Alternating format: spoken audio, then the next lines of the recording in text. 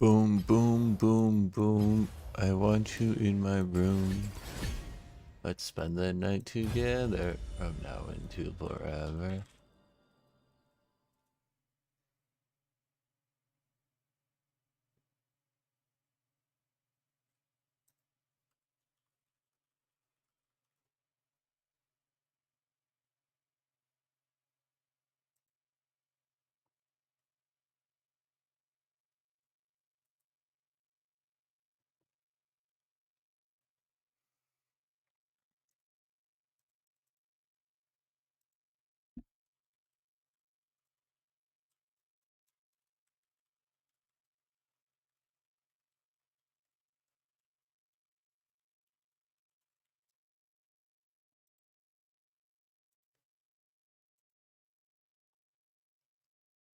Hello, hello, chat. Hello, hello.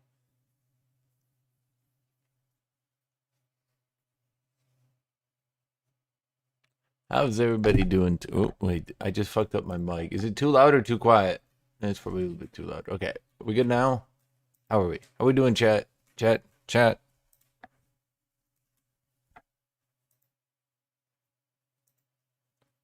When am I planning to stream variety? Maybe tomorrow. I realized that today I should probably play AATROX on AATROX Buff Day. You know what I mean? That'd probably be a good idea. Hold on. I will be right back.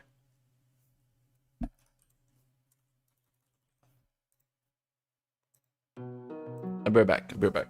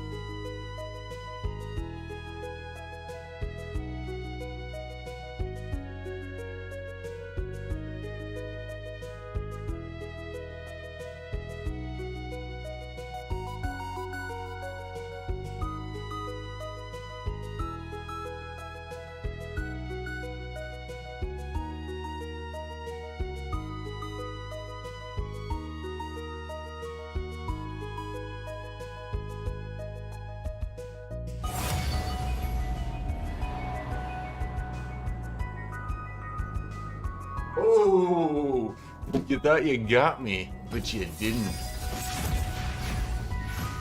Go back again. I need to grab a charger.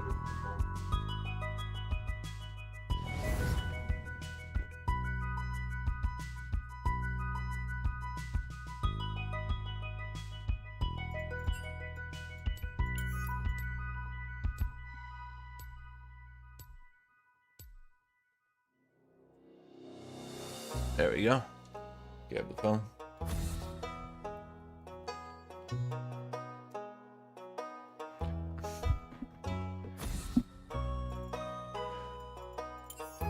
Cool foam.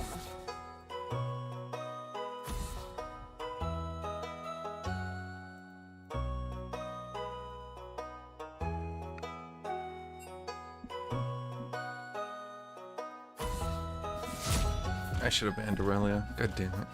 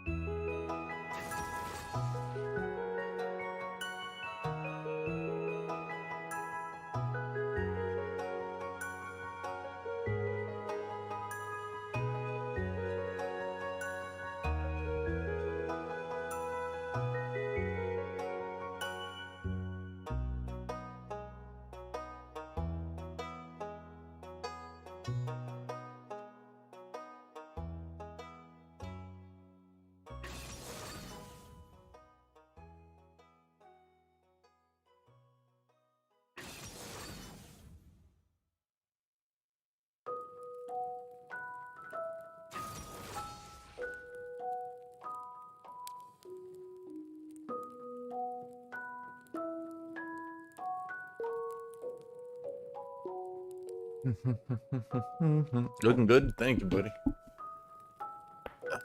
No, Aatrox isn't getting his revive back.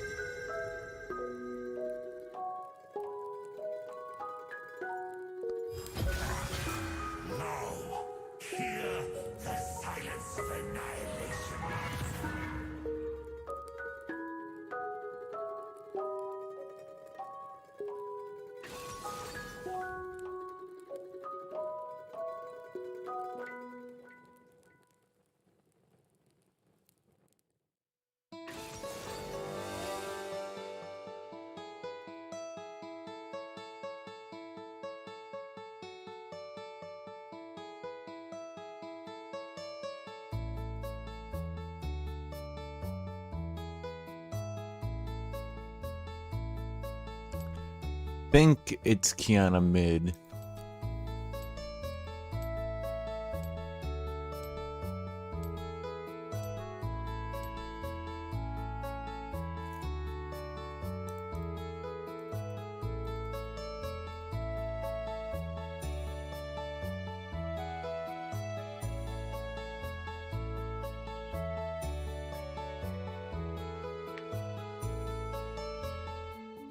Nope, it's Vigar. Right, Kiana jungle. Right, yeah, now we gotta look out for that.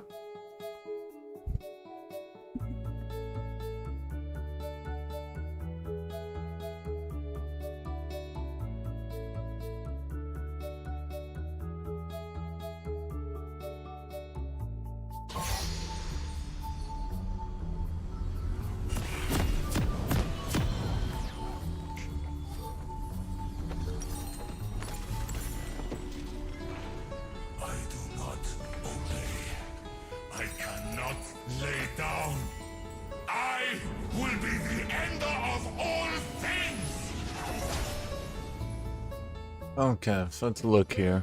Yep, it is a 20-second cooldown. Imagine.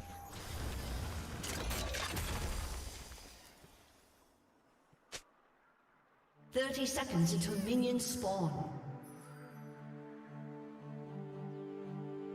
They think me defeated, enchained.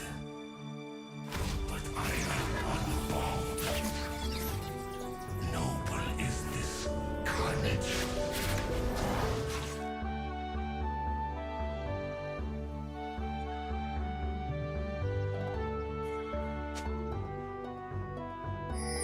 Minions have spawned.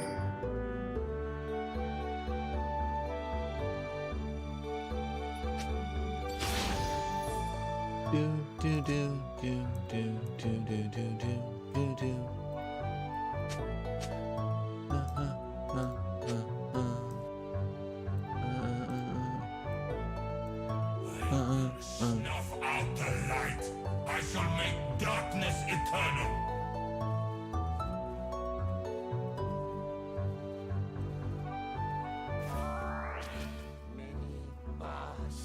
This violence shall use.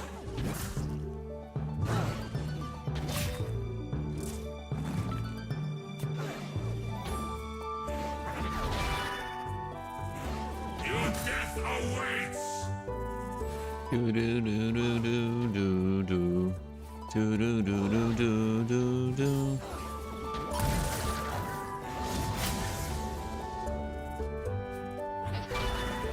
Do do do do do do. Patience aims from patience. Your freedom will come.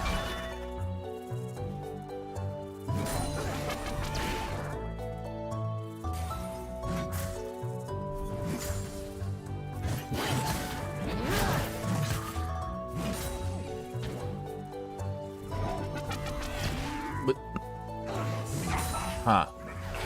I would have had to like hardcore run into that one. I don't think there was any of a realistic world that that could have hit me.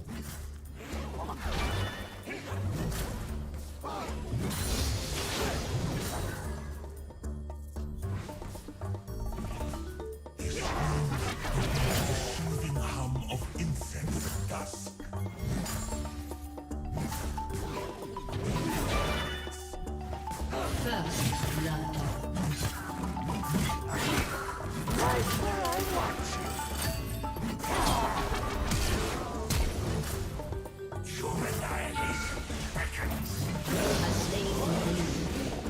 Oh, good. Wow, that W cooldown really came in handy there, huh? An ally has been slain. I am the God Killer.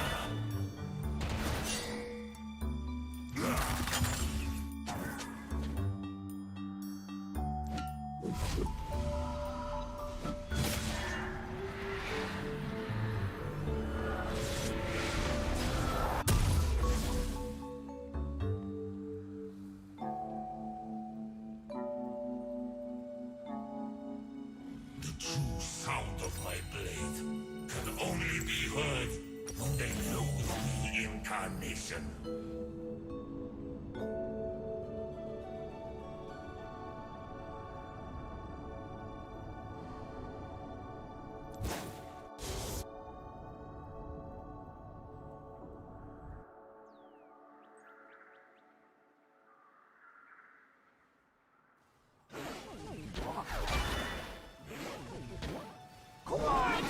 Had another name. No.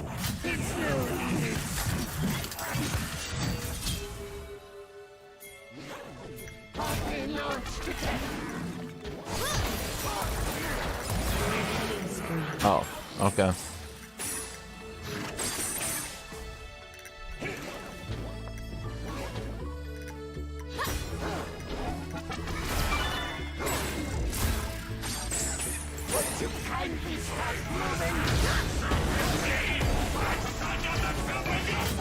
Echo, could you maybe participate?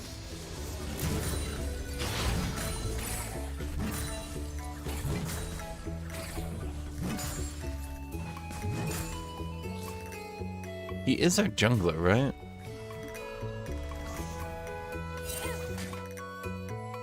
As long as this form lives, I will punish them.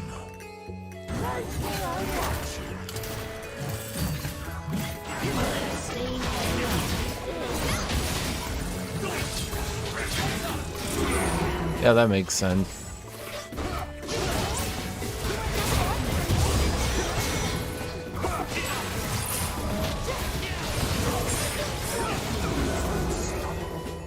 An enemy has been slain. An ally has been slain.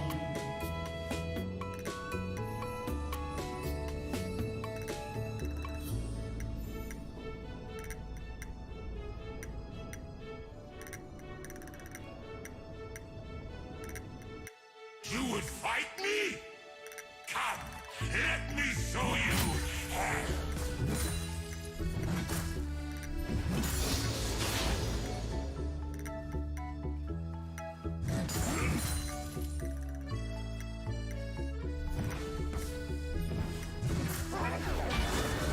So solo killed Vigor twice. And been four-manned and ganked like 90 times.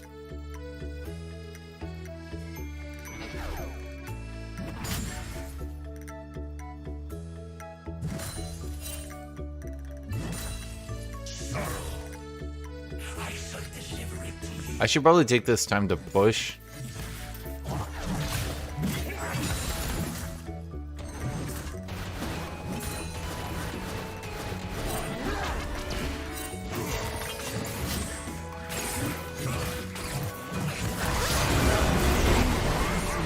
Oh, okay.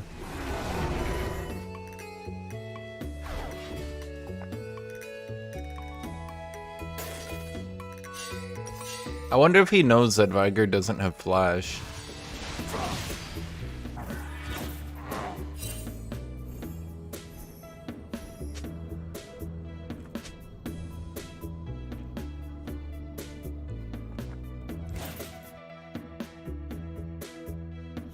They sing of love, hope, and love. All that makes them want to live. So, I will quiet that first.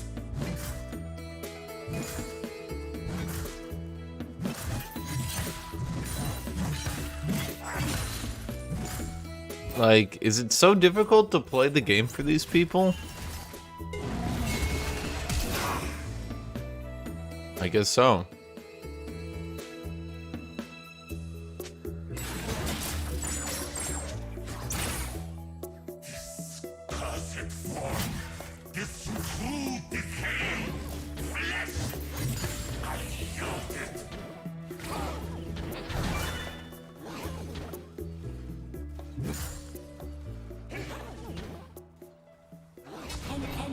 Dominating.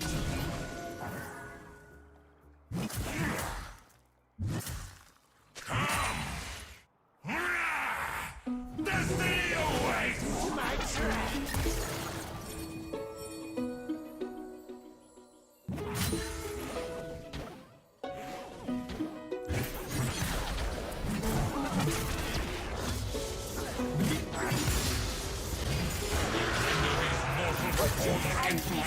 Moving.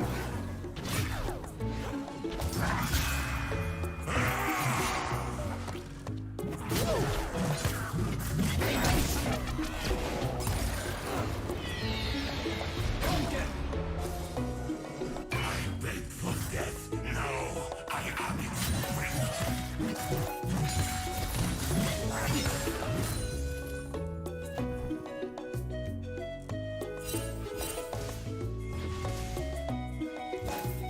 I think I just need to back out.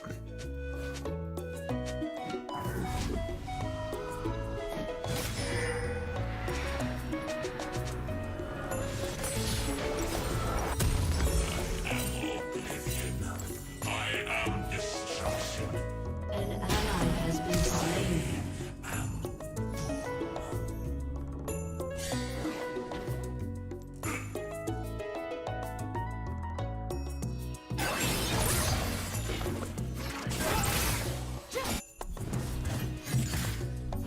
Enemy killing spree. Hear this cursed horn sing.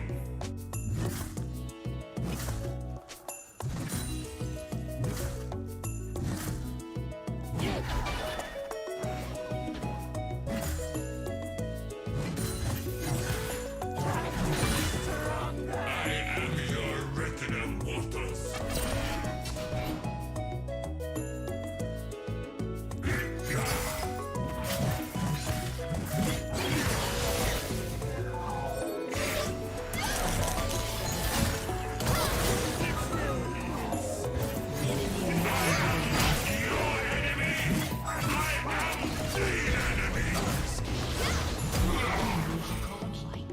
Okay.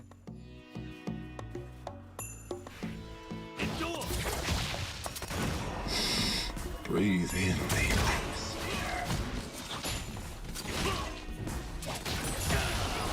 Well.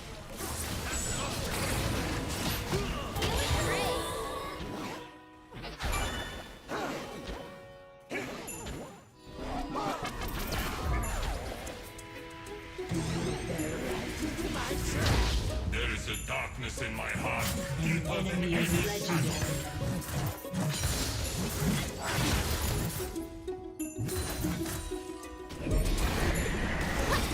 I don't think I even bothered to go down there.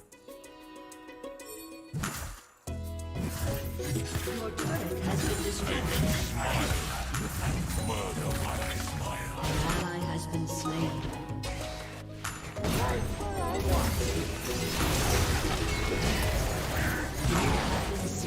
Okay. Just okay.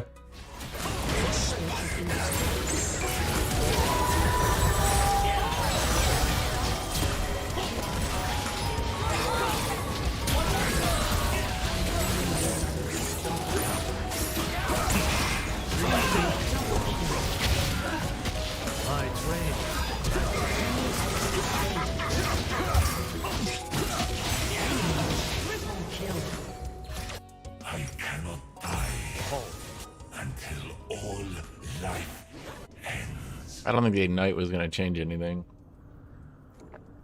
Pretty sure at this point Vargar can just one-shot me.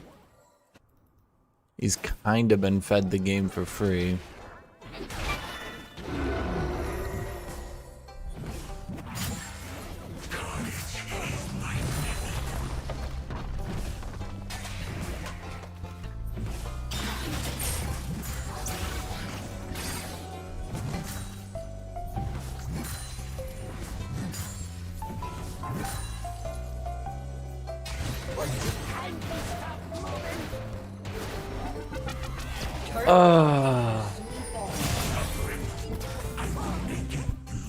Well, ain't this just a typical game?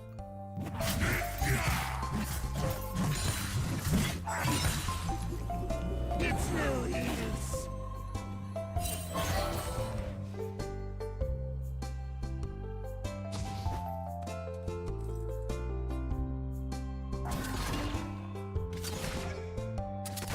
through my work shall transcend.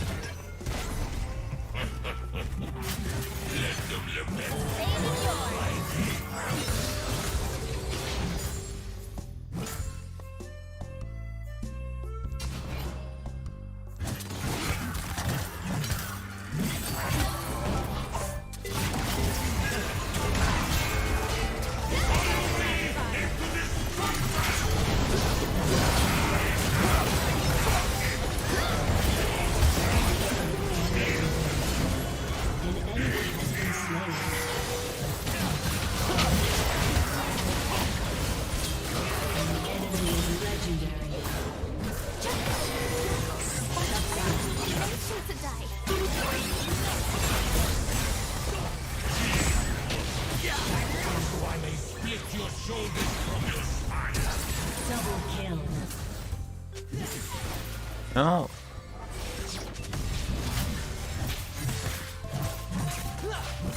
Don't look a gift horse in the mouth.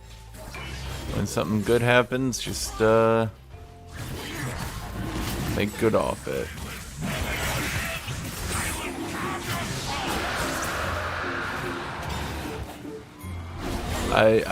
I just get killed by Viger ult.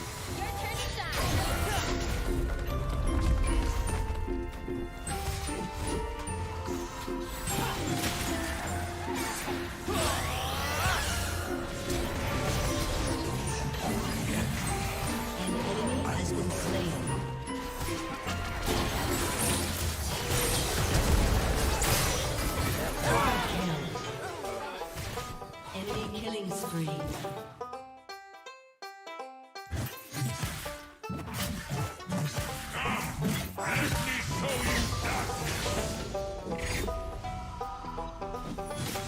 Your turret has been destroyed.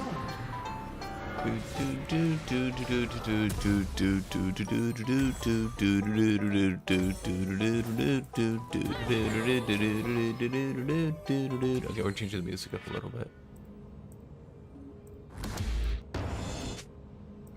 Actually, I do want to listen to that one.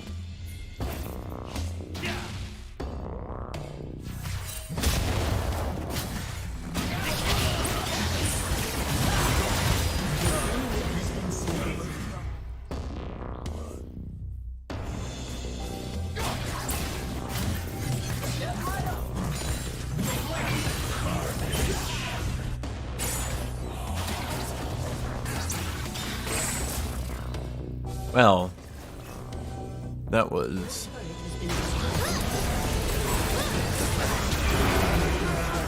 Okay. I feel like Kiana really did need her damage buffed.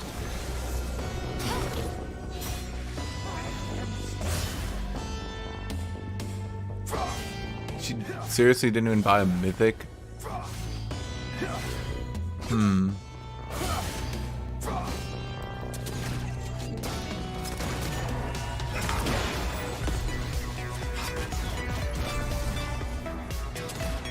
Yeah, I too am glad they buffed Kiana jungle. She is such incredible counterplay. It sure is a shame when that champion can't also jungle.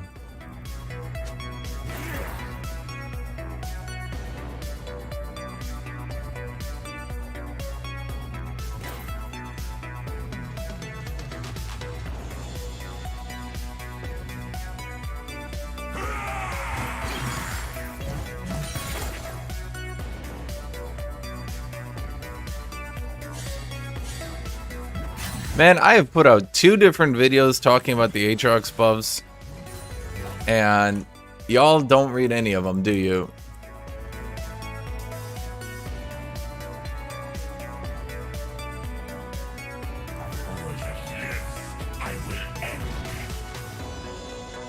Shame for our display.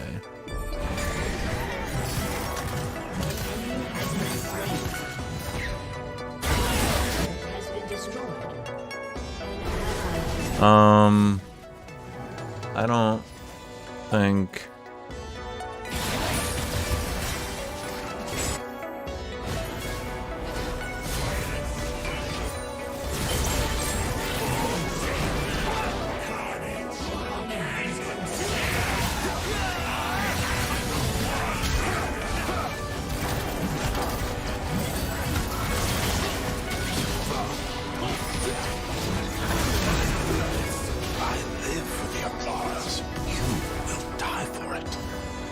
Huh. Okay.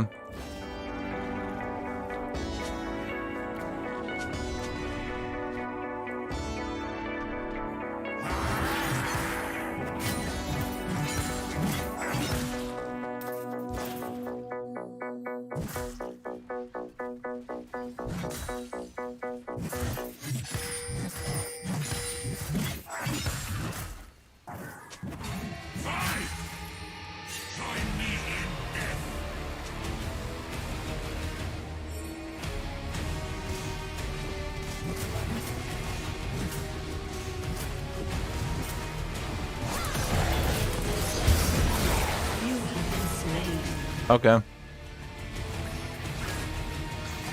I like the counterplay. I like it. I like it.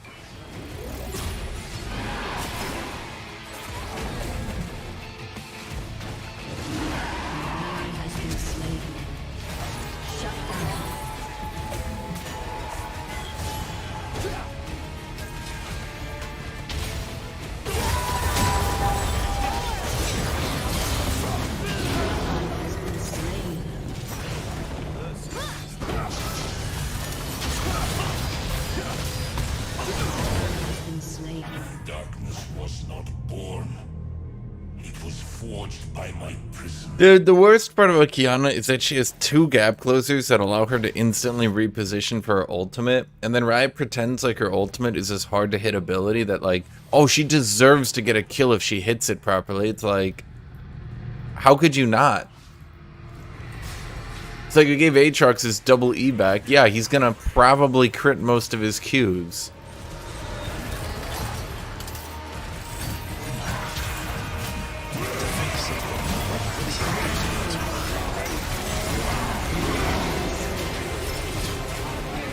Okay.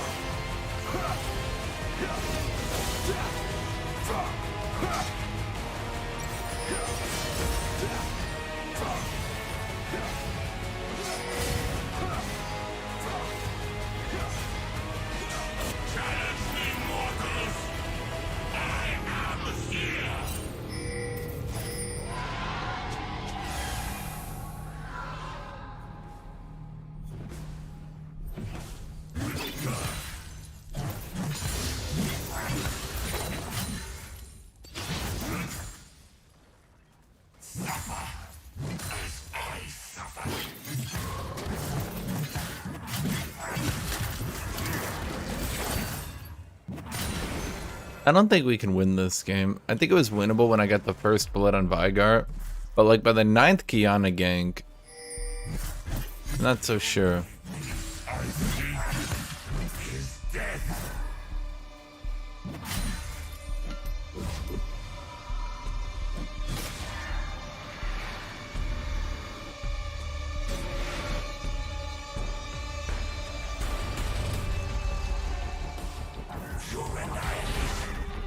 Did he see me?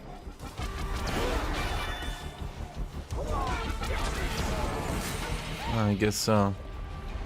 I don't think he has any teammates coming though. They're all mid.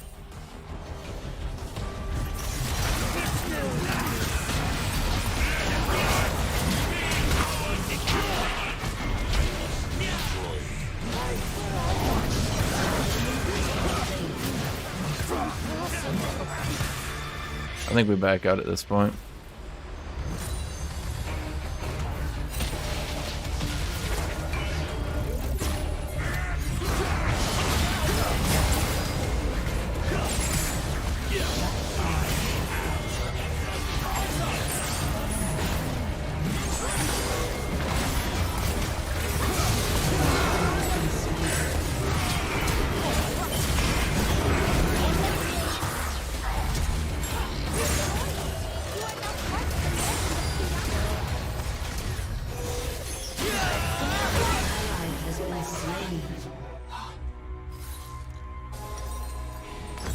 I like to imagine Kiana has named all her abilities after anime shit. Just like spinning, flying, one-shot attack from across the map.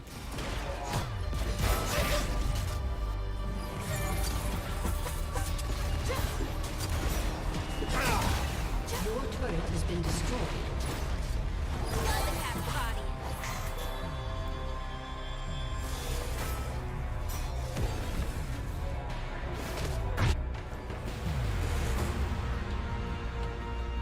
Dude, it's so weird to me because Kiana was like fucking one of the best pick ban champions at the highest ranks. And then motherfuckers decided to buff her twice. Like, what?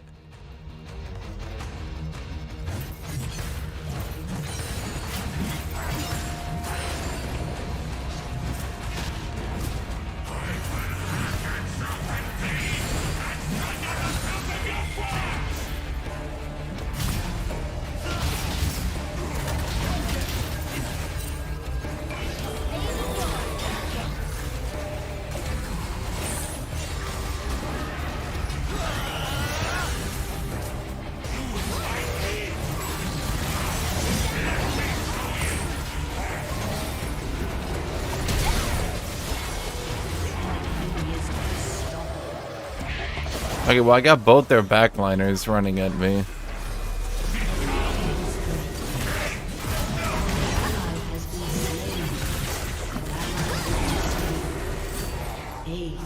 Yeah. May your spirit find you. Your turret has been destroyed. A summoner has disconnected. Defeat. Yeah, there wasn't much I could do here. Just...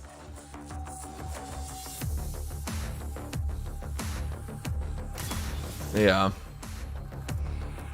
3 losing lanes. But I had first blood.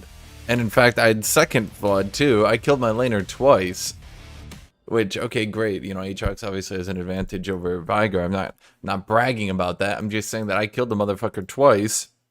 And my team ain't done shit.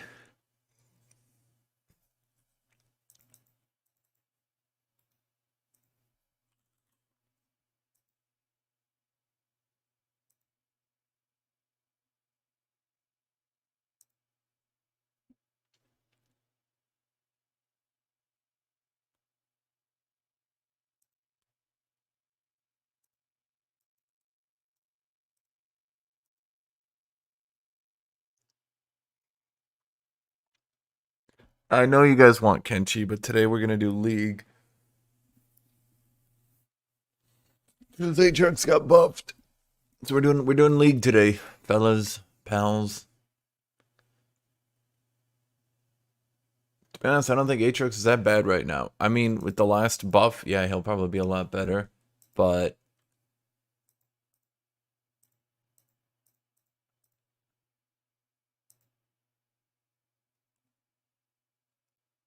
I think a lot of you are underestimating just how silly it is to have a champion that automatically loses to Ignite.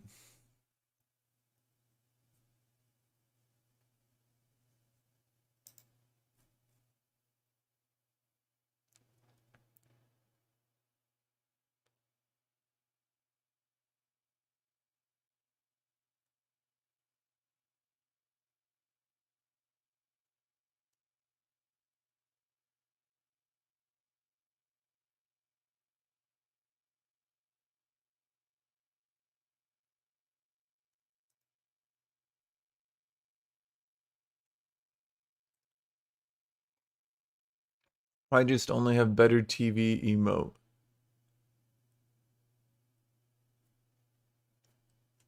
Well, I mean, BTT, you can use BTTV emotes.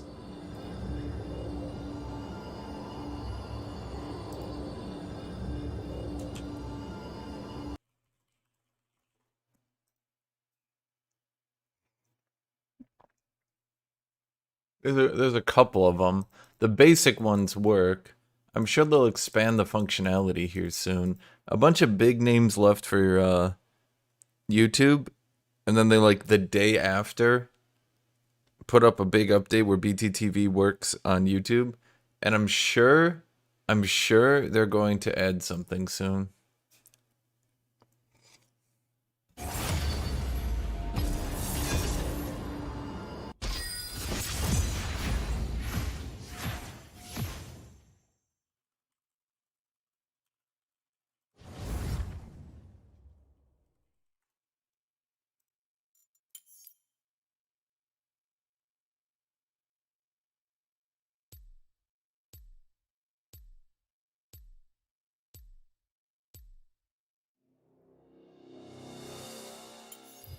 Full foam.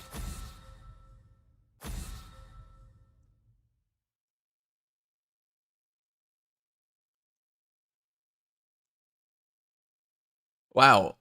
So I get the buff, and then I don't get to play top 2 games in a row. That's a little bit disappointed, not gonna lie, a little bit disappointed.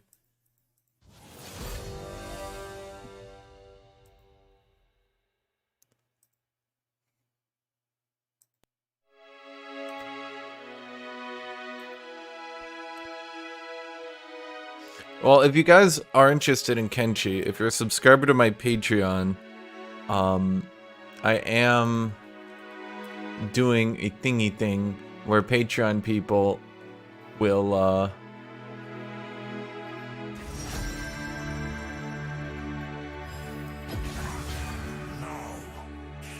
get Kenshi names.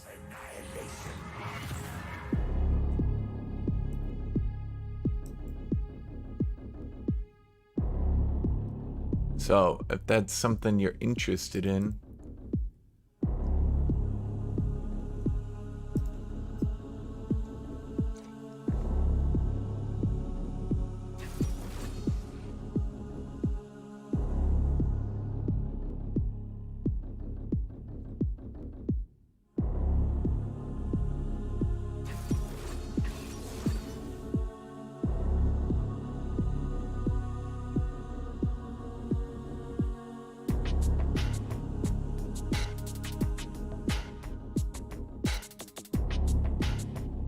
I don't want to get beep. Okay, what you guys have to realize is that I'm not playing Kenshi like at home, so to speak.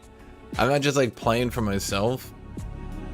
So when I play it, I kind of need to keep it interesting, because doing the normal like 20 hours at Kenshi, where 17 of it is just like fucking around, that doesn't tend to make great content that people want to watch.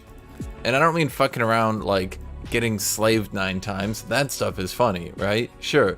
But I'm talking like running all the way down to get beeped, then running all the way back, and then an hour and a half is gone, and you're just like, okay.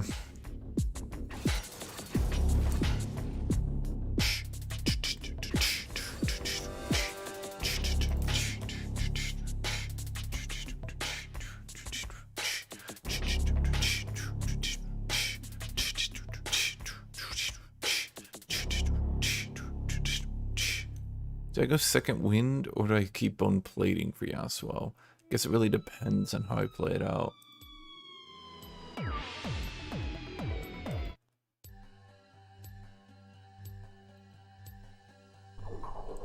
I think I'm gonna add Impend.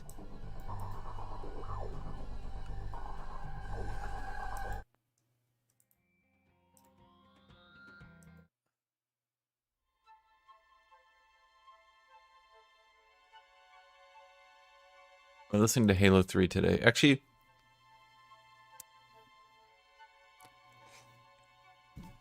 there's one game I was reading about. I don't even remember. Should I go to Ignite into Yasuo? I am mid lane. Maybe I should have just gone Ignite. I don't know. The thing with AATROX is if you kill people, you tend to just murder them. And if you don't kill people, you tend to not kill them. rarely do fights just like turn into just brawls where we're just beating the shit out of each other, you know what I mean? And so it often feels like Ignite doesn't really help me that much. Unless I'm fighting Vladimir.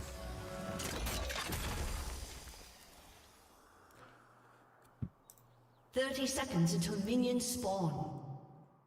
Man, I want music, but I don't know what I want to listen to. What's like a good demonic soundtrack? AATROX patience. So freedom will. Clickbait title. Only one buff, bro. Well, I mean, I think most people just still call it buffs, right? Even if you get buffed once, the most people, you don't say those are the buffs, right? Like, right? Like, I don't know, I mean, you're getting buffed once, most people are just gonna say that's the buffs. Minions have spawned. Wow, guys, you want more Mick Gordon? Wow, let's listen to Mick Gordon all day. Oh wait, that's what we already do. Can we get something fucking new? Suffering. Jesus Christ, literally all you guys ask for is the same shit forever.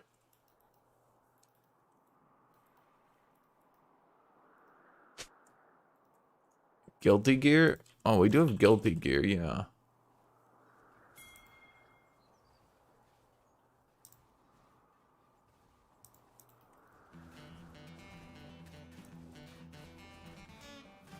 Come, fight me. I will sever your head. I will carve your. To be fair, I do imagine AATROX likes this nice smooth jazz.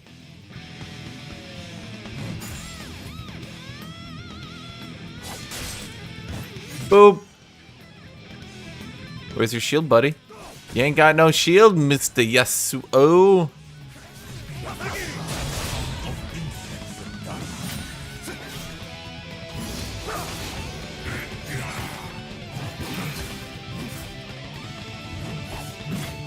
Ah, somebody who would just walk into it.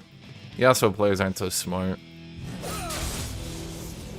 I am God. Your gods fear me.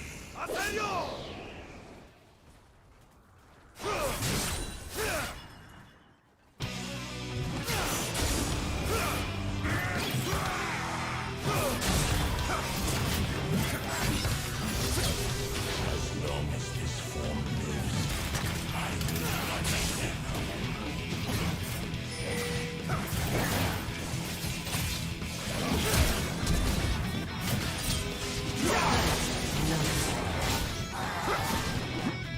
I'll be dead honest. I really was hoping that Talon was going to output some more DPS there. Just go in, Talon. Like, Jesus Christ, I'm taking so fucking much. And you're just, like, sitting back.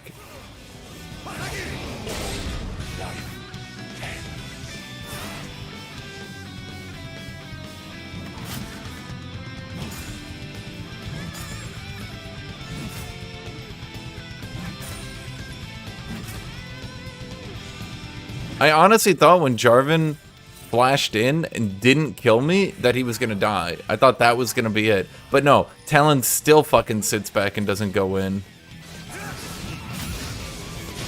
ally has been slain.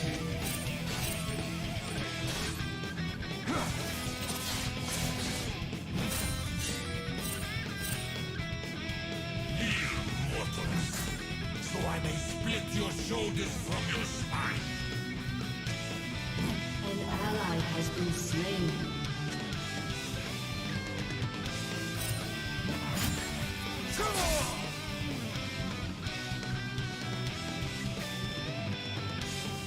I can smile and murder while I smile. Are you still level 3 stealing that much farm from me?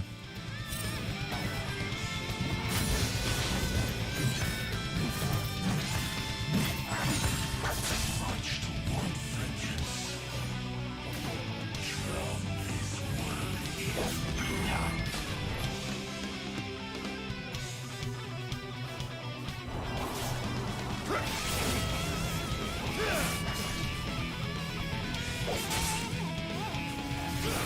Ah.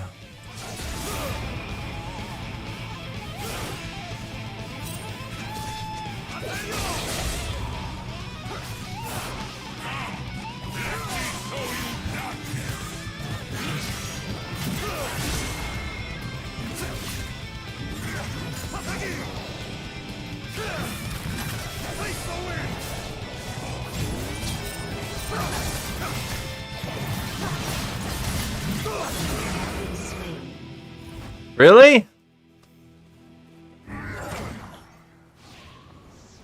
Just really?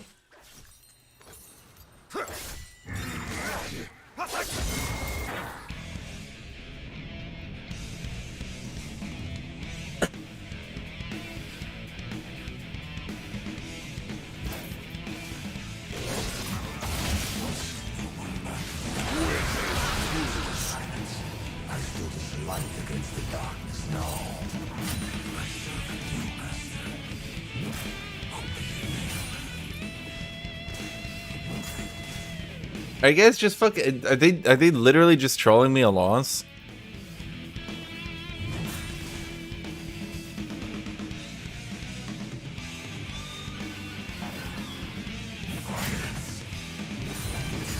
I don't get it.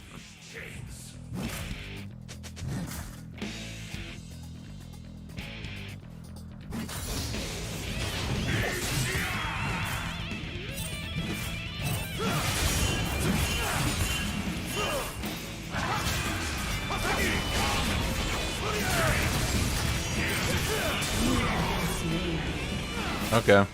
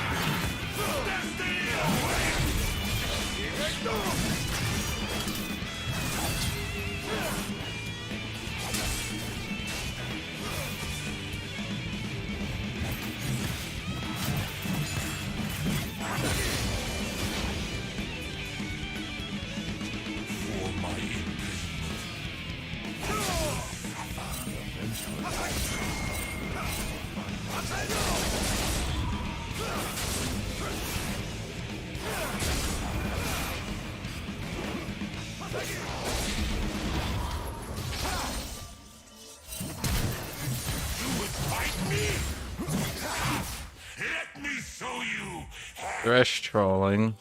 Talon trolling. Fun game.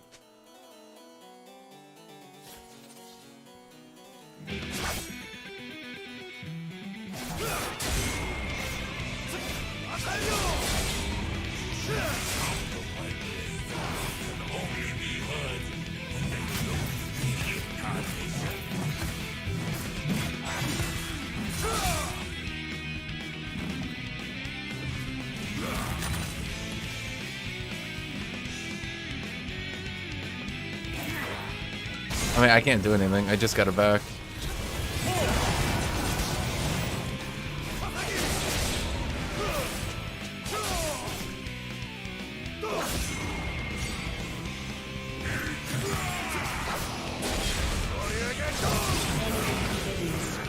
That sucked. Once again, though, not a whole fucking lot I can do. I got Talon stealing my shit. I've got Thresh and Talon basically conspiring just to fuck with me.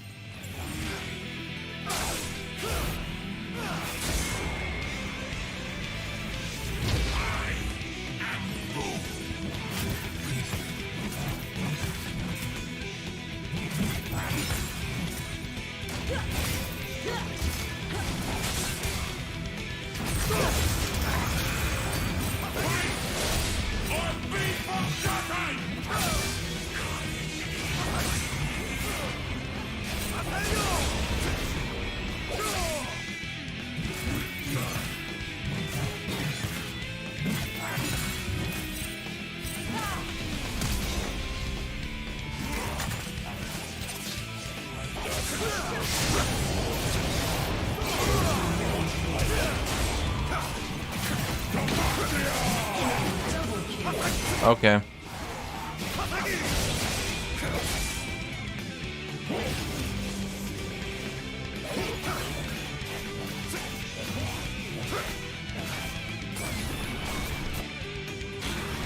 Okay.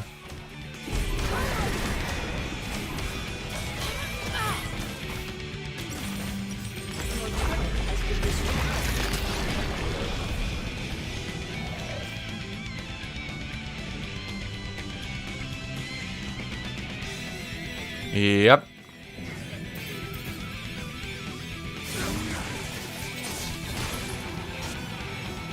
Alright.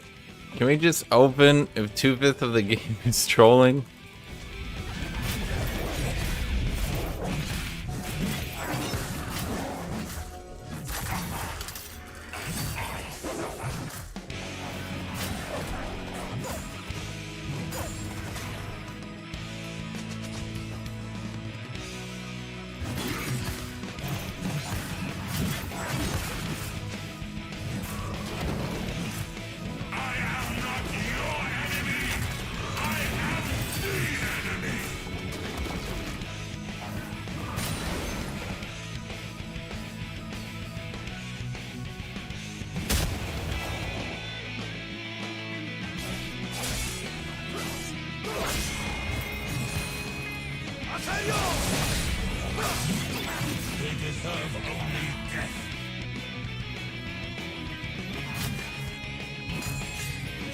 No?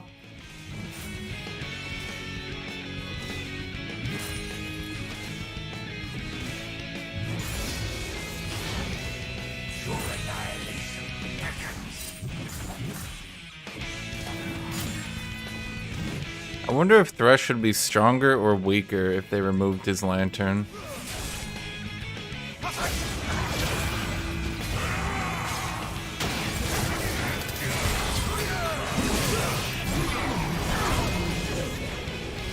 I think you could make an argument for both. That's one. Because if he no longer had his lantern, he would actually have to commit to fights.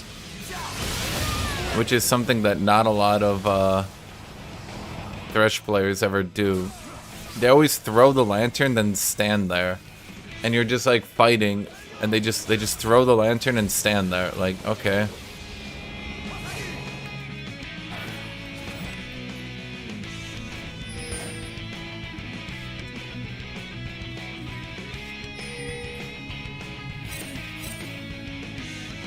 Like, neat, cool.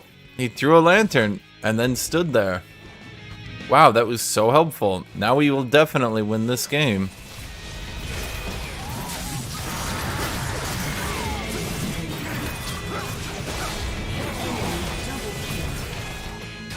How nice of everyone to back off.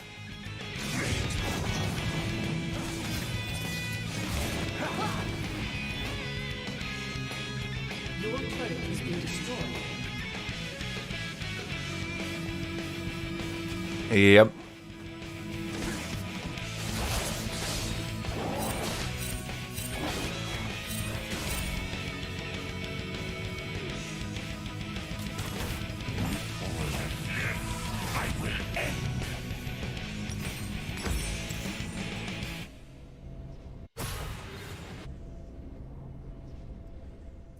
Is Rel good? I mean, yeah, kind of.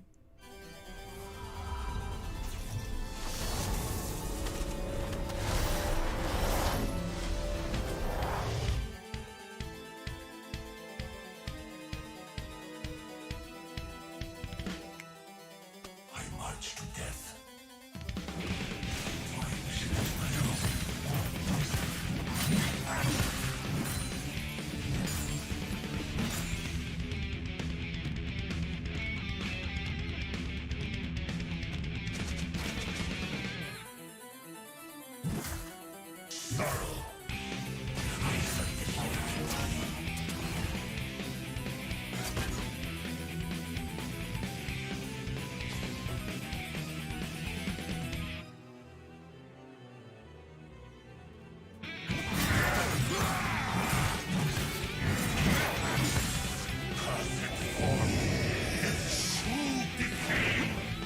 It's frustrating Yeah, I know.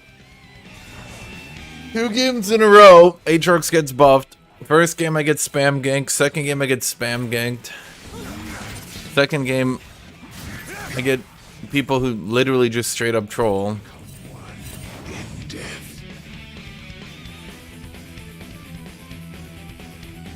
Your turret has been destroyed.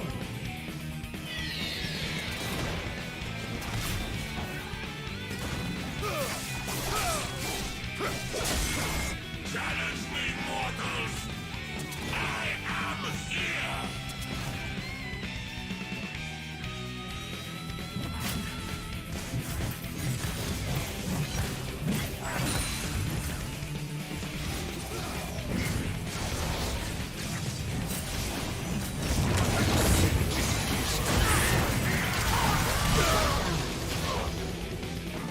Death is no escape.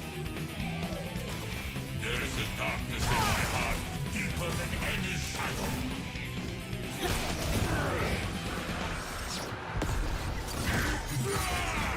I mean, it would legitimately not surprise me if Talon was on a bot account, just projecting. An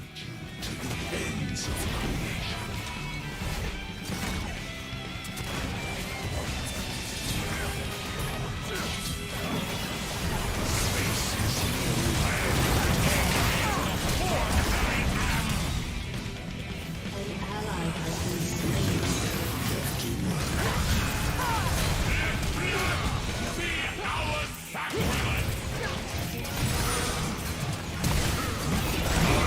slain. Okay.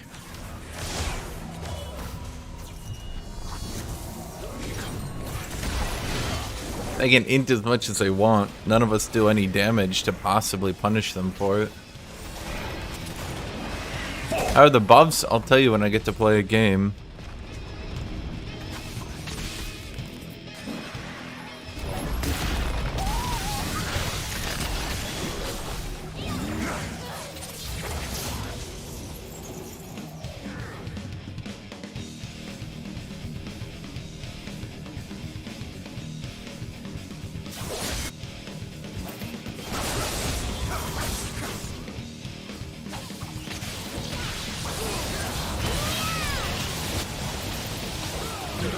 Has been slain.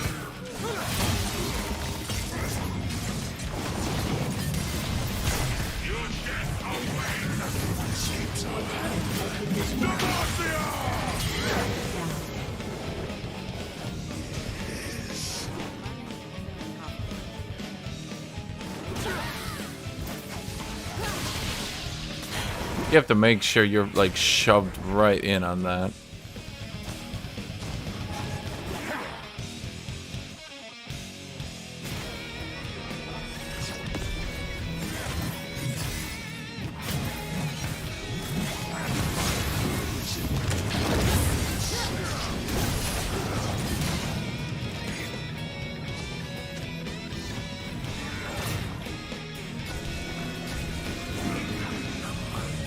This doesn't make you want to jump into rank today? Dude, this is ranked every day. A play goes wrong, and then someone decides to take it upon themselves to hard troll the game to a loss. And it never gets punished, and that's just League.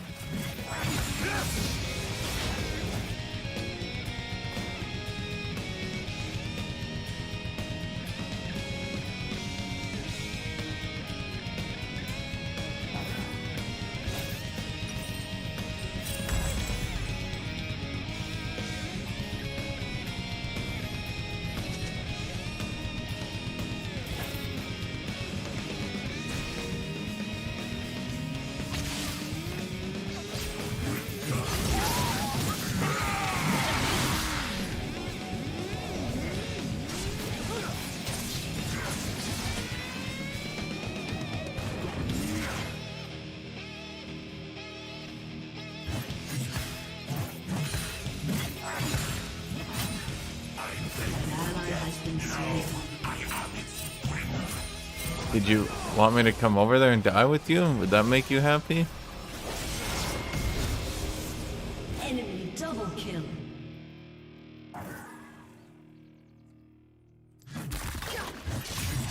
I mean, that's just League.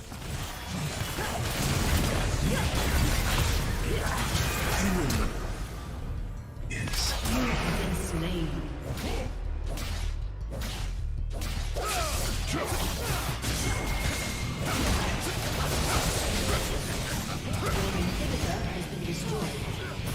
I see.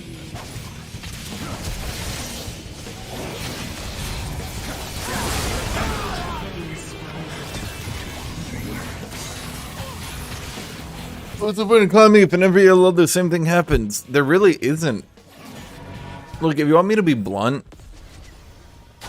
Oh shit. They changed it. Remember for 14 months. Oh, thank you, Stormquake. If you want me to be blunt, there hasn't been realistically a reason of climbing since, like, I don't even know, like season 5 or 6. It's been so long since being a decent rank actually fucking meant anything.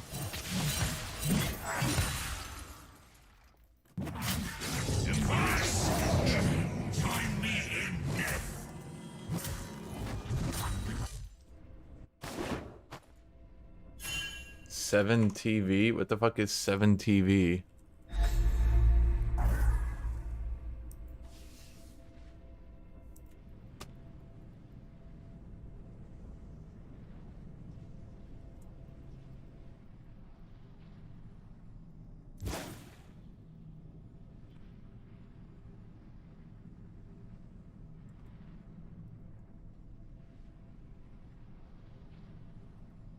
It's like BTTV. Well, I feel like it would be really hard to convince people to go get that. You know what I mean?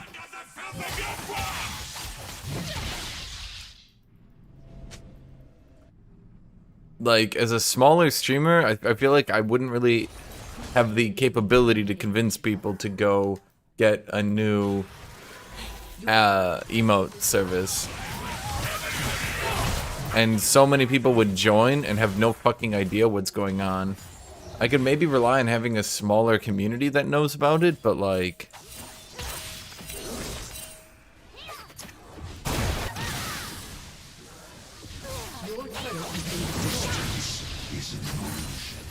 Your inhibitor has been destroyed. Imagine being this pissed off because you fucked up a gank 20 minutes ago.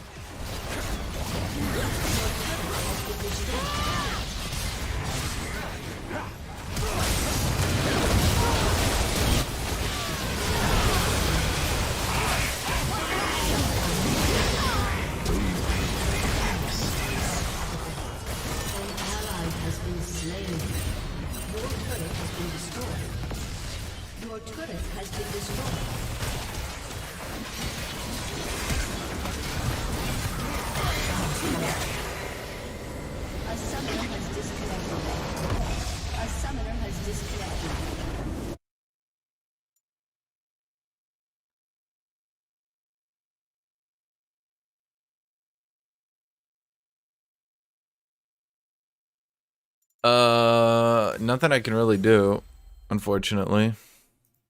Let's go back and look at the play. Let's go look at it, everybody. Let's go look at this play.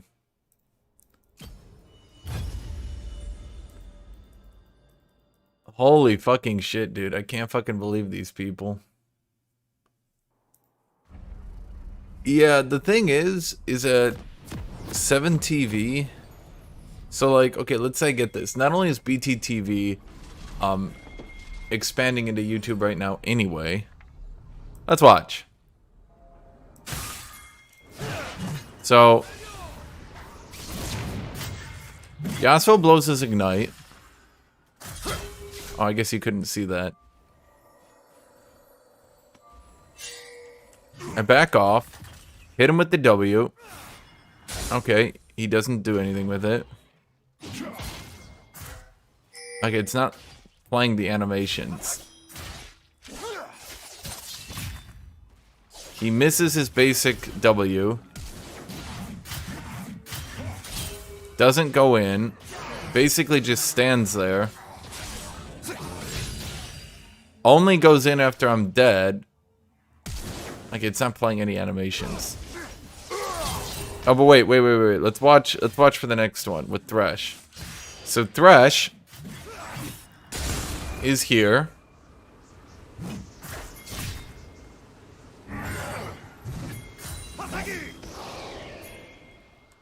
Okay.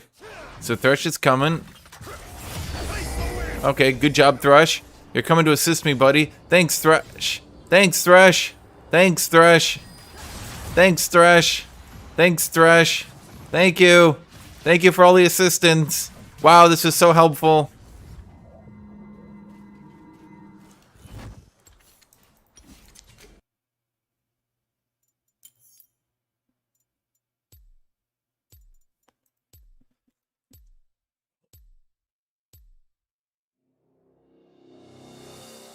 Did you guys not notice that? That's why I said 2 people were trolling me. It was pretty fucking obvious that 2 people were trolling a loss.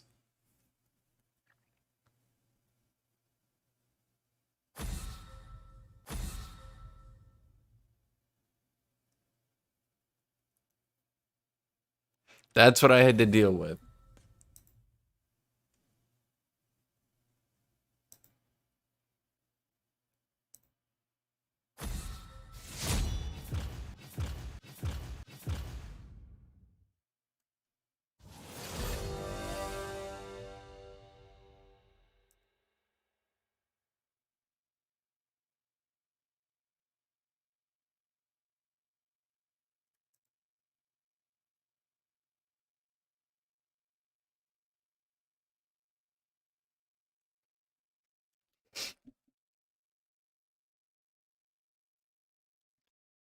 At least we get top for once, right? But Aurelia is unbanned. Fantastic.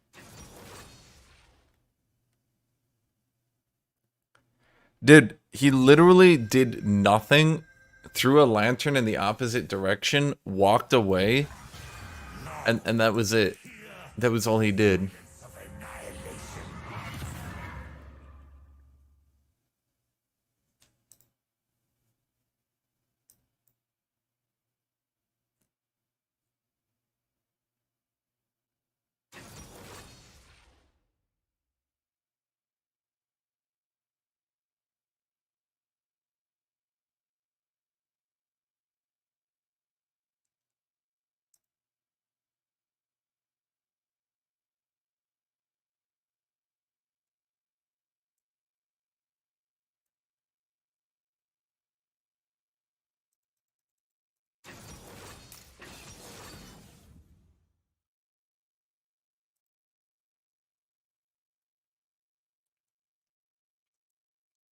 How are the buffs? I'll tell you when I get into a game. Apparently I've been streaming for an hour and I haven't gotten into a single game. Weirdest thing.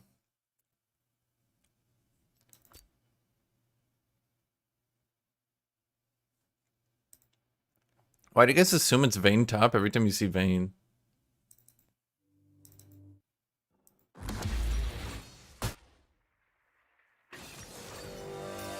Yeah, I mean, come on, guys. Of course it's going to be Aurelia.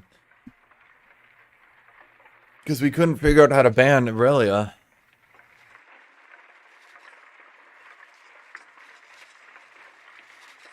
I would be dead fucking honest. There's basically no reason to go unflinching into that team.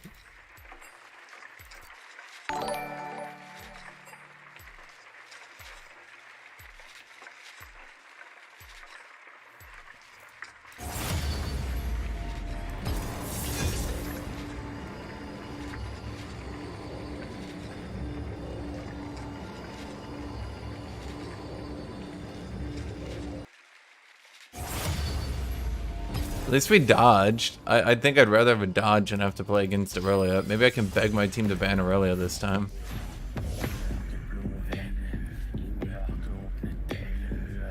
Ban Aurelia!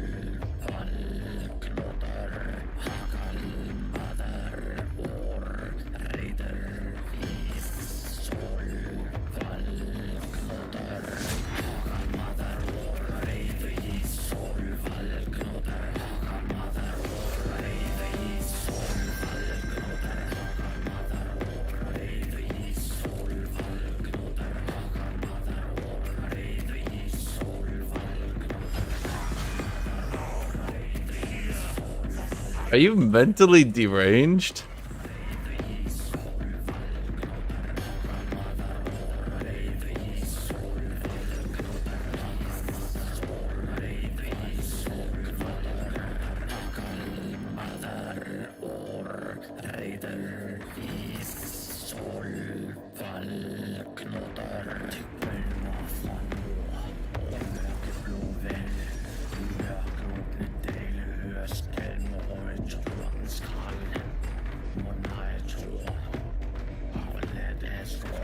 Oh my god.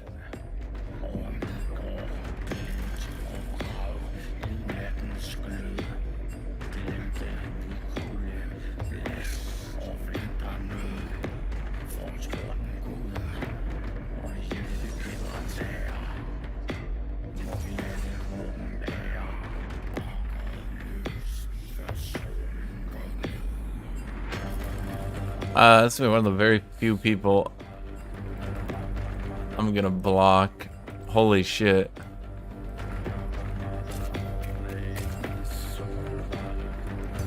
So I wanted to see Odyssey AATROX like 5 days ago. I'm finally getting to it. Actually, nah, fuck that. Someone wanted to see Justicar AATROX. We'll do that instead.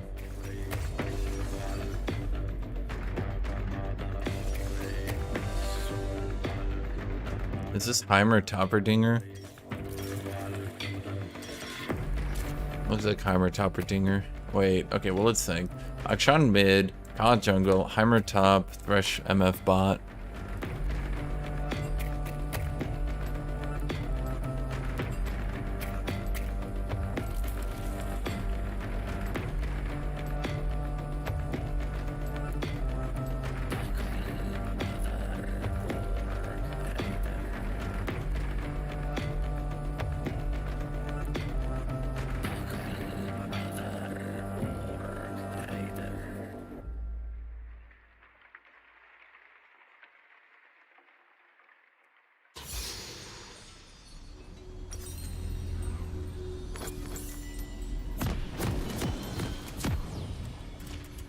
War, AATROX!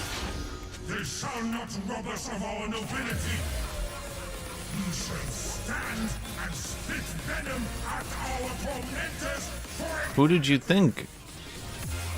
Do you need a swap? Welcome to Summoner's Rift. Someone tell me if he needs a swap. 30 seconds until minions spawn.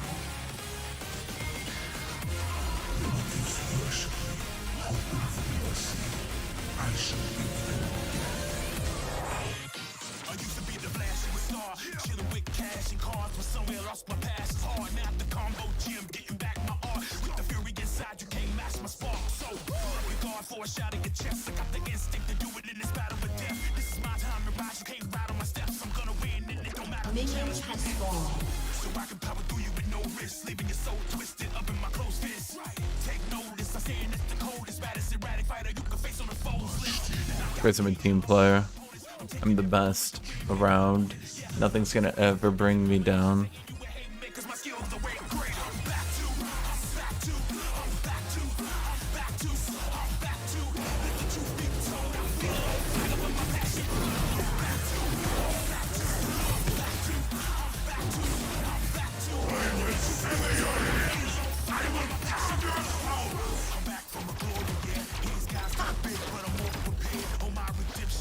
Is AATROX easy to learn mechanical wise? I think he comes in slightly short of Riven in like time to get to average win rate. The biggest difference between him and Riven is when you master Riven, you're basically free challenger. when you master Aatrox, you still have a, you know, reasonably balanced champion.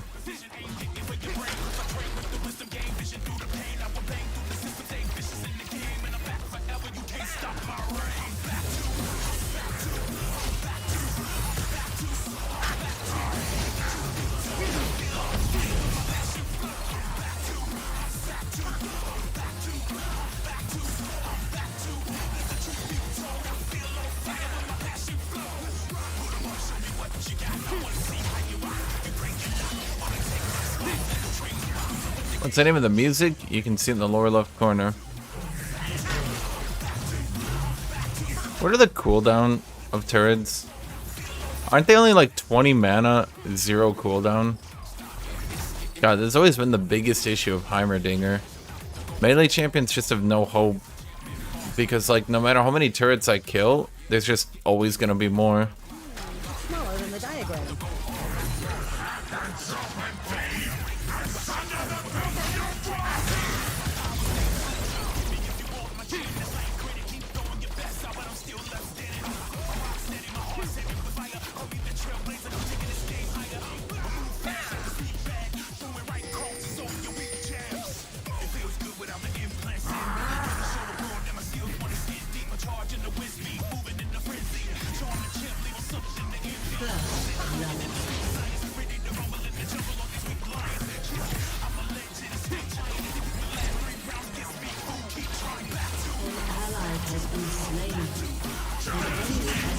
Really?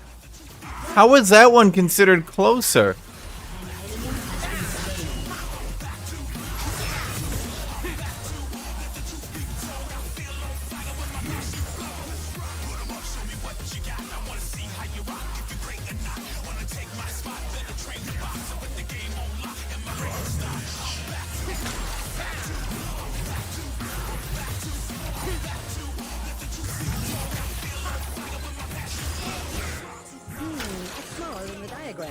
I feel like the sound effects on this skin are clearly the best.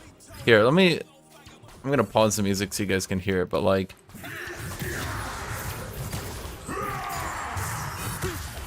I feel like the angelic sounds on the Q just make it the best. But the skin as a whole is so low quality. Like, the actual resolution and shit is just so low quality.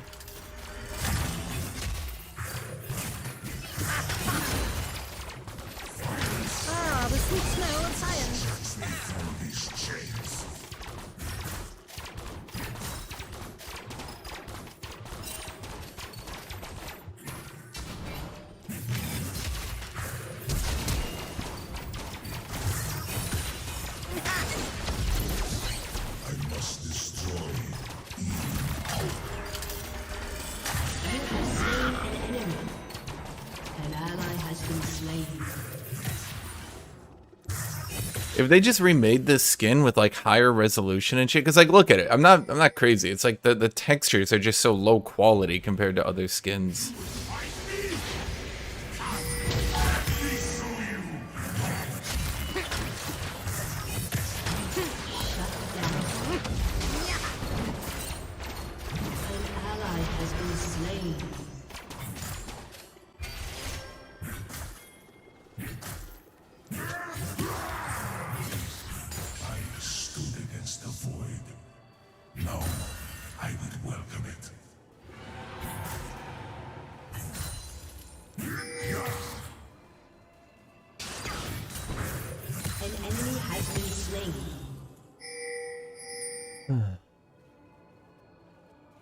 Double kill.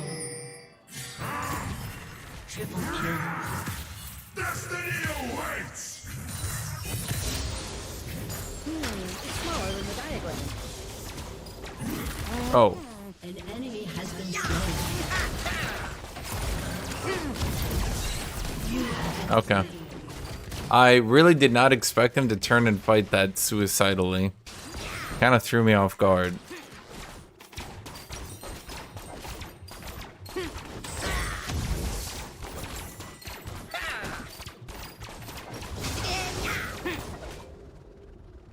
Is that the Thresh on the opposing team now? Jesus Christ. Maybe he really was just that bad. Maybe he did just straight up accidentally throw his lantern the wrong way.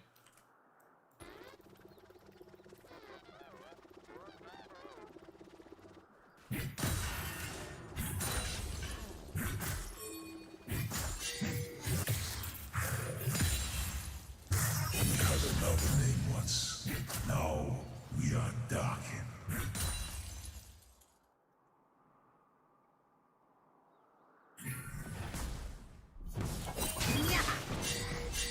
It's just the sound effects on this skin are the best. I didn't say anything about the visual quality. I specifically said the visual quality is actually quite shit. I mean, when you look at it, it's so low quality. It's like, what is that? It's just white. Like, there's no detailing or anything, you know? It's just the visual quality is bad. The audio quality is really nice. I don't know if I would call the audio quality. I would say the audio design? Yeah, let's put it that way. Rampage.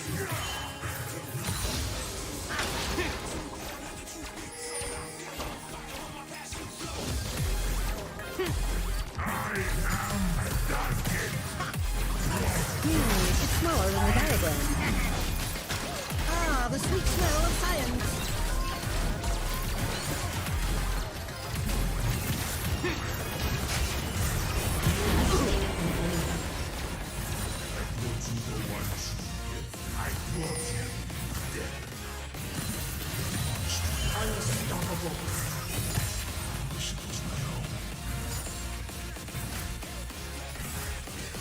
It is so hard to win this matchup. All he needs to do is stand still and land a grenade, and I need to like bait him into doing like 90 different moves so that I can keep dodging all of them. Like, I need to play this like a fucking dance where I'm just like leading him into doing things so then I can preemptively dodge them.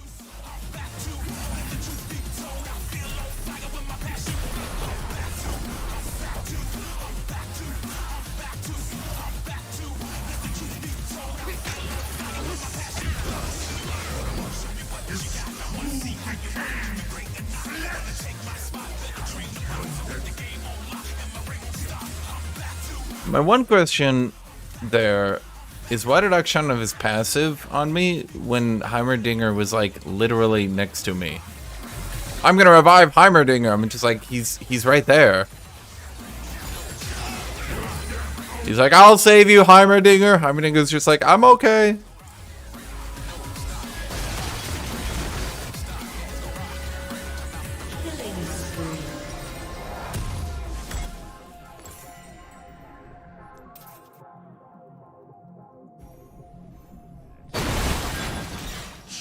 Into this existence.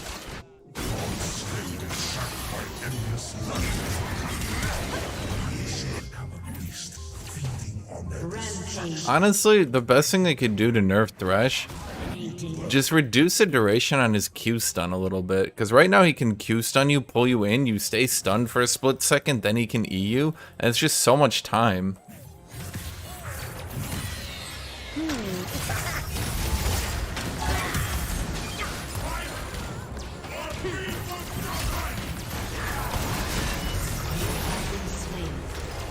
Yep.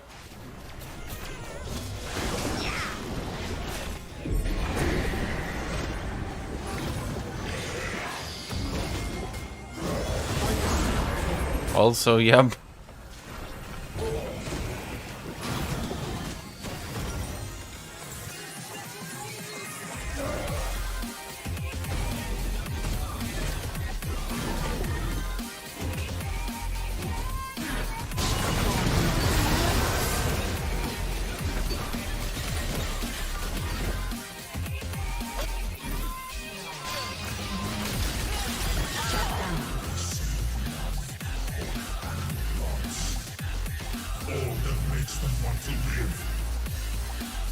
No, it's not a support. It's AP Gragas, you know, the one they buffed because he was bad. I swear to God, there's so many champions who aren't underpowered, they're just underplayed. And Riot loves to take underplayed champions and buff them until they're overpowered, and then they inevitably have to get nerfed.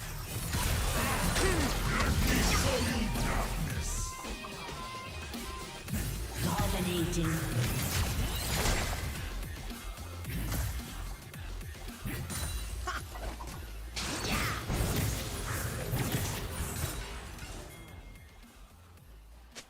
kneel, ally has been Split your slain. shoulders from your spine.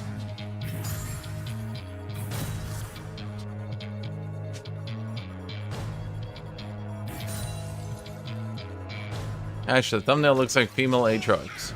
I literally don't know how you could come to that conclusion, but okay.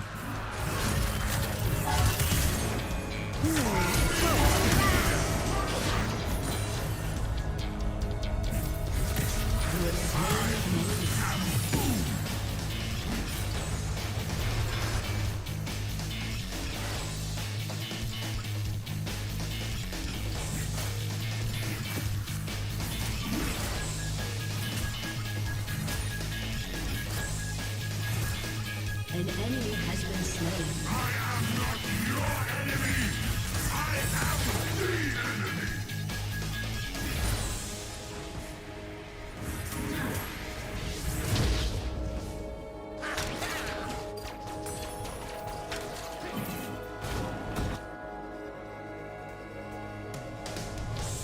Turret plate will fall soon.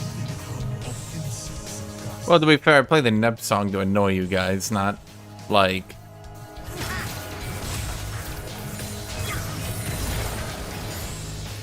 because I like it. Like, I literally haven't even played the game. Your team has destroyed a turret.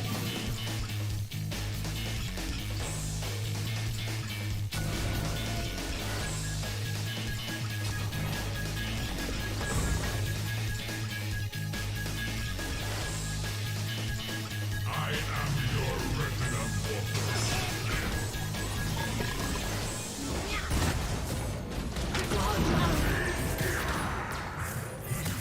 Wait, how come the Mega Turret doesn't get stunned by my Q?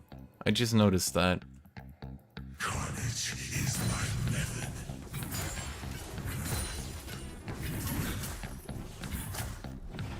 I feel like if you're a melee champion, Heimer's turrets should give more gold.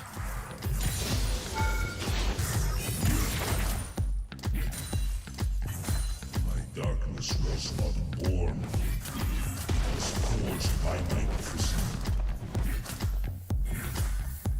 Your team has destroyed a turret.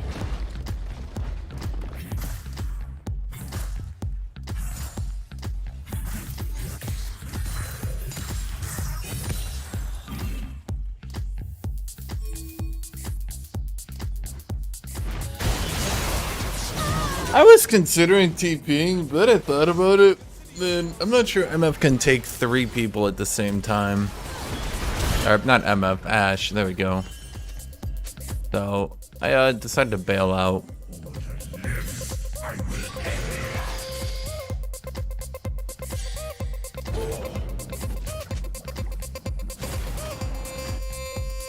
To be fair, Aatrox does stay top tier or near top tier at all times, so you can't really complain about him not getting Riot favoritism.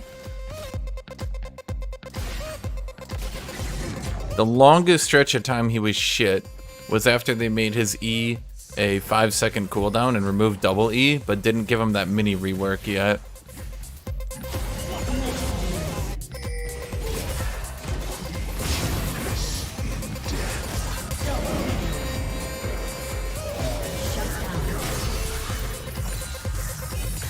I guess last season it was kind of shit too. Your team has destroyed. But he wasn't like shit. He always stays like viable but bad, if you know what I mean. Like he's like, at worst he tends to be one of the worst pickable champions.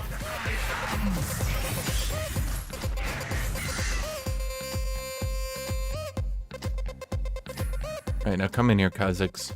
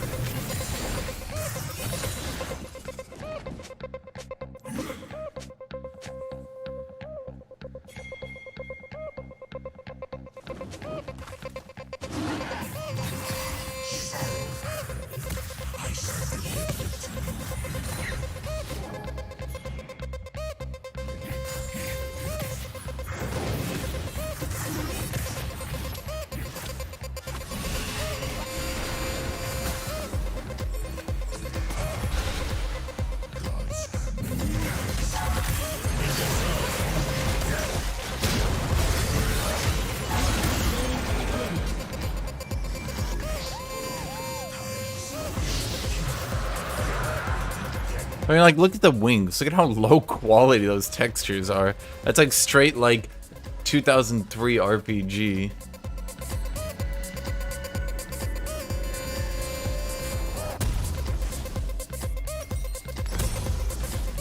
The only peace I seek is death.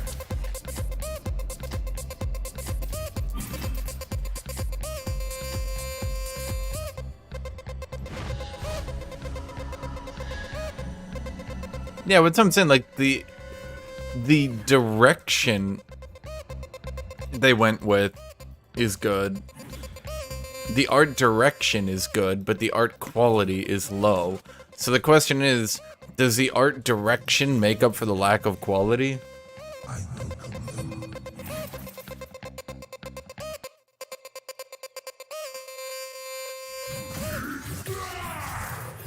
The problem is they've already done 2 AATROX skins, so they're not going to go back and do a third. But damn, if they went back and redid this skin, man. An enemy has been slain. I can smile. Murder while I smile. They could always just say fuck it, and much like they did for Tryndamere, just go, it's Demon Tryndamere. And you're just like, again? And they're like, yeah. I will sever your limbs. I will carve your soul.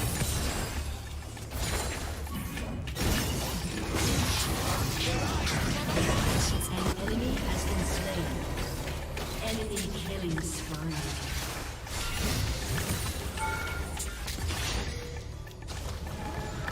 We just need to kill Thresh.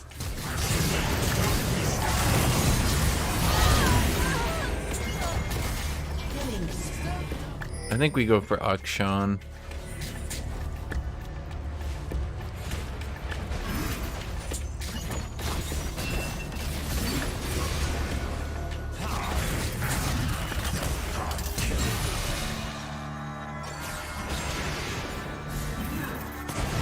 Jesus Christ.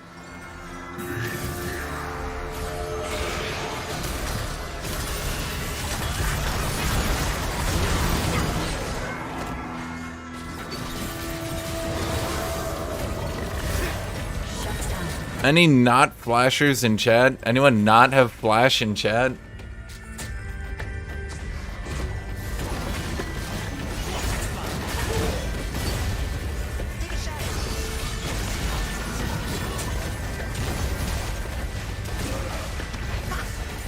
I mean, I'd still look.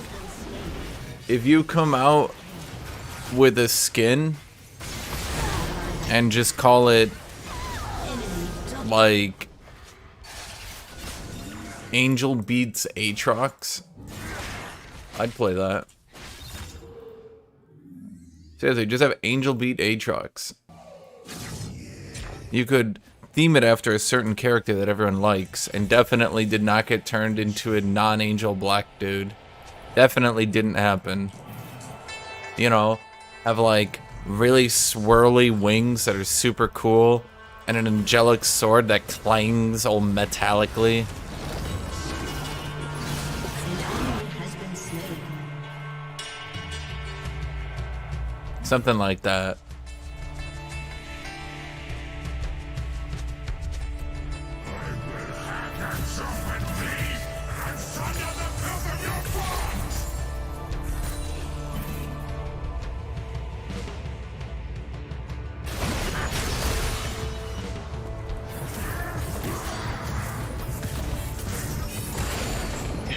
I swear to God, the only time I'll ever agree with people that like people tried way too hard is in Diablo 3, because holy fucking shit,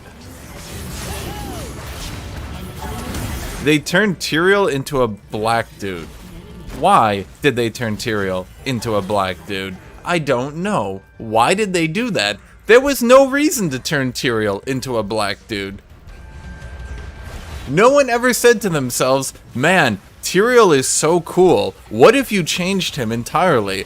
I don't think anyone ever, in all history, ever said that.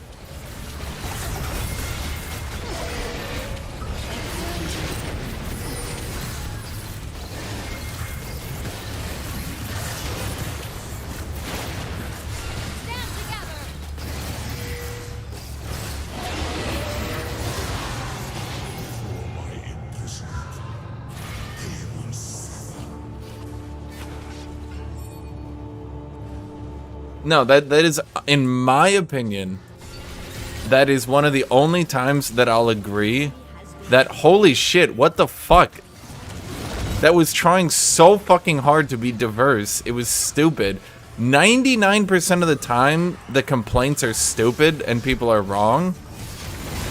But that one in particular is so fucking stupidly obvious. It just is dumb.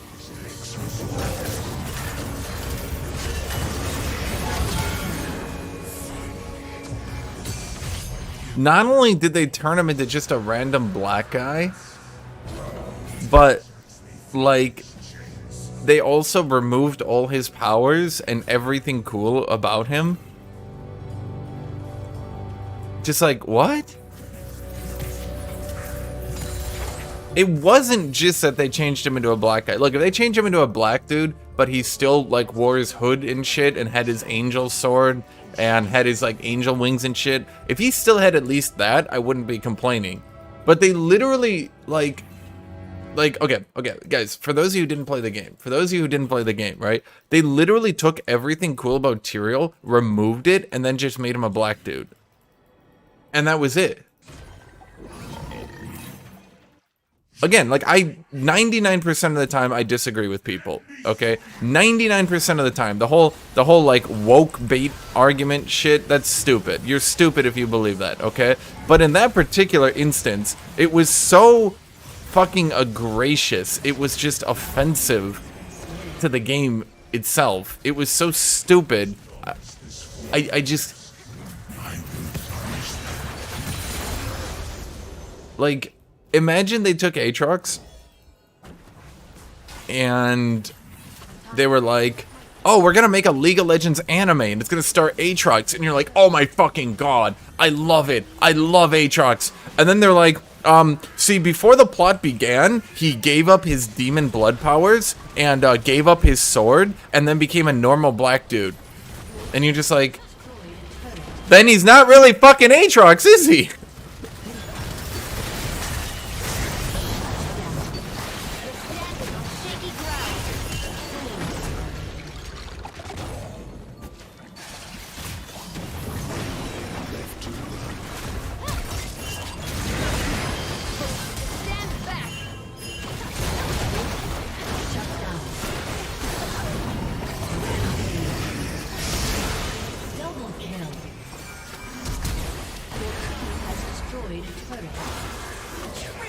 And that's how I feel about it. They literally took everything interesting about the character. Like here, let me see. Tyrael D2. Okay, so like let me show you, okay? So here is Tyrael from like Diablo 2. Here's how he looks in game. Can I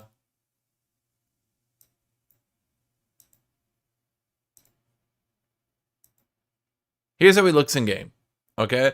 Notice a stark contrast, as in there's literally nothing other than, I guess he has like a human shape, right?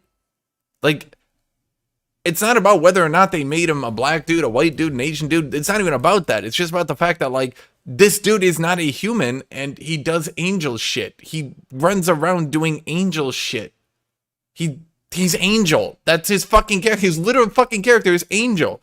So now let's go to Tyrael D3.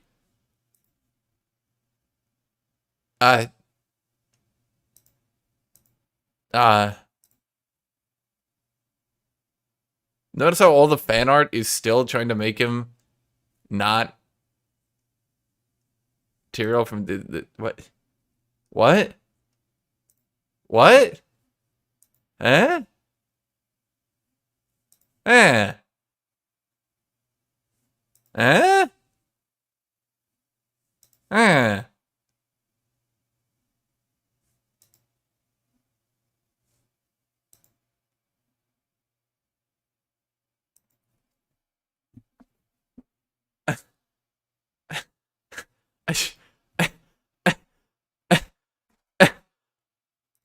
Eh?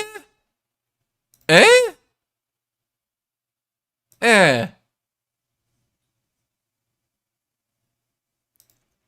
They did a lot more than just remove the tentacles, my dude.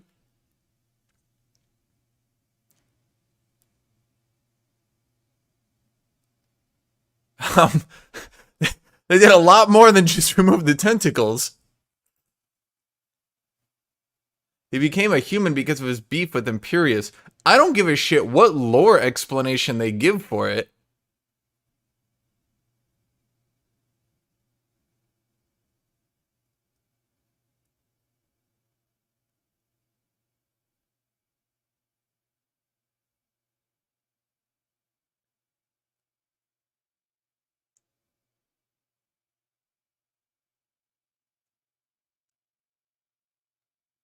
So, okay, guys. Guys. Let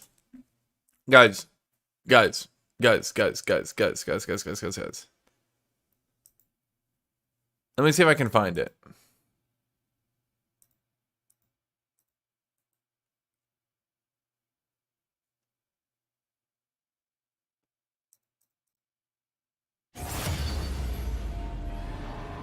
Can I find...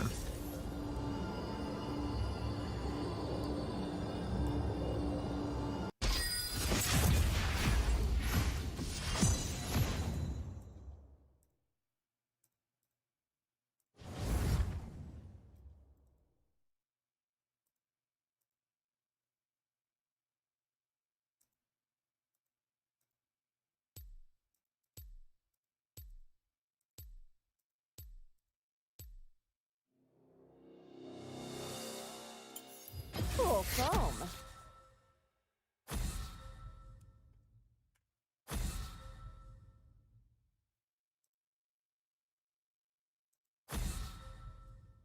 I can only find super low quality shit. Okay, well, y'all are gonna have to deal with low quality screenshots. Guys.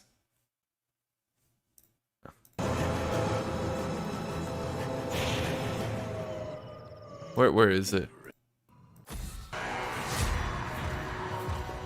Tyrael played a prominent role in Diablo 2. He wasn't just a background character angel who kinda looked cool. Then you appeared. Stop! The beast contained herein shall not be set free, not even by you. Like, his angel powers and all that shit features very prominently. It's not just a little deal. It's not just like, oh yeah, they could just change him because he was just a background character. No biggie.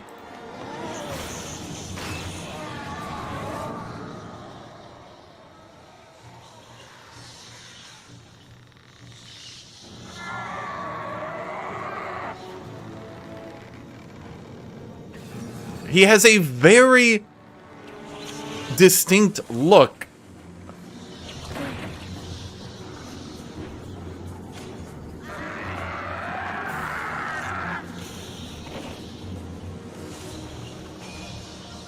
Look what they've done to me.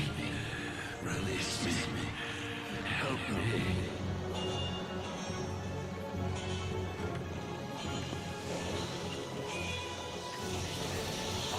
I mean, it's fine. Jax will beat that anyway. Not a big deal, I guess.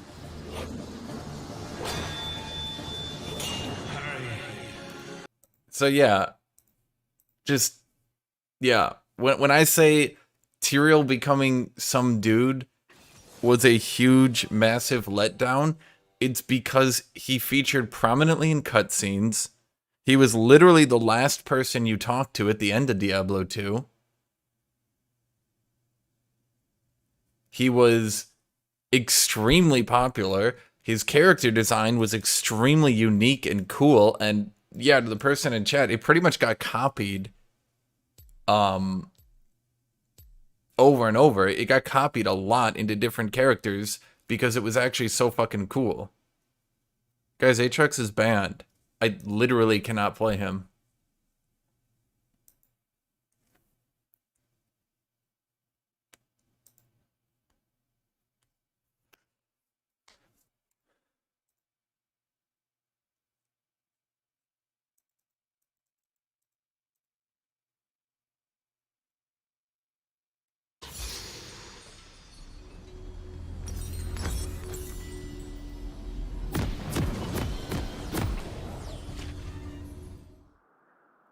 Bring it on.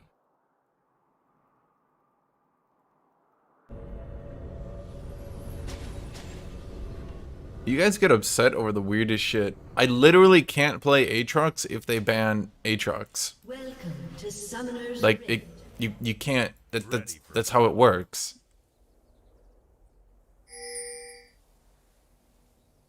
30 seconds until minions spawn.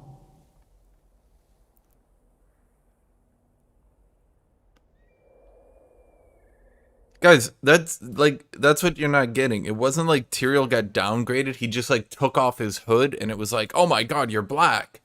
Like if that's what happened, I'd be like, "All right, I mean, sure, whatever."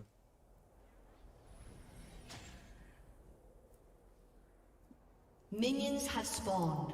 It was that they literally downgraded him, took him from an angel and were like, "No, now you're a human."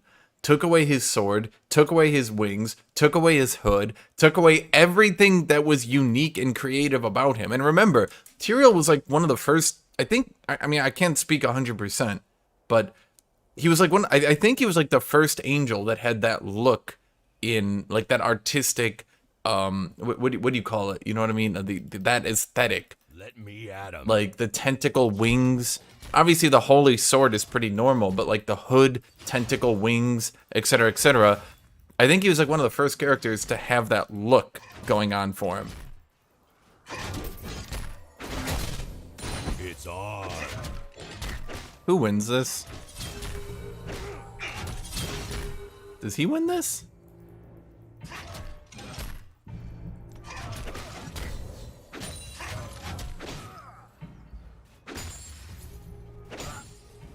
Let me at him.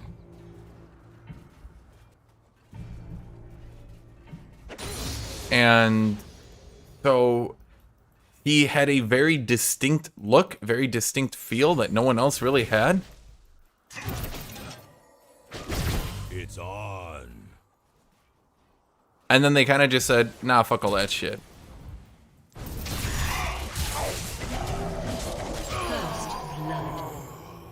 Really? Okay.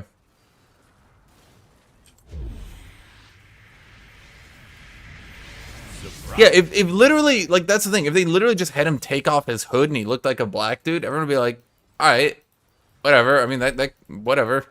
The Black Angel of Justice, yeah, that sort of fits. Like, that's been used before. Like, that's not surprising to me. It was the fact that they made him a black dude, then literally took everything defining away from him.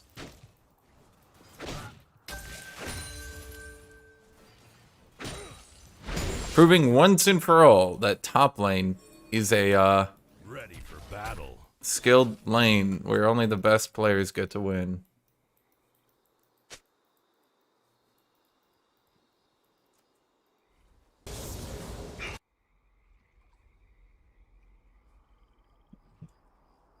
Bring it on.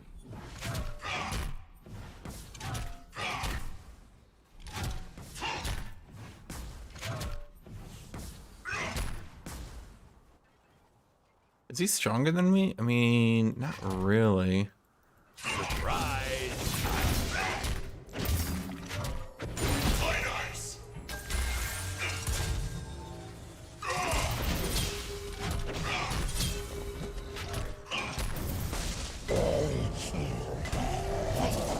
Remember when junglers needed to actually jungle? Pepperidge Farm remembers. Wait, is that dude still playing Rise after his nerf? Riot literally said, "Stop fucking playing Rise. We don't want you playing Rise anymore. Give up on the fucking champion." And that dude's like, "No."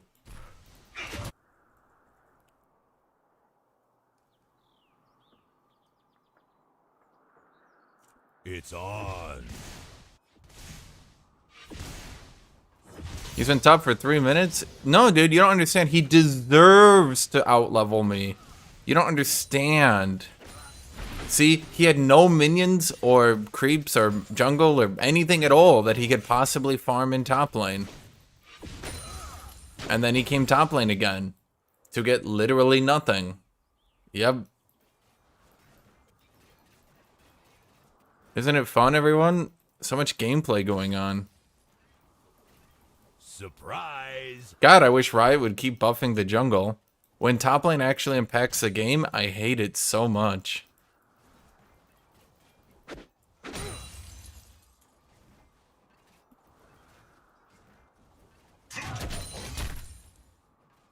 Ready for battle.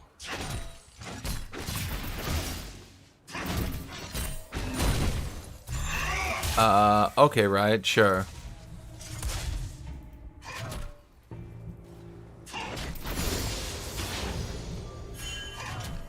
Bring it on. The worst part about that stun is you actually get stunned for longer if you're jumping away when it goes off, because Riot literally can't code.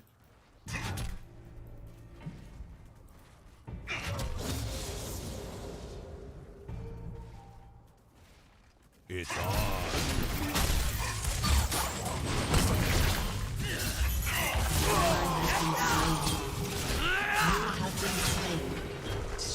Shut down. Enemy double kill. An enemy has been slain. Oh, how do I get fucking armor? Surprise! God damn it. Do they have nothing that gives cloth armor on his whole front screen?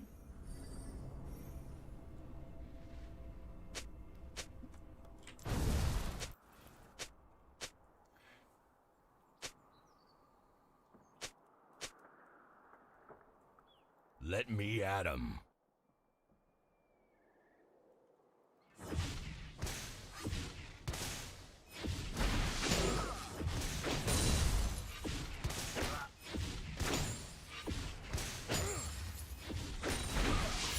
Ready for battle. Isn't Riot's game engine like old? Yeah. That's why a lot of people want them to do League of Legends 2 already. The problem is because they've fallen so deep into the games as a service, oh,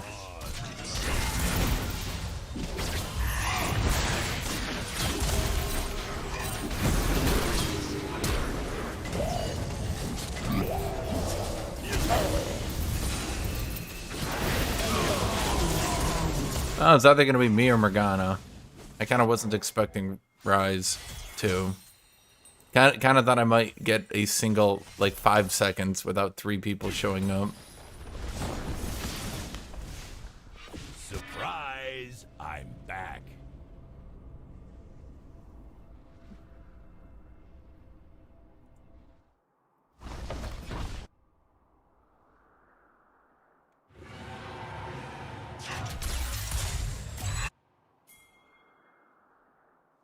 Let me at him. Killing spree.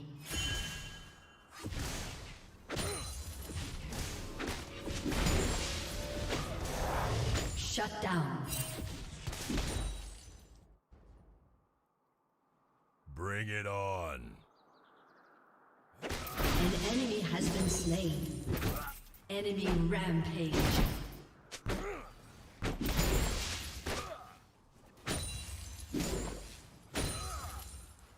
An ally has been slain.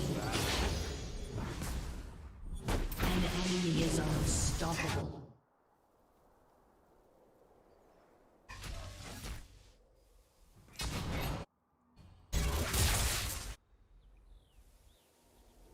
Surprise! I'm back.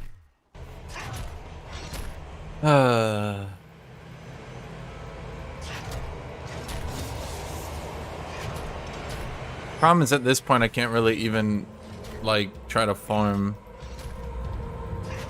Because Jax can only really all in. Let me at him.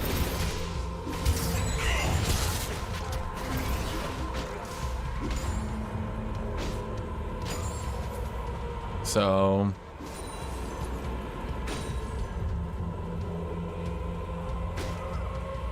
It's on.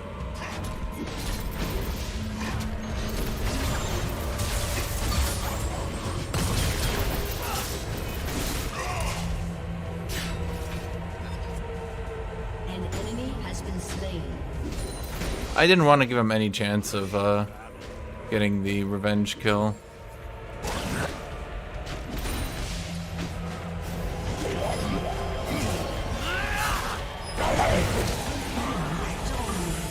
Yeah, let's just back away. shit. That means he gets a lane hold again. Oh. Oh wait, Rise took the entire wave. Thank you, Rise. You're my greatest ally for some reason that I can't really figure out why you're helping me.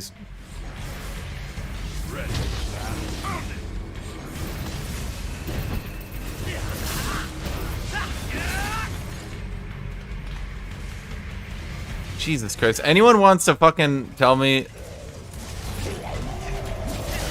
has been slain. Anyone wants to fucking tell me that Rise wasn't overpowered? Just fucking try it.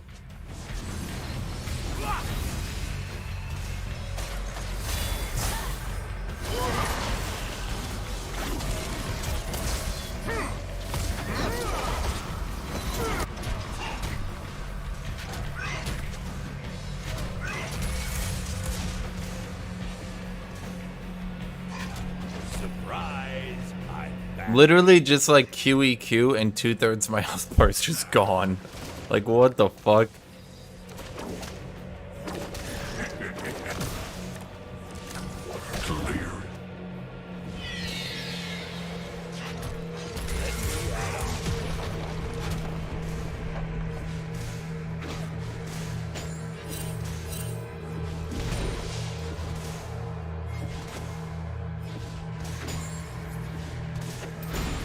One of these days, I won't be 1v2 in top lane, and on that day, my opponents better watch out.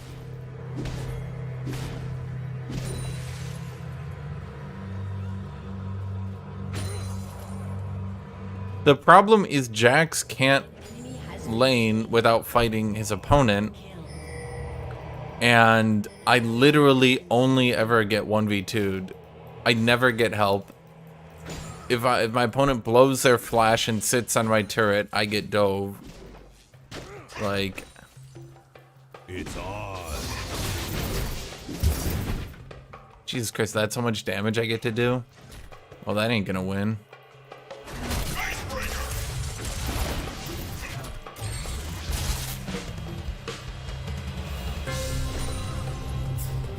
Surprise! I'm back. Shut down.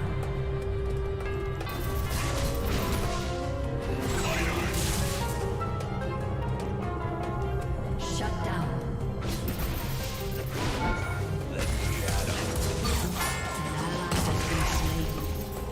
Jesus Christ. How am I getting creep blocked by fucking Set? I can't move past Set? Set is too big for my character to move past? Riot, please?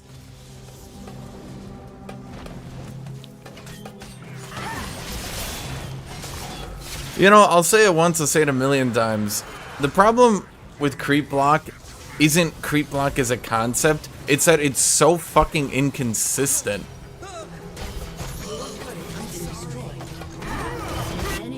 It's not just that it exists, it's that, like, every so fucking often, your character literally can't pathfind around a character, and Set gets to sit there and auto-attack me 4 times in a row while my character's like, da.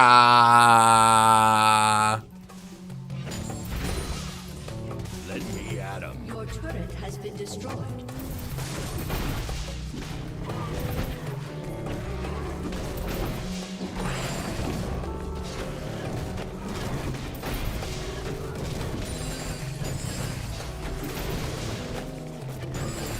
It's on.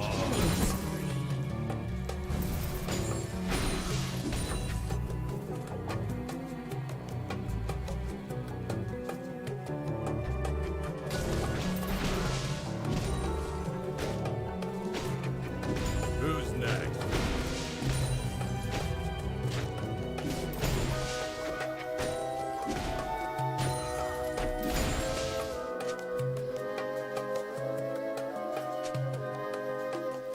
Just focus, man. Bye. Surprise! Yeah, dude, the problem wasn't Set minion blocking me. It was, I wasn't focusing hard enough.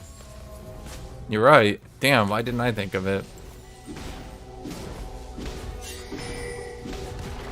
This whole game, the problem was I wasn't focusing hard enough.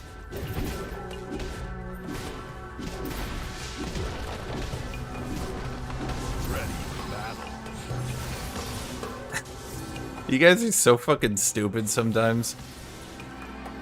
Once again, I ask, how do you guys breathe? Some of you just can't. It's like, seriously. Surprise! I'm back.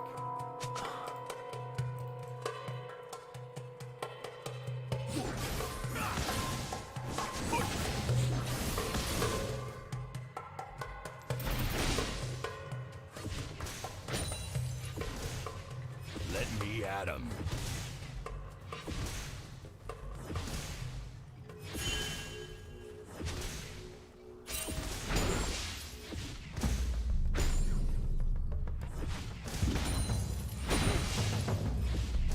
Bring it on.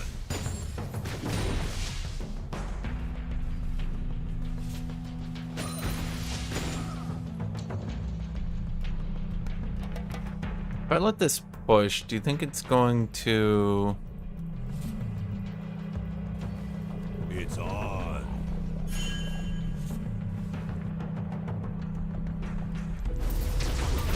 Ally has been slain. Shut down. Bring it on.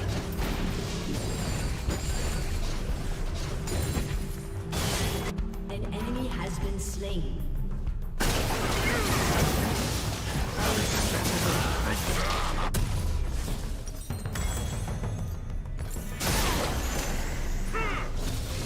Ready for battle. No, I think I made the right call.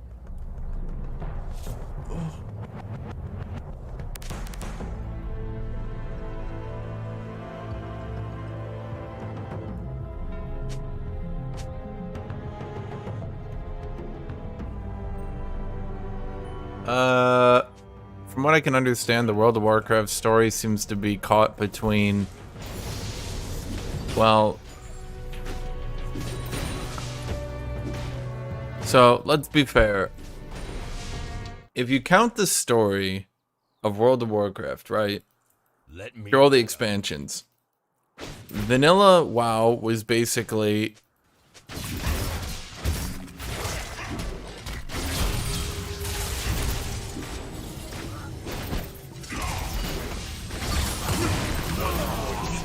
oh shit. If you count Vanilla WoW as a story, right? It was basically the prologue. Nothing in Vanilla WoW mattered except for Nax at the end. And even that, in the large scale of things, didn't matter. 90% of the world was just, here's the world, and that was it. We found out about Ragnarok, which I guess kind of mattered, but it only mattered because it started mattering, if you know what I mean. Like, it didn't matter in any of the games that Ragnarok was released and doing shit. No one talked about that. That didn't fucking matter. That didn't do anything. Okay? So, Blackwing Lair, once again, did that do anything?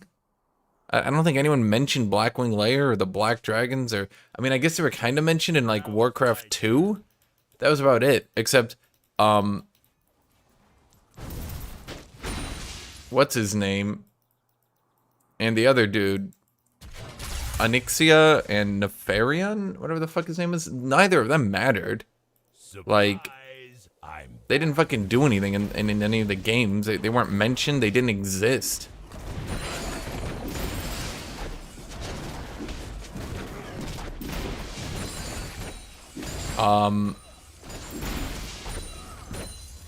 It's on. Then you went on Courage, where the fuck its name was. Evil trolls doing evil troll shit. Okay. That's literally pointless. That contributes literally nothing.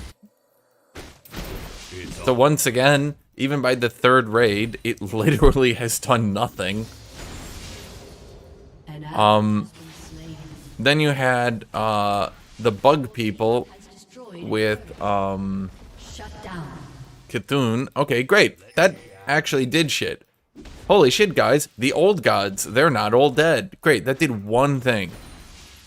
But the entire raid, them taking over the world, that was fucking pointless. That didn't do anything. Nothing changed.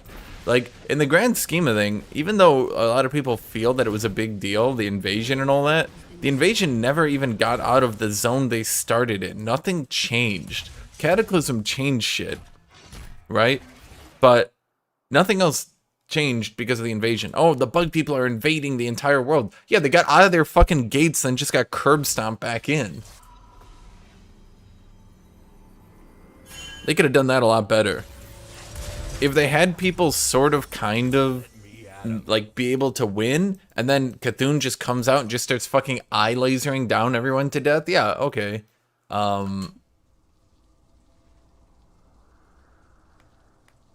That would have changed things. Maybe they actually, like, move 1 or 2 zones out. Maybe they don't just get, like, curb stomped back into the zone they spawned in. But okay, so that kind of, sort of, I guess, changed things. Then you had Nox Ramus. Who did you kill? A bunch of nobodies. And that was kind of it. Your turret has been destroyed.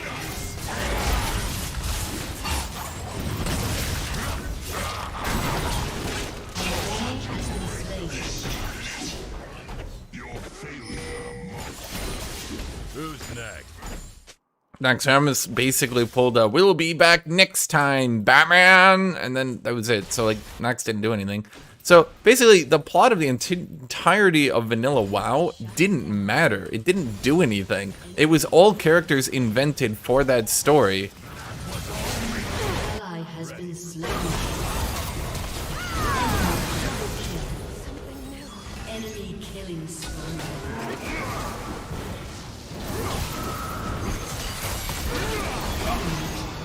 Well, shit. He still had ult.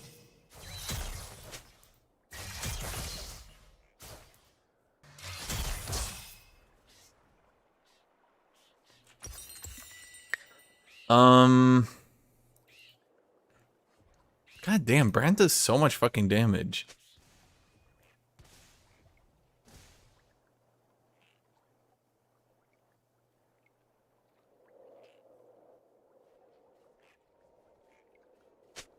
What was I gonna say? So, I mean, I guess that's one way to do it, because they did, throughout the world, they did set up, Nefarian. They did set up, Surprise! Onyxia. They did set up, Ragnaros, right? But the thing was, at least in my opinion, the thing was, is that they spent the entirety of Vanilla WoW setting all that up. You guys really even want me to come down here? Ugh. Bring it on.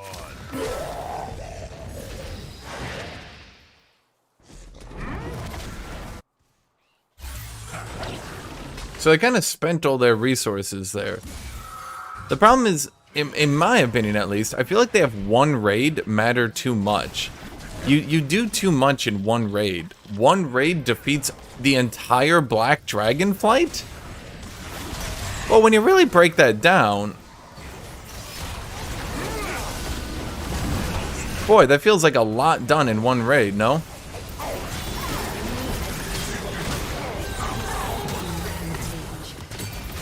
An enemy has been slain.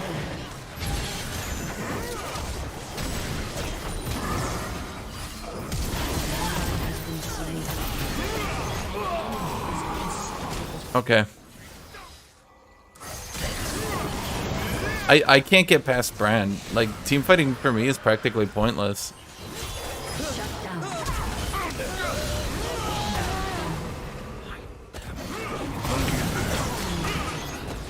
Shut down. Aced. I can't team fight against Brand. Aced. Literally, he just sits back and just waits. And it's just like, hey, I can't do anything. Like, Jax as a character can't do anything.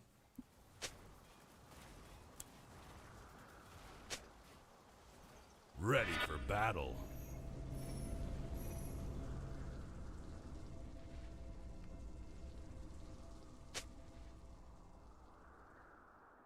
Dude, for all intents and purposes, Blackwing Lair defeated the Black Dragonflight. Bring it on. That's what I'm saying, is that, like...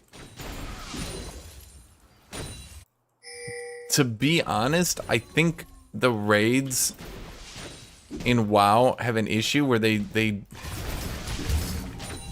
Surprise. I think they honestly do too much.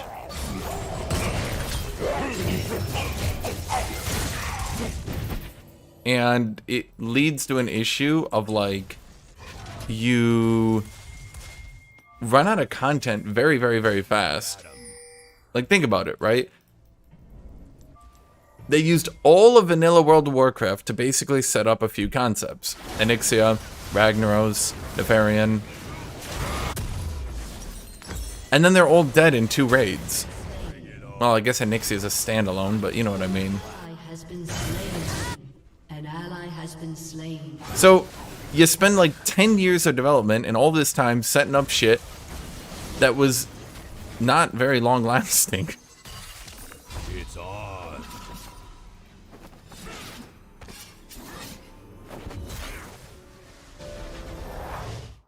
Yeah, I'm honestly, like, I can't team fight against Brand. Literally all he needs to do is press E on me and I just bleed so much HP. Jax needs to do sustained damage. I would need to, like, somehow dodge his Q. But that's kind of difficult.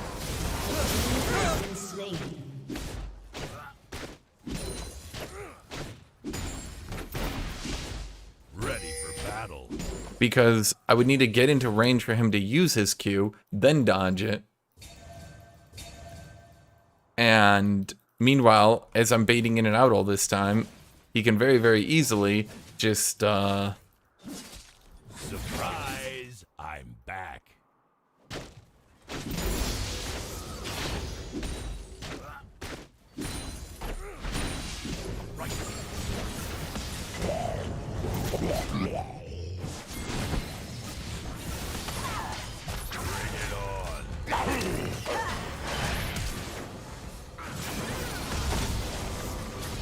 That was interesting. In like a stupid way.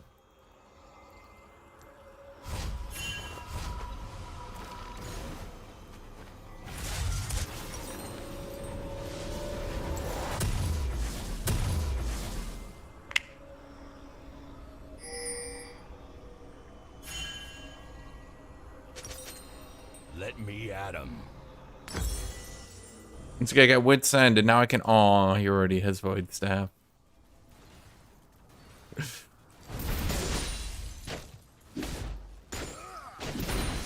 Riot is a real problem. Now it's my turn. They make MR items that are good, even if you don't need MR, like Wit's End. But then mages need Magic Pen to beat the MR item. So then they make their Magic Pen items super broken. But then you run into the issue where it's like, but now unless you're building that really overpowered MR item, you just get dicked on.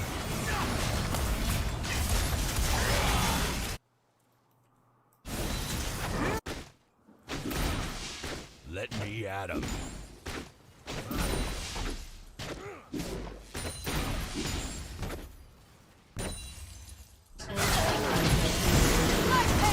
Enemy double kill. An enemy has been slain.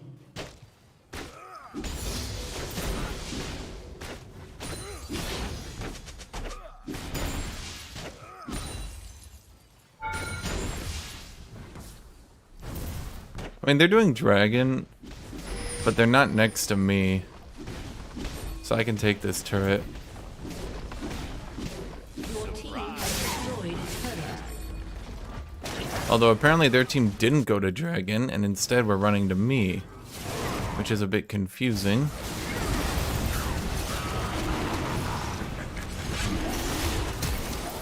Oh wait, I don't have my Q.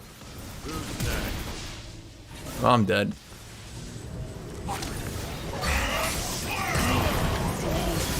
Shit, I forgot I had to Q there, and I have no ability haste.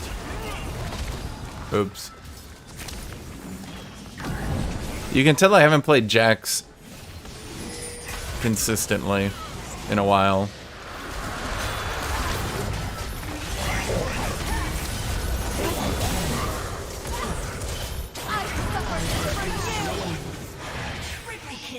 Honestly, that was gonna hit.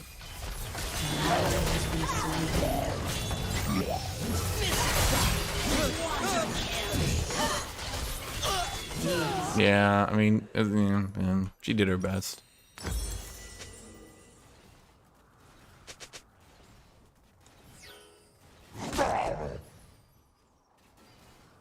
It's on.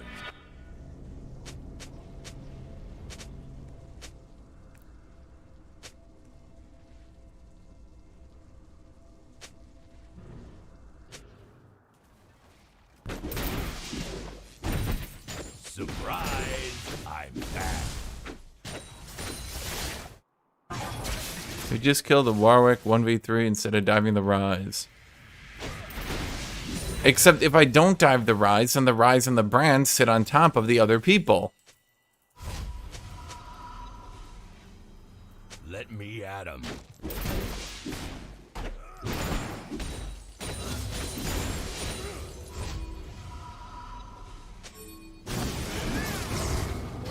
Ward.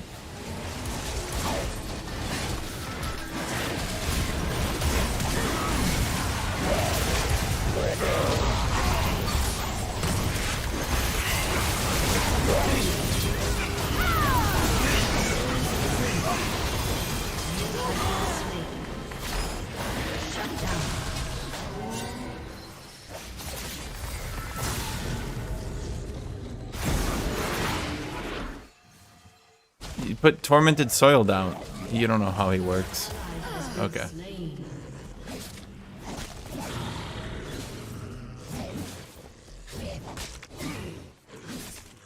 They don't seem to understand how team fighting works. If I don't attack Brand and Rise, then they're just gonna go for our people that Warwick is hitting. And if Brand and Rise are free to just go hit Vayne, Vayne's not gonna live.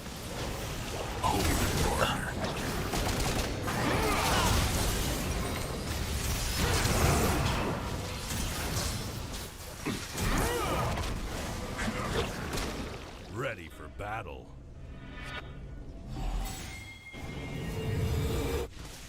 I mean, at least from split pushing so much, I'm kind of on par.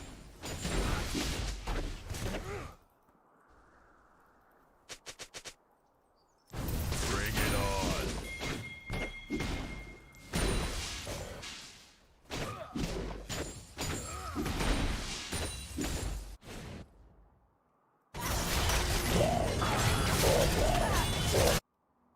I think, yeah, they're just gonna let Warwick die. They're not gonna go back him up. Back.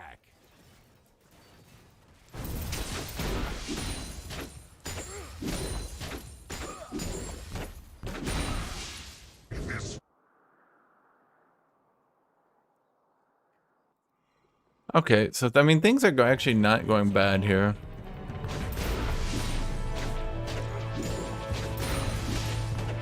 Unless my team stops pushing? Well, no, okay.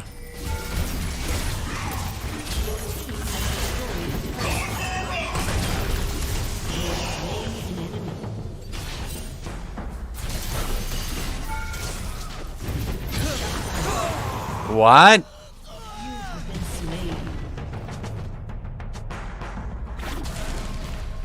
But why?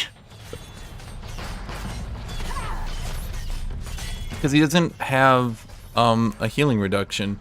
I heal 7.8% of his health with every Divine Sunderer proc. With all the health he's stacked, I mean, how much health is he probably up to? 3,000? Let's just call that a cool 8%. I'll round it down. That's 220 health per proc. In addition to the Blade of the Iron King lifesteal, in addition to the Conqueror healing, that adds up. That means I proc twice, and I'm up like 500, 600, 700 HP. Well, guys, ignore my KDA. I have more items than almost anyone in the game. You have more, you have more, you have more, you have more, you have more. So 5 people. Yeah, other than 5 people, I have more than everyone in the game.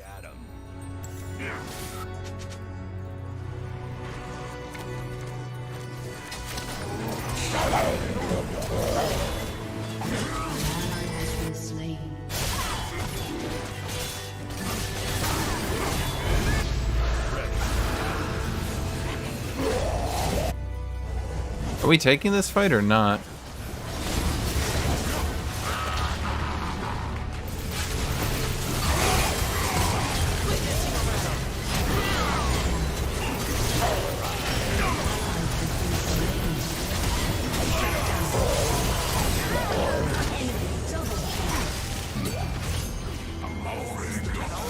Why are we not fighting?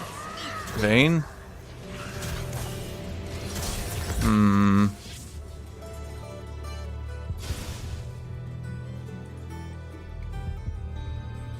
I honestly think we had turned that completely. When I lived long enough to get to my next Counter-Strike, I honestly thought we had it. Morgana, you need to go for the minion wave, not for the champions.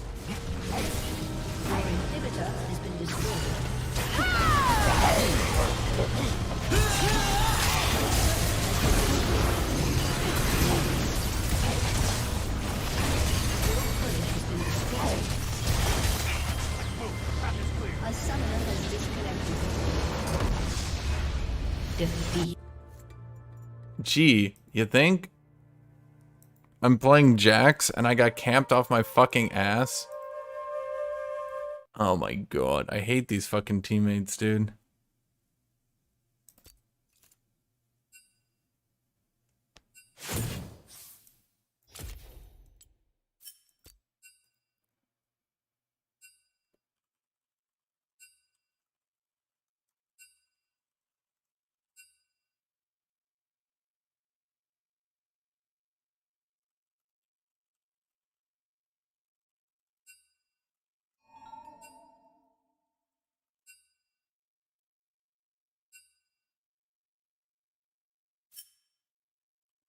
Wanna watch the end?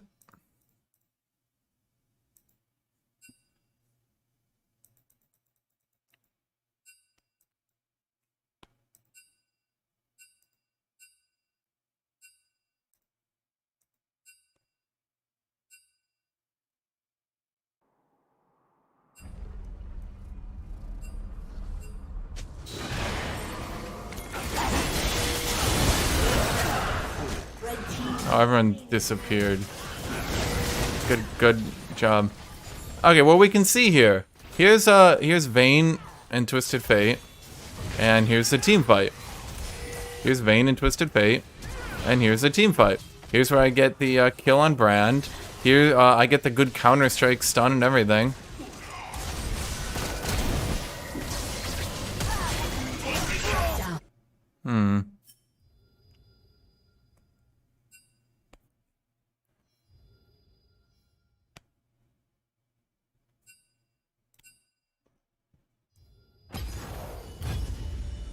Here, let's watch it maybe with the shit actually working so you guys can understand that this Vayne that just pulled this shit off is the one bitching.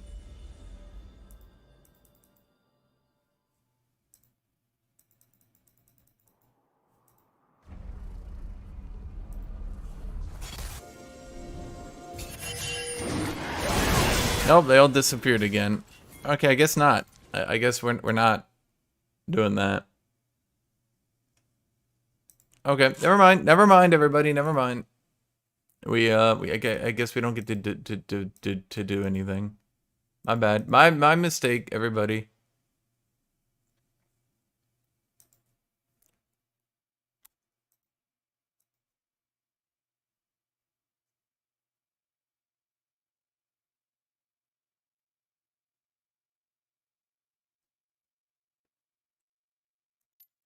We need to rewind? Jesus fucking Christ. Ugh.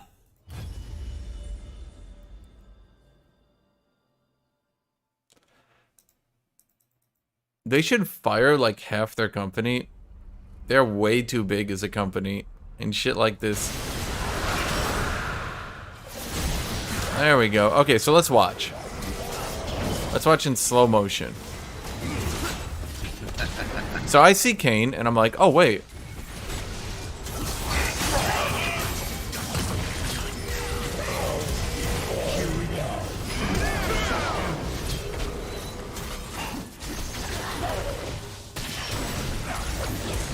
One.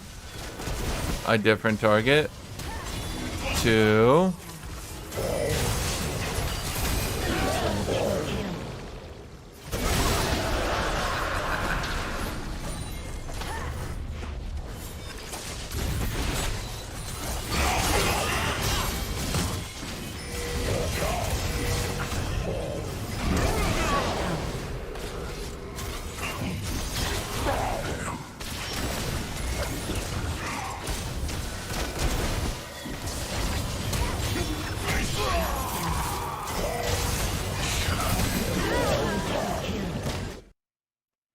Yeah. And they're gonna go ahead and bitch at me. Sure. We've got 2 late game super tanky melee champions that are actually killing people.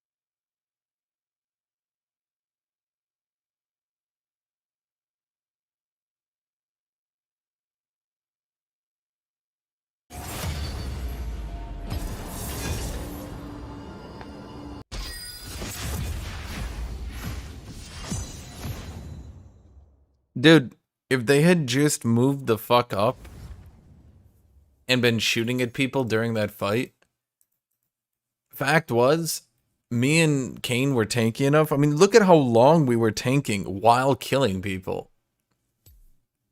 If they had to actually turn and start dealing with Vayne and Twisted Fate, if they just stunned a little bit, holy shit, I would have just kept tanking. I would have just kept healing. I don't care if Morgana got caught. We got the Ocean Dragon. Remember, guys, we had Ocean Soul. Okay? And my team, rather than doing anything resembling an intelligent play, just bailed the fuck out like dumbasses, which makes it very difficult on us to win.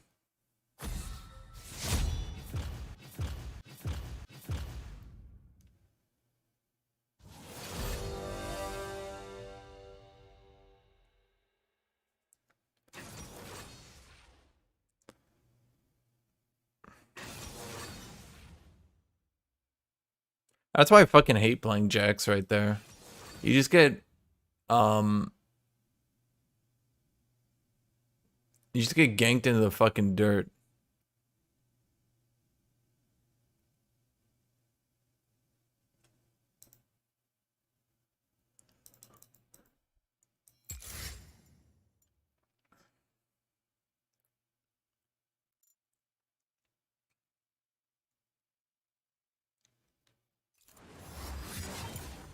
Whenever I fight Jax, 0 ganks ever.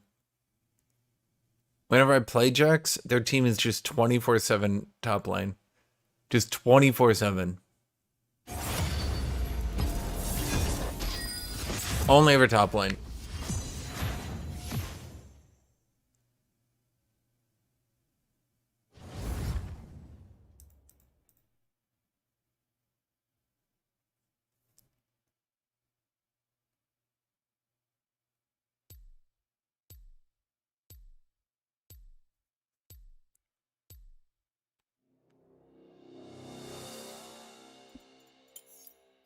Cool foam.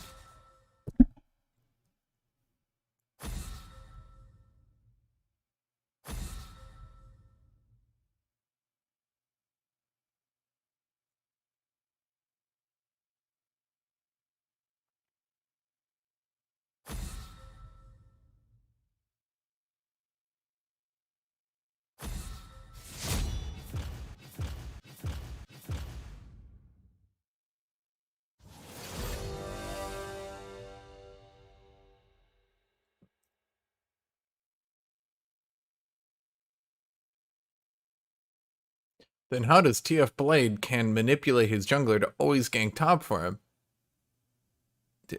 The way you phrase that is so weird.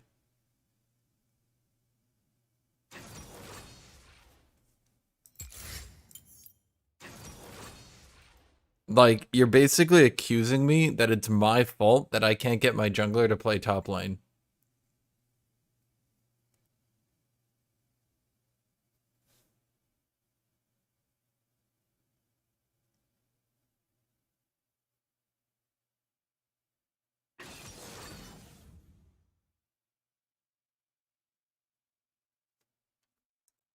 Which is just fucking bizarre. When you really think about it. No?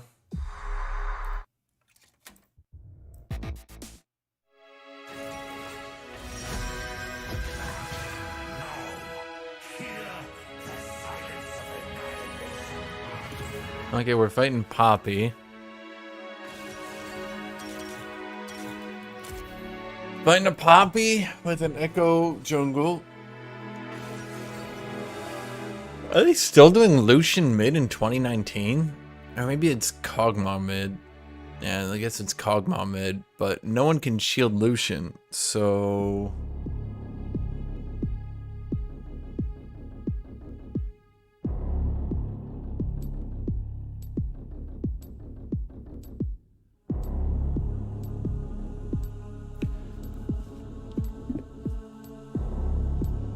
Yes, I guess I could bitch a lot more.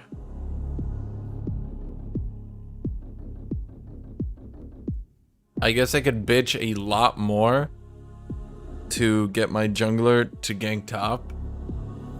But you guys are like acting like I'm doing something wrong by not bitching every game to get my jungler to only play top. Which is really weird when you think about it, no?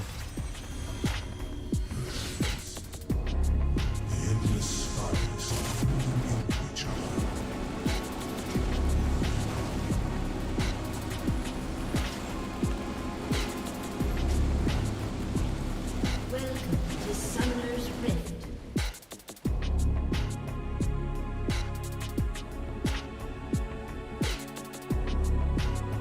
Seconds until minions spawn.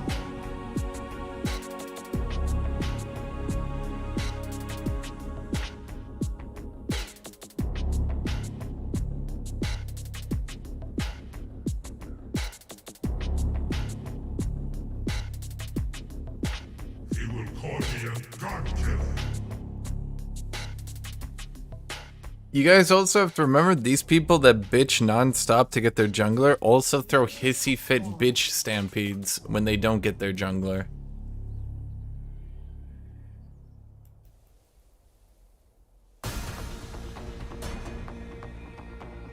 Have you ever watched when either of those two people don't get their jungler? Because they literally just throw bitch stampedes.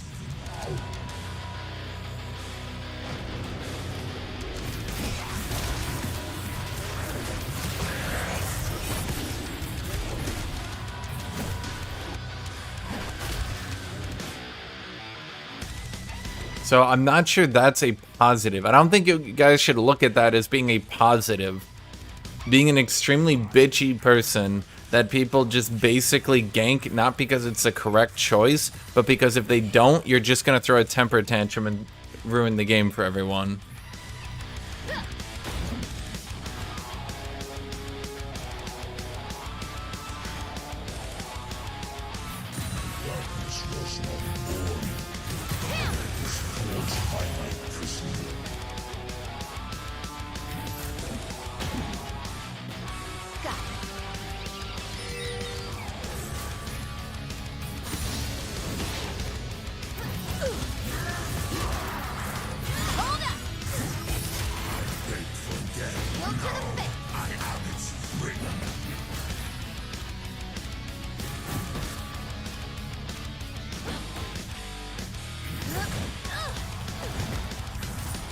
First blood. An enemy has been slain. An ally has been slain. An ally has been slain. Darkness eternal. Is this a winning matchup? After the Poppy buff, I'm not sure.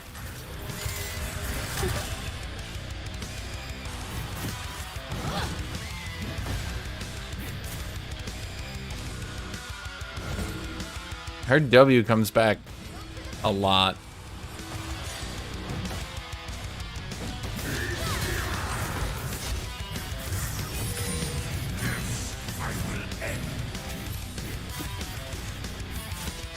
An enemy has been slain. Double kill.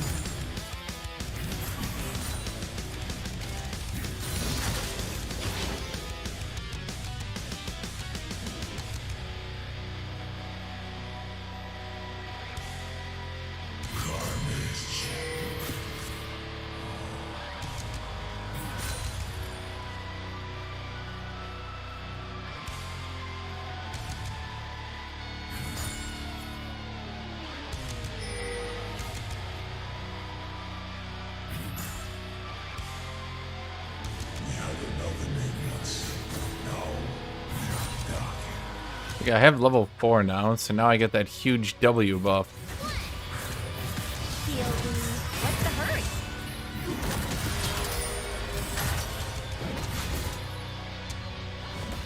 I think he might have won that.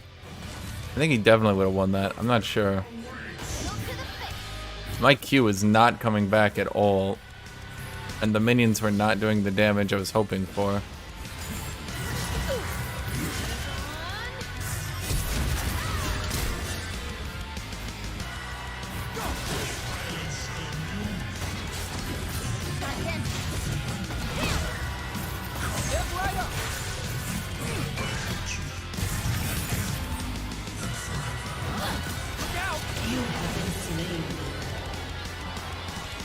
Okay.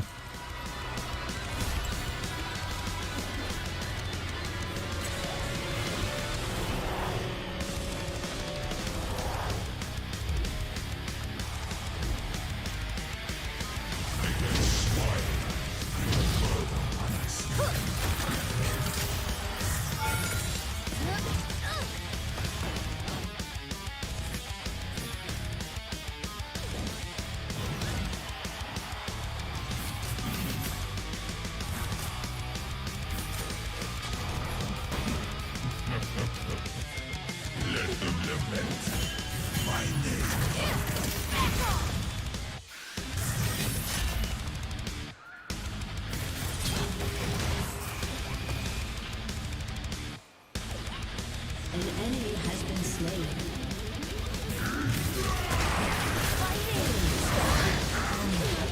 An enemy has been slain.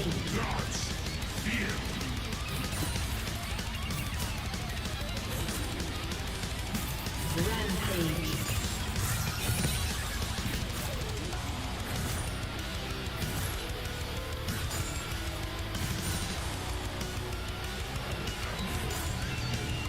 I am destruction.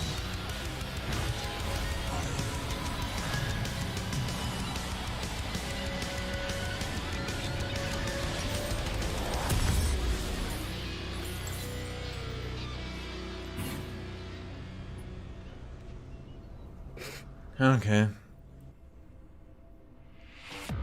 Well, I got more. Wait. An ally has been Enhance.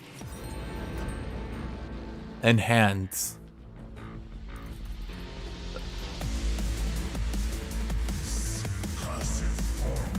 First item Warmogs?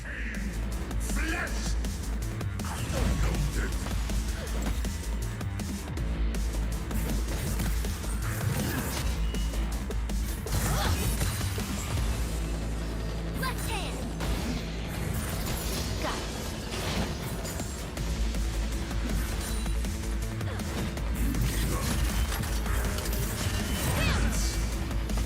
Distract me from these chains. Go to the face.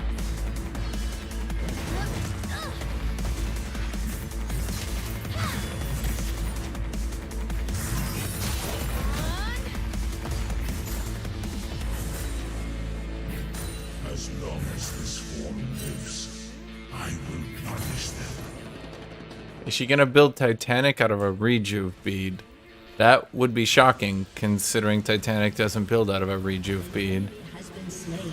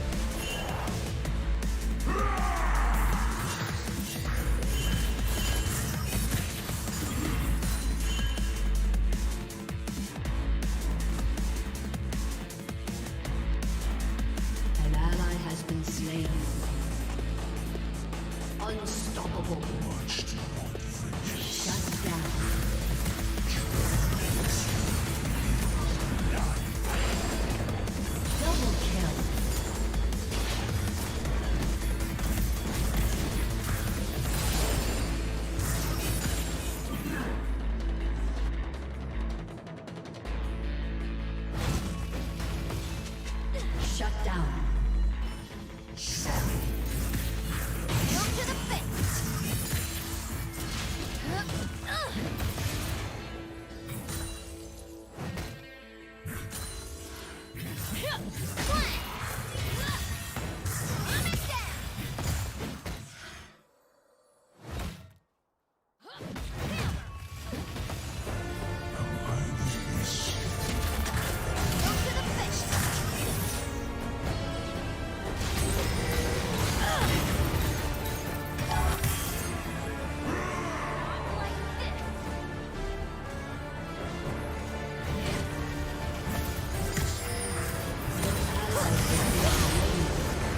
have slain an enemy. 100% skill, 100% skill, 100% skill, 100% skill, and 100% skill.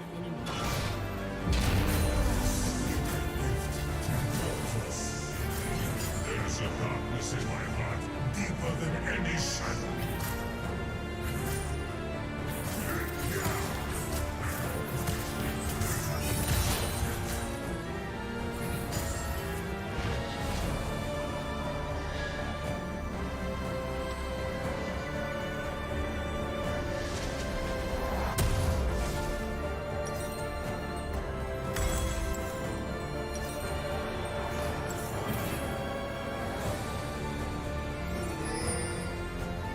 I shall regard their cries as brave steeds waiting to be whipped, broken, and bridled.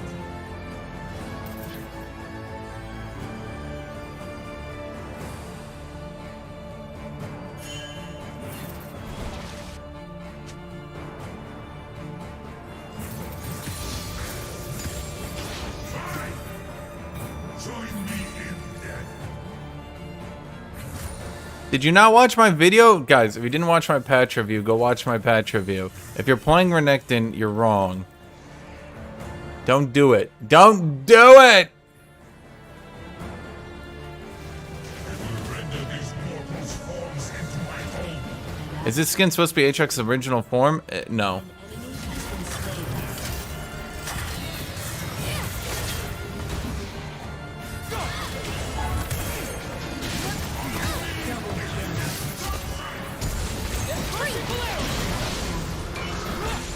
Okay. Shield.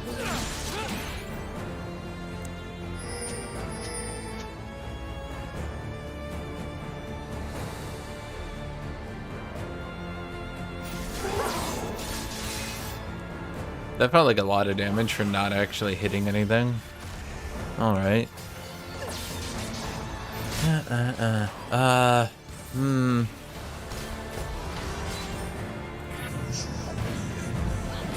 my way!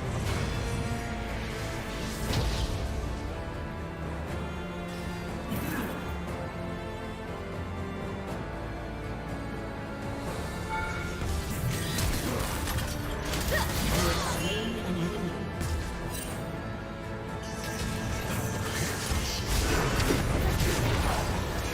have been slain. Okay. Has been slain.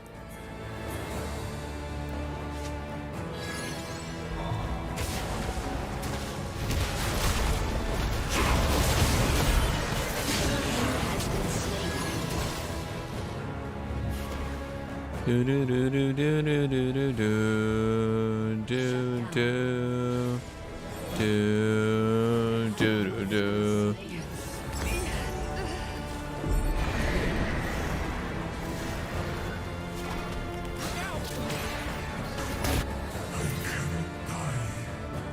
Until all life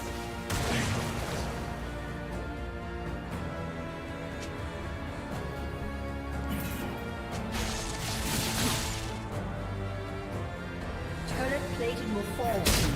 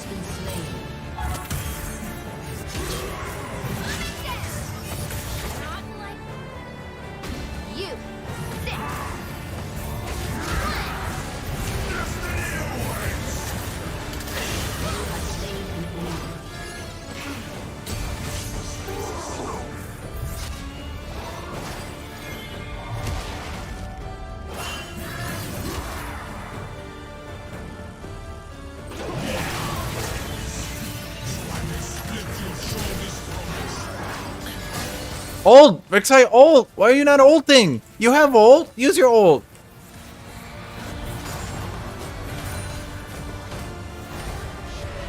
Did you not hit him? Did he not hit him?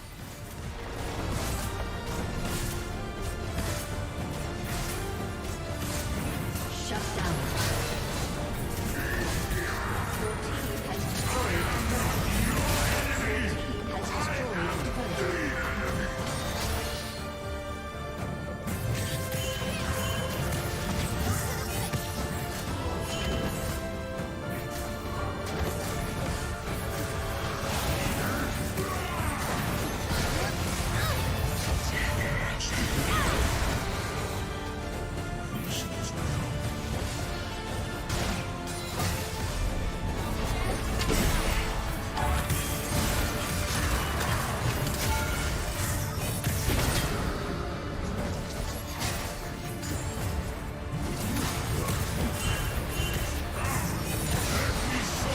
Enemy rampage.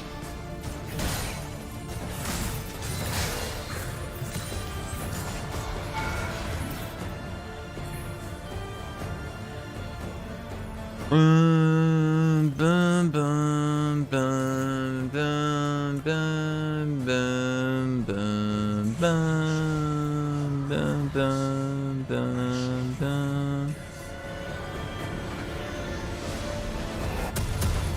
I feel like once Senna players learn to start maximizing the amount of souls they can get, the game turned a little bit different.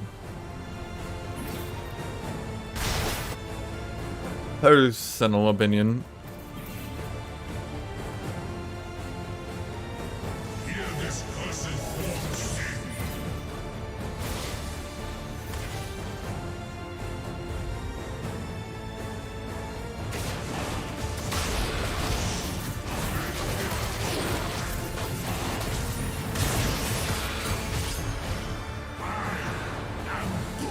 Why second win versus Poppy? Why, is Poppy known for hitting you with lots of attacks or something? Okay, this is like some 5D chess. I was just making sure he didn't just ult his own brush just to fuck with us.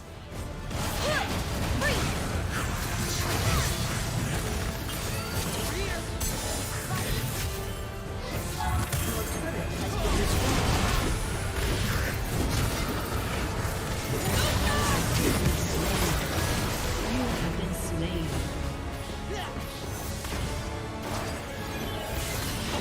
I mean, Ezreal went in and then Ezreal went out.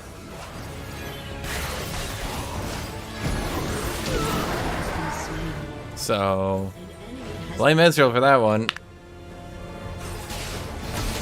Be right back. Be right back.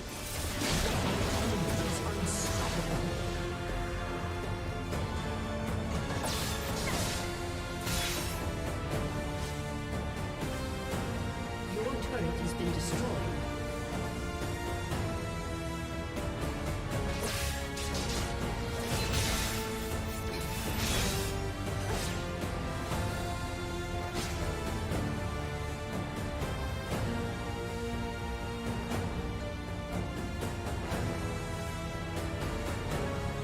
Kitty, you're such a little chair thief. You're such a little chair thief.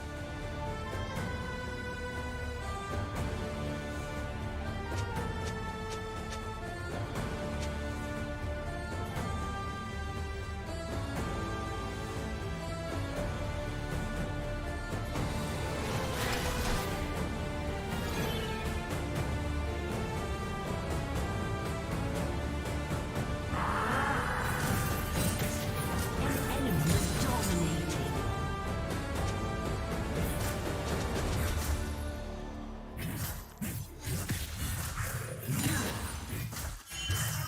An ally has been slain.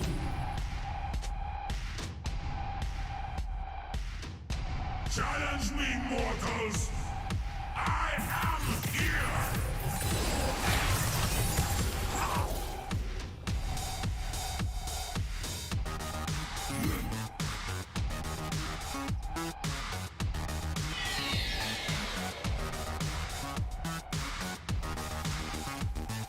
Total annihilation beckons.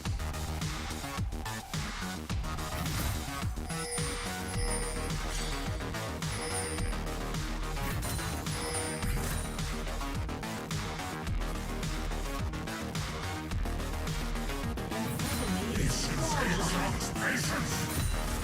Your freedom will come.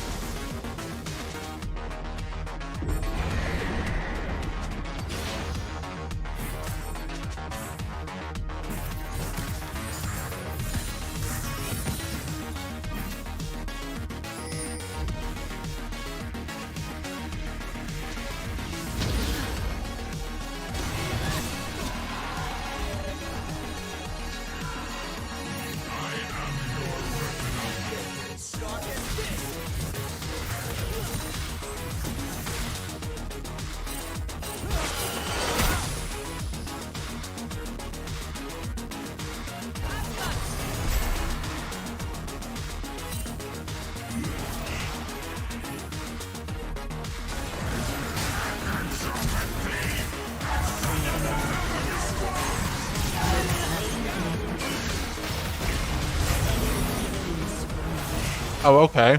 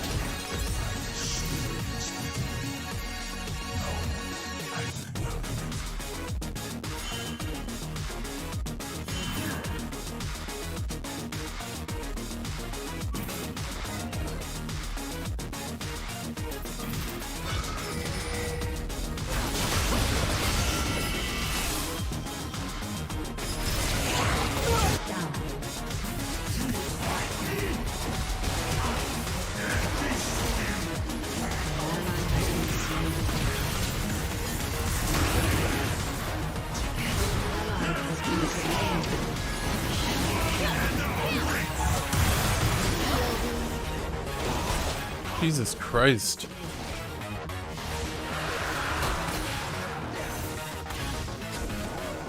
Lucian kills me by just like he just E's forward, autos Q auto, and I'm just dead.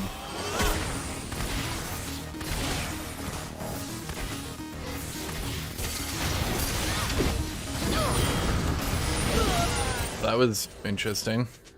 Your turret has been destroyed. Your turret has been destroyed.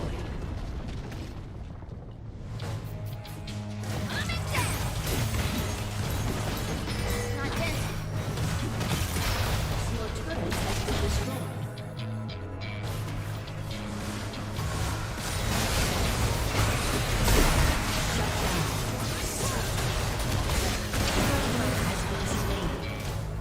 Your turret has been destroyed. I really haven't been able to do anything.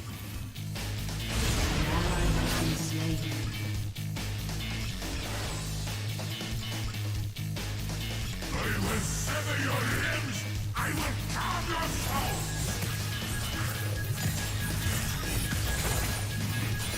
An ally has been slain. Enemy double kill.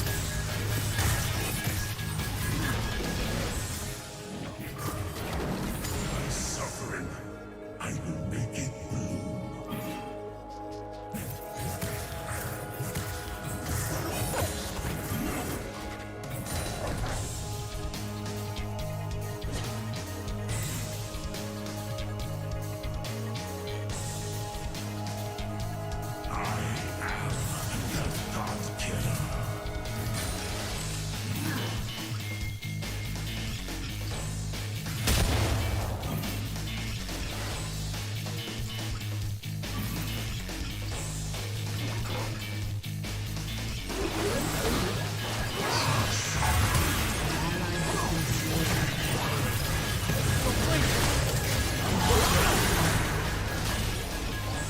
Well, alright.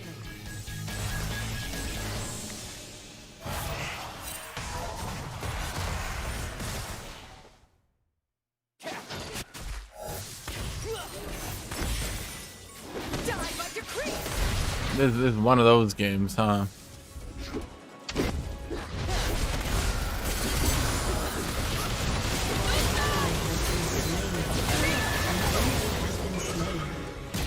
Enemy double kill.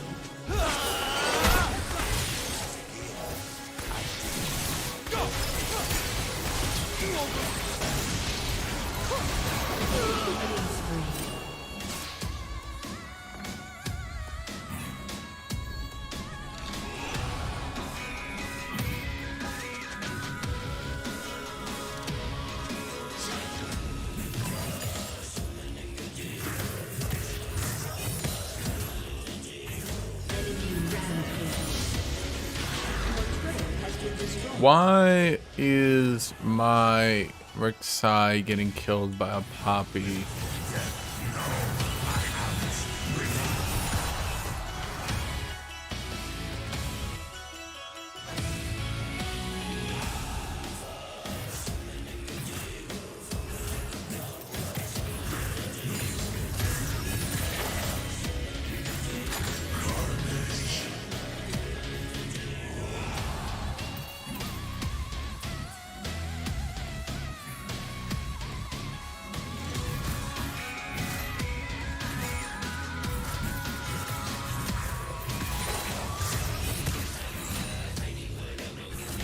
Enemy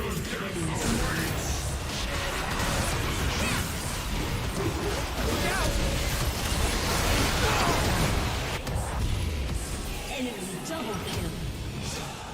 Your inhibitor has been destroyed.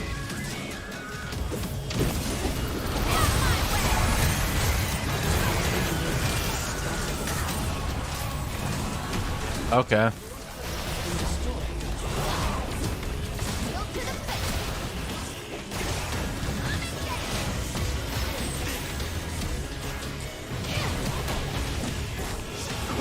Every time I go Cyrilda's Grudge, their team gets so much more fed than I am. It's kind of crazy.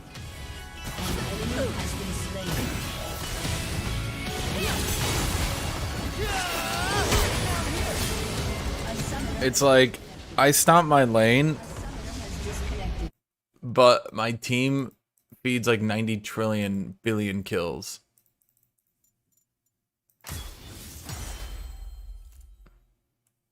Okay. I'm just in chain losers queue. Like, I don't know. I haven't lost my lane in so fucking long. It's kind of insane. It's actually kind of nuts how I win my lane every fucking time. And I'm not getting anything out of it. I don't think I've lost my lane in like 20 games at this point. And it's not even that I don't lose my lane. I always get the solo kill. I always stomp my opponent.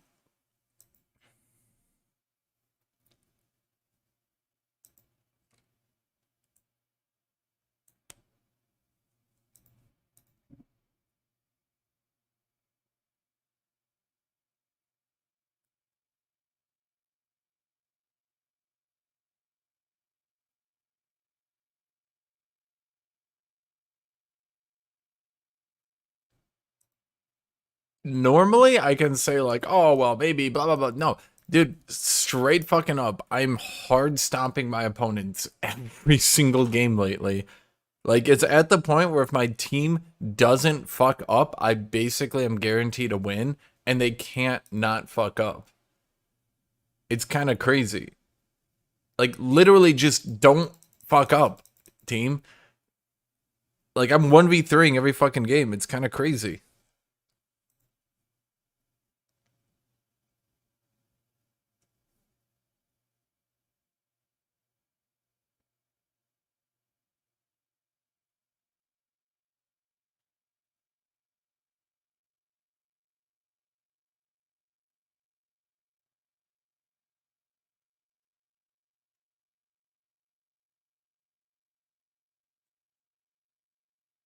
I mean, I've D-ranked enough to the point where it's like, obviously I'm going to stomp everyone at this rank. Like, that part's pretty obvious, right? But, like, I don't know why my team is just getting stomped on every game. They should stop getting stomped on every single game. There should be some games of them not being stomped on.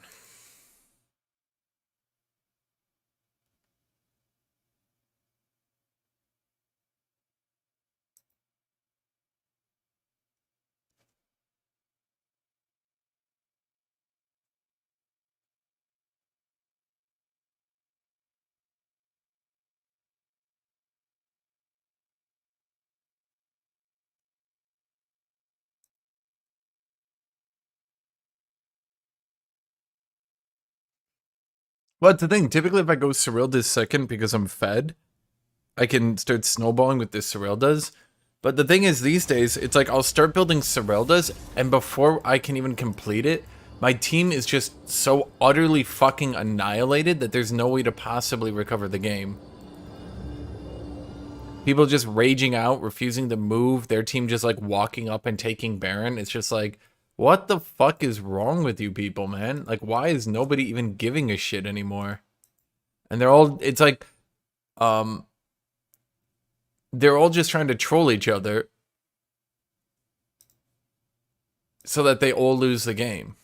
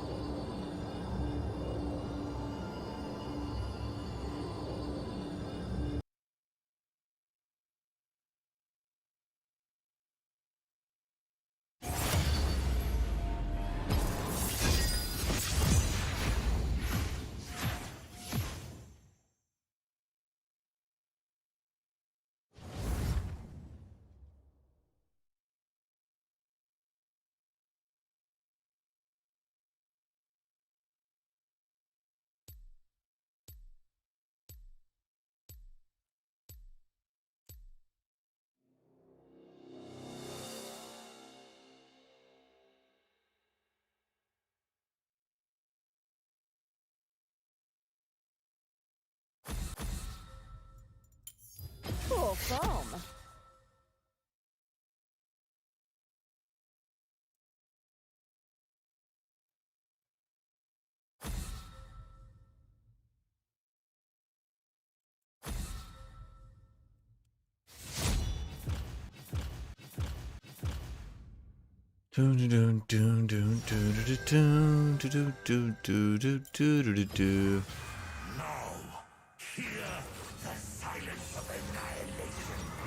At a certain point, it like doesn't even feel like these games matter. Like that's really what it comes down to, in my opinion. It feels like these games just don't even fucking matter.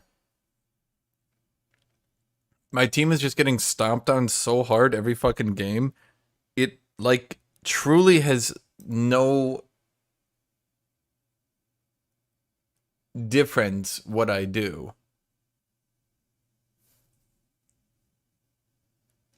If I feed, if I don't feed, it like doesn't impact anything.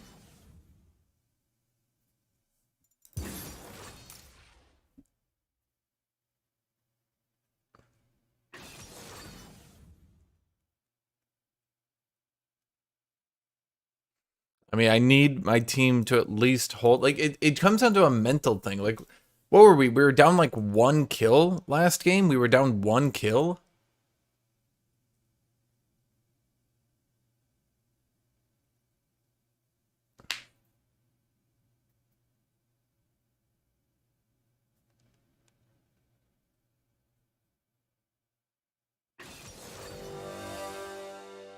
Oh, he didn't ban Aurelia.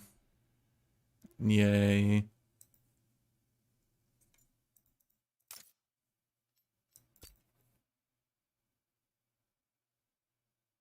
I don't think we were down turrets. I don't think we got outscaled. We were down a single kill with an extremely fed Israel and AATROX, and everyone just gave up, basically opened, and the game was lost. And it's just like, why? Why? And the problem is I need to win 2 games to compensate for that. because I need to win the first game to get back to where I was before. Then I need to win the second game to actually get the fucking LP that I deserve to have gotten. So it's like I'm down 2 fucking hours in total because motherfuckers couldn't keep their mental together and actually try to win a fucking game.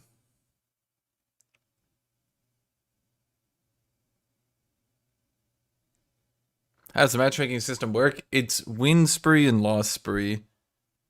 Anyone who says otherwise is an idiot. If you truly do not believe in win queue and loss queue, then you're dumb and you haven't been paying attention. And the only reason Riot denies it, and the only reason they don't want to talk about it, is because, let's be blunt, it works for the system for you not to be chain winning and for you not to be chain losing. If you chain lose, you're not having fun. If you chain win, you're also not having fun. Their system is designed to keep you as close to 50% as possible while still allowing people to technically climb. And I know some of you will say, yeah, but Hashinshin, what about X player who got the challenger with 70% win rate? The 0.0001% of people who meta whore extremely hard in very strong roles, who can stomp on enough players to get to high rank, don't disprove the other millions of people. Like the 12 people who can do this don't disprove the 1 million people who are proving that lost queue exists. In fact, when you really think about it, it just shows that the fact that the highest win rate in the challenger is what, like maybe 70-80%. When you have the very best players in the entire world who can get into challenger with a mere 70% win rate, that's actually not that great when you think about it.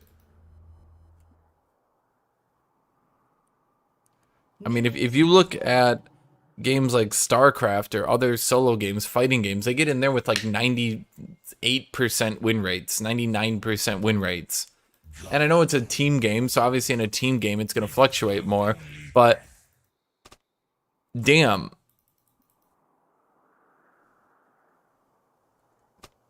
You go and you watch some of these people who are doing the solo to challenger queues, and you'll see that the matchmaking will straight up throw games at them that, like, aren't even fucking reasonable.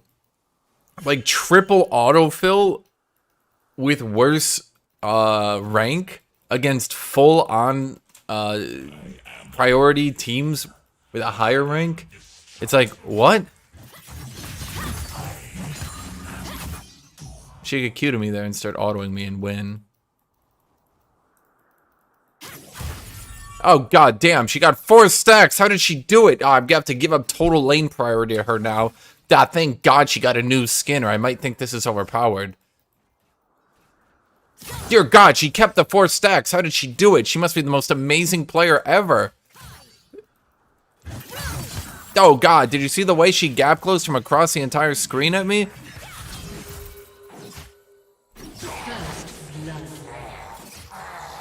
Hey, I'm warmed up.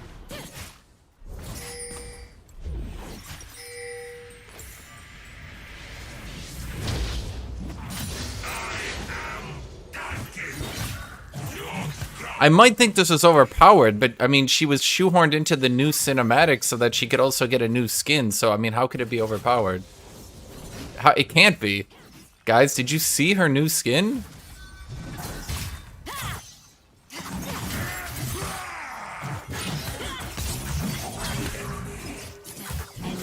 Jesus, actual fucking Christ, right? You have to be shitting with me. Like, this shit fucking here is not nerfed. Asol, nerfed. Aurelia, working as intended.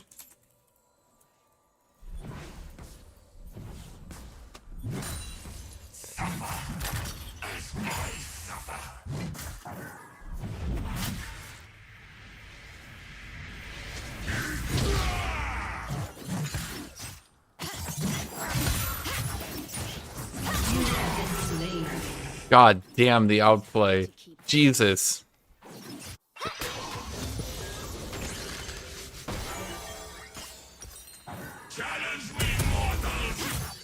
What a clearly superior human. Ugh.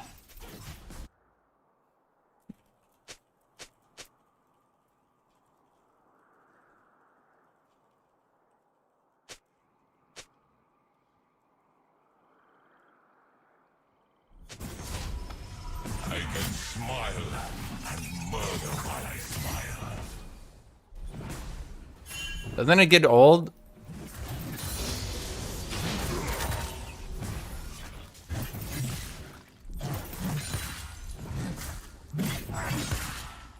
Playing this champion, doesn't it get old? They will call me villain. Come, let me earn their hatred again and forever.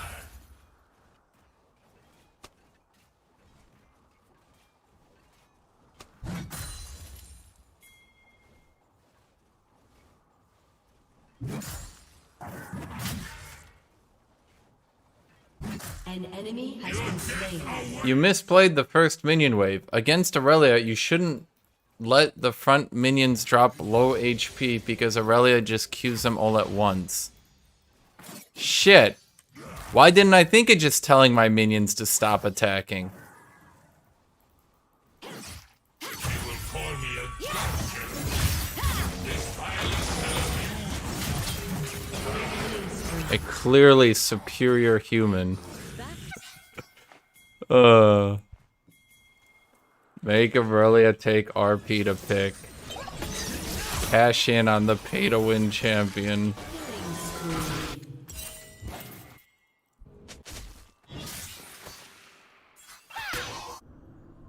Your team is winning, just play back. I literally can't not die. He just 100 to zeros me. trapped by endless life. If you don't want your team to get shit on, ban the most broken pick in the game.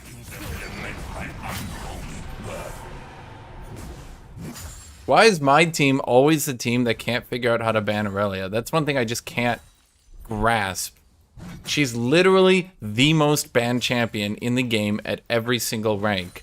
There's absolutely no reason to leave her up. She shits on the entire game right now. Come, let me show you.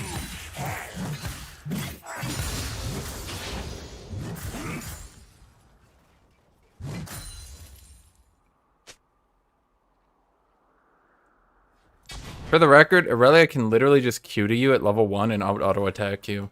A lot of Aurelia players don't know that, but because of the difference between Aurelia's attack speed and Aatrox's attack speed and Aurelia's base damage and Aatrox's base damage, she can literally just walk up and auto attack you.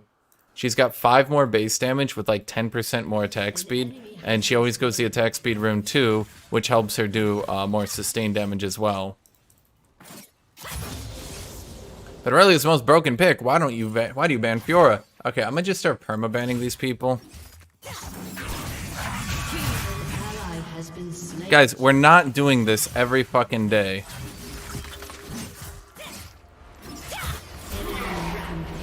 A clearly superior human specimen abusing a very balanced champion that only the best irons can play.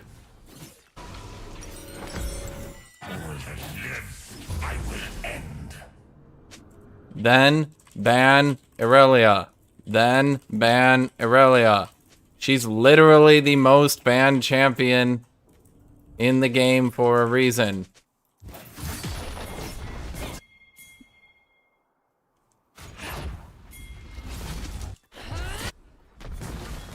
Rampage.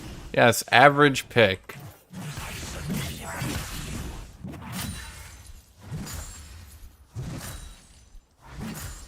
Then why is she the most banned champion in the game?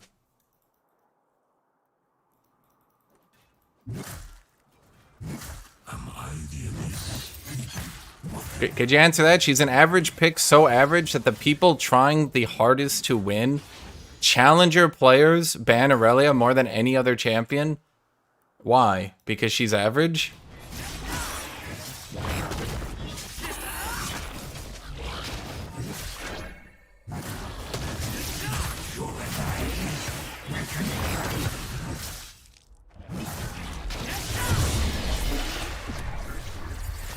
We need to regroup.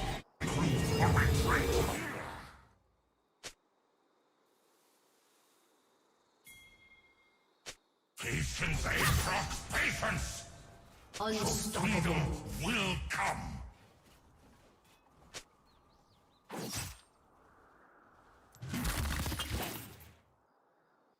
Okay, I'll just wait under my turret then.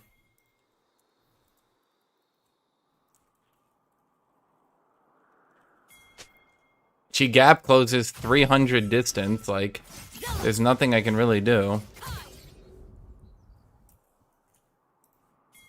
An ally has been slain. I march to death. Shut down. No, you guys don't understand. The challenger players just refuse to learn how to play the game.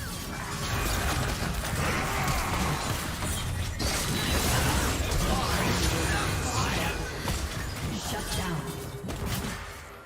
Shut down. I am godlike. I think I die here. I can't take that, I'll die.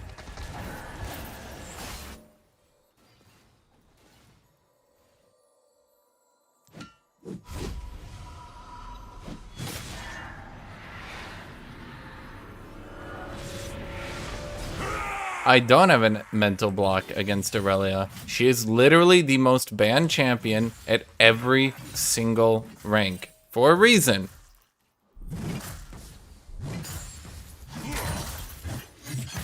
The fact that a supposed high-skill champion is the second highest picked top laner in bronze. Fucking bronzies can play Aurelia successfully. Maybe says that she's a tiny bit overstat. Maybe. I honestly think, straight up, Aurelia is the most boosted pick in all of League of Legends. I think if you play Aurelia, you're about 1,000 LP above where you should be.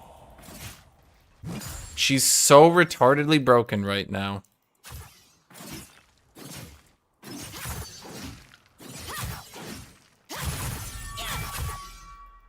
You're left with two choices. Either A, a supposed high-skill champion can magically get an extremely high pick rate and good win rate for that pick rate, or B, she's literally just straight fucking retarded broken tier.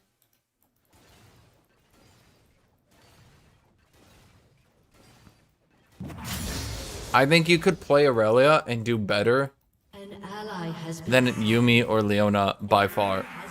slain. I honestly don't think it's even comparable. Slain. You would still have to learn the fundamentals of the game to play Leona and to play Yumi.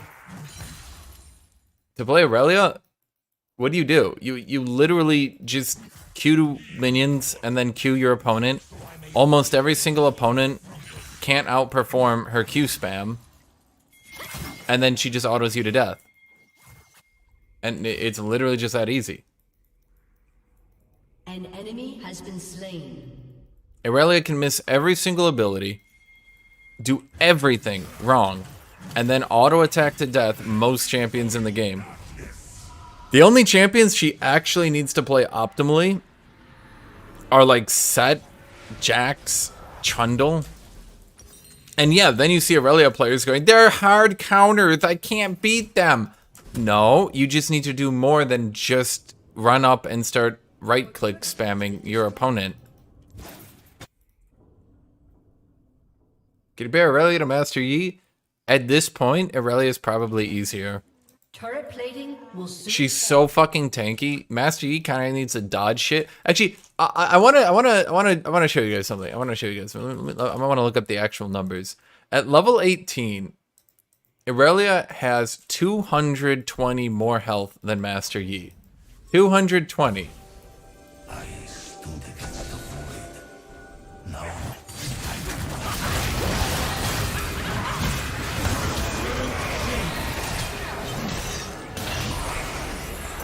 Okay, well that ignite just kind of dicked me. An enemy has been slain.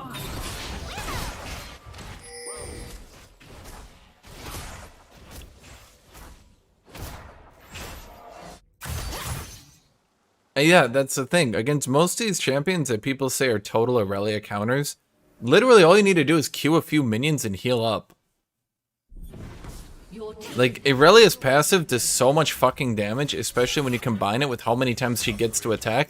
She can basically just auto-attack 2-3 times, Q back to a minion, and that's it. You've won the trade. Aurelia, like, let me put it this way. If Aurelia auto-attacks you one time, a single time, that's 1.3 AD ratio with her passive. And it's not like she's got low base damage to compensate for that. She puts out 1.3 AD. She auto-attacks again. She auto-attacks again. So she Qs to a minion, auto Qs back, right? Now, how much attack speed does she have from her passive? That's what? 30%? 30% attack speed with a very high base attack speed? You don't need to sit there in melee and all in to death these people. You can literally just hit set 3 times, Q back to a minion. He's going to be down half his health bar.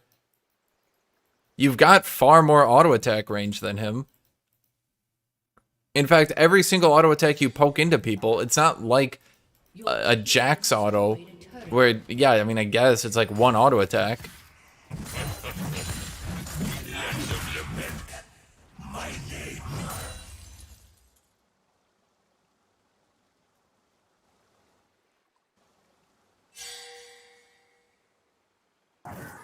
Well, to be fair, most Master Yi's just use Meditate as an auto reset.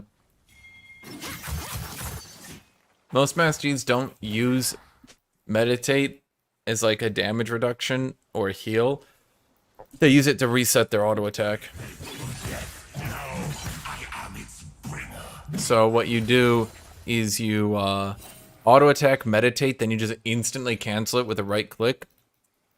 So you do like Q in, auto attack, meditate, auto attack, and kaboom.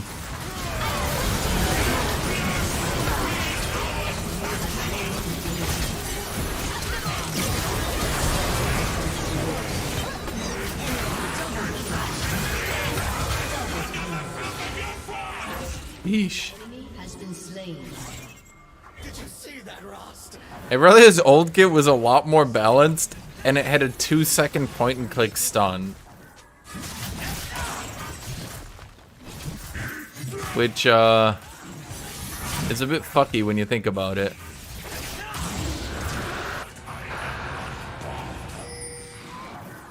Noble is this carnage. It's particularly funny when you actually think about it. One of the things they wanted to do with Aurelia was make sure that she couldn't just Q spam opponents like she did pre-rework, because they found out that her Q spamming opponents and not having to get resets or anything like that made her too low skill. So what is the cooldown on her Q right now? It used to go down to 6 seconds, which was considered too short. She could Q spam too well with a 6-second cooldown. It's now 7 seconds. With rank 1 ult, 6.5. With rank 2 ult, 5.5. With rank 3 ult, 4.5. So it went from 6 seconds to 4.5 to reduce... Wait, I'm mathing that out in my head. Destroyed a turret.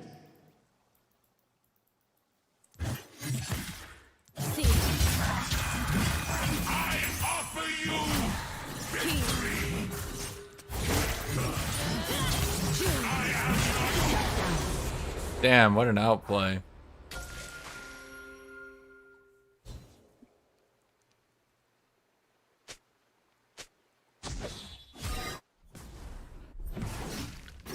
The optimal way to play Aurelia is to Q at your enemy and just start right-clicking.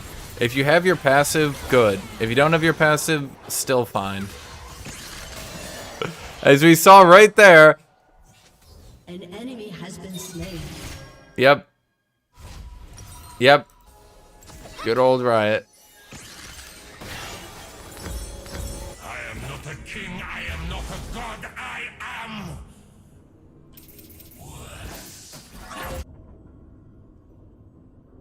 Her E went from hit your E in order to gap close and do damage to hit your E to literally one-shot anyone on the map, but if you don't hit your E, you'll out-DPS them anyway. Which, wow, that... What? And then when you combine the fact she's got lane sustain... What? So, if she misses everything, she DPS checks you. If she loses the trade, she out-heals you on the minions. Where the fuck is the downside here? What am I missing here, Riot? Wait, what am I missing? I have to be missing something.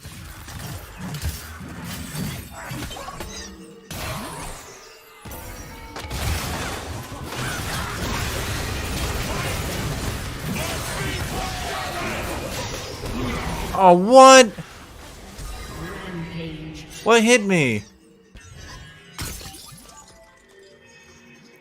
Your turret has been destroyed. Well, I did fight her. You mean, why did she run at me and Q me?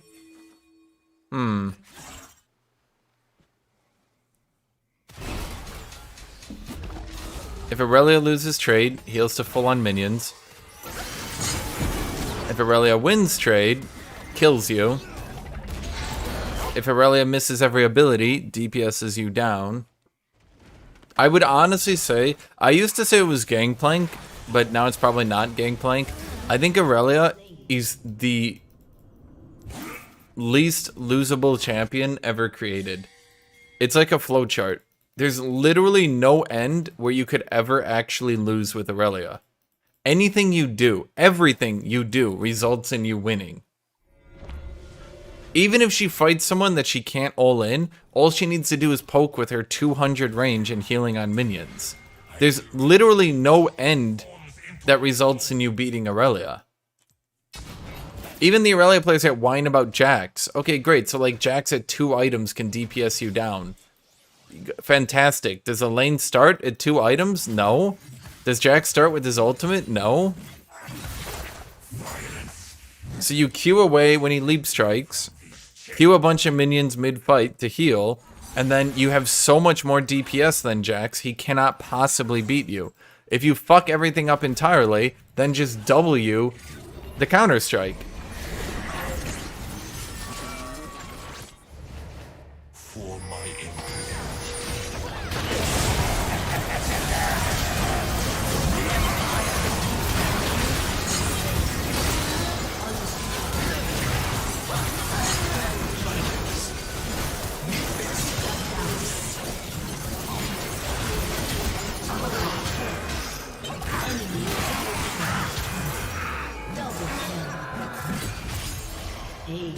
Okay, that Aphelios literally straight up ignored me. And it really fucked with my brain. A summoner has disconnected. Because I kept expecting him to walk away from me. And he just kept walking. He literally just ignored me. And I kept not critting my Q because he was straight fucking ignoring me.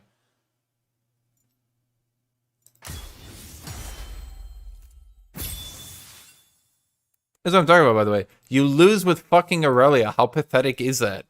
That's what I just don't get. Like, how the fuck do you lose with Aurelia? How do you do that?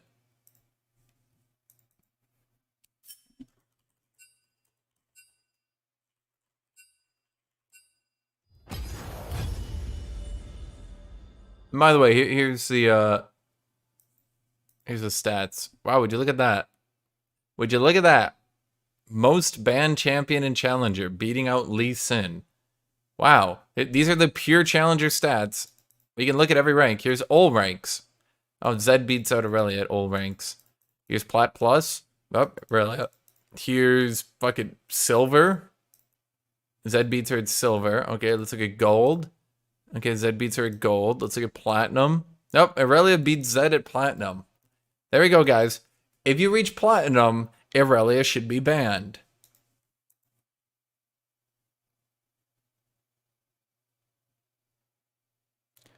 I don't think Aurelia has a worse team fight than Aatrox. Aurelia's ultimate is one of the most devastating team fight abilities in the game. When it had disarm, I honest to God used to joke that you could just press R on Aurelia and you would outperform most champions if you did nothing else in a team fight.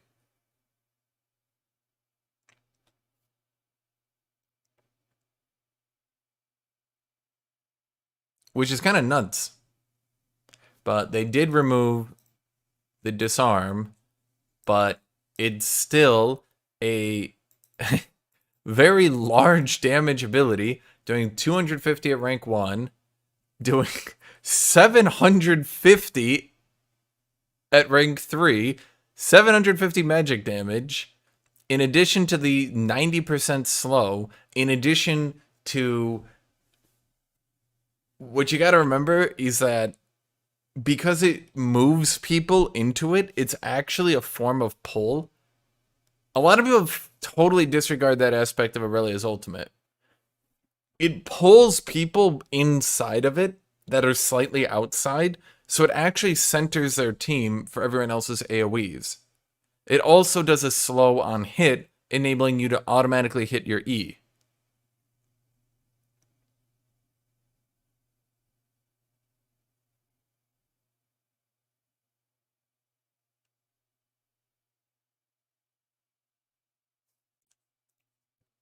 Saying you can beat her with Tahm Kench is like saying you can beat literally everyone with Tahm Kench. No shit, Tahm Kench's early game is fucked up, dude.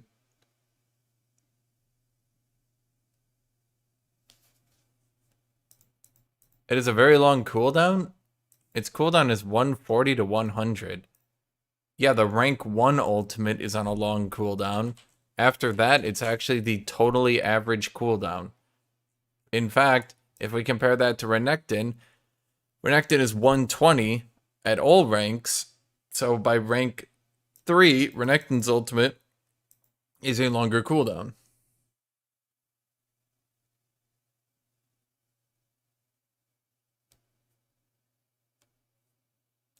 I didn't think Aurelia having tenacity made her so hard to balance.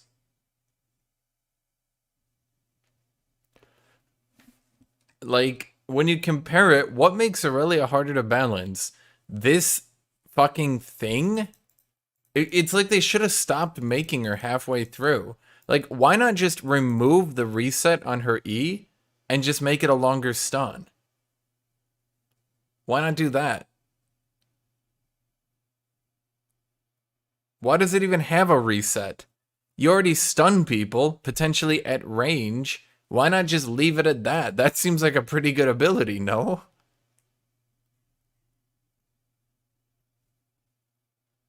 Seems a little bit fucked up that it's a stun that does damage at range, and also it resets her Q so she just kills you. In fact, when you actually look at her E and you consider...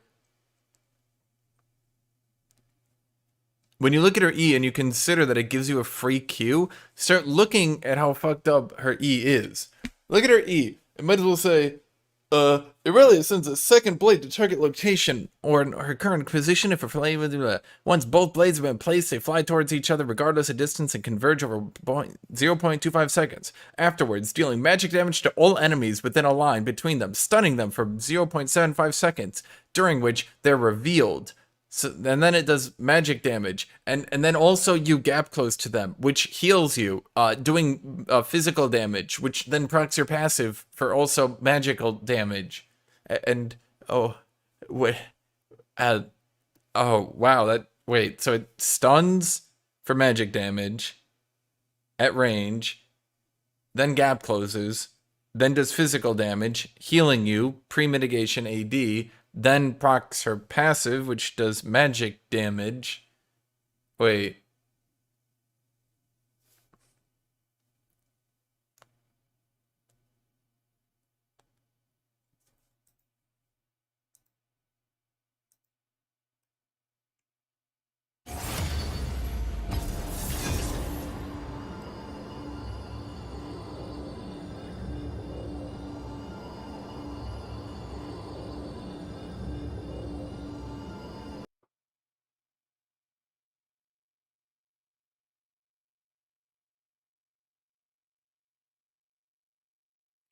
The difference between Aatrox and Aurelia is they straight up ripped out the components of Aatrox that made him difficult to balance. They straight up ripped them out. And that's what a lot of people also don't want to talk about. That shit got ganked. Think about everything they removed from Aatrox, okay? So they removed the Mutilate passive. They removed Double E. They removed Revive. They... oh god, what else did they do? They made his Q cooldown different, so you couldn't go infinite Q anymore like Riven. They made his passive no longer get reset merely by using abilities. You had to hit champions with damage. Like, holy shit, when you actually look at how much they ripped out of Aatrox, why don't they start ripping shit out of Aurelia like that?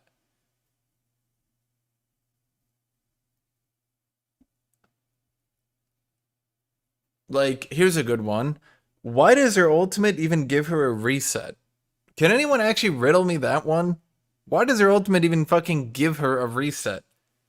Even if you can dodge every E, it's so fucking hard to dodge her ultimate because it's so fast and wide. She literally just Qs to a minion, ults, gap closes to you, can gap close again. Oh wait, you can't run away and you're dead. Oh my god, I really need to go to the bathroom, but this fucking Q, dude. What the fuck is up with this Q?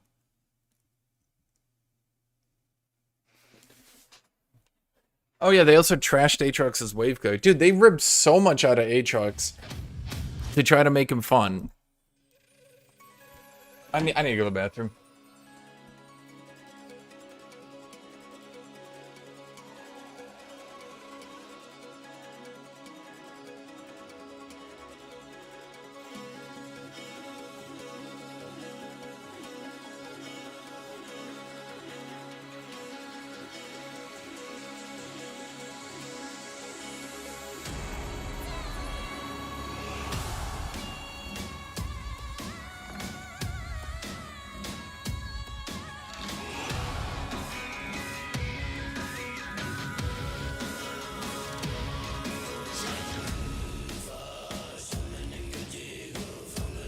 Oh, it didn't pop? Damn. I was hoping to get fucked.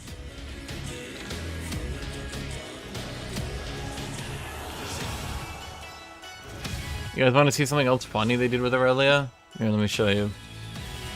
Do do do do do do do do do do do. Here's Darius. 2,282 HP. This immobile monster truck champion needs to be tanky in order to survive through the late game team fights. 2,390 HP. This hyper mobile healing champion with insane DPS and stuns and range needs extremely high HP to survive through late game team fights? Wait. She has more than 100 HP at level 18 than Darius. Wait a minute.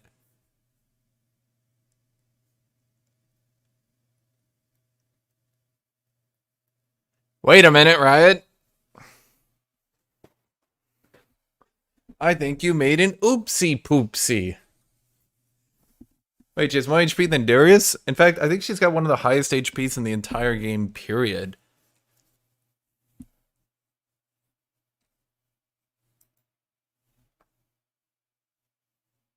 Where is it?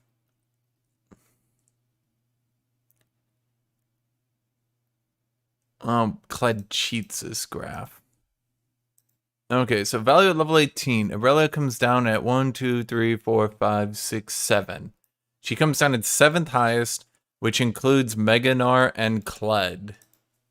So, excluding champions who cheat, she's actually 5th highest.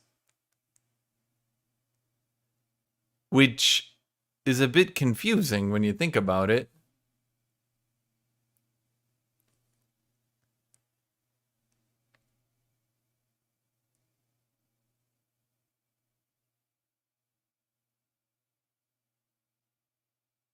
She's so broken. Seriously, you guys want to see how fucking disgusting it is right now? Here, look at this. Look at this shit. Look at this shit. You cannot fucking tell me. I promise you, there will be literally no way you could convince me that Irelia deserves at all ranks. In fact, can we let's go all the fucking way down to bronze. Here we go. She's the 5th highest picked top laner in fucking bronze with a 50.8% win rate. What the fuck? You're telling me Irelia is as hard to use as Mord in bronze. Let's go to silver. The 5th highest picked champion with a 50.98% win rate in silver. Now, guys, let's compare her to other top laners who aren't extremely simple to play. Riven has a 49% win rate. AATROX has a 48% win rate. Even Yon can only get to 49%. I mean, let's look at anyone who's even slightly difficult. Camille, 49%. Okay, well, actually, most of these picks are extremely simple, aren't they? Silas at 47%. Gnar at 48%. Oh, but here we see Irelia at 50.92%. A couple of games being winners instead of losers, and she'd be 51% win rate. What the fuck? Riot? Okay, you know what? Let's go to gold. So here we can see gold, the 2nd highest picked champion in gold with a 50.35. So you're telling me these fucking gold players can play Irelia better than they can play Garen. More gold players are like, damn, better bust out that really simple champion for top lane, Irelia. Not Garen, Irelia. Riot?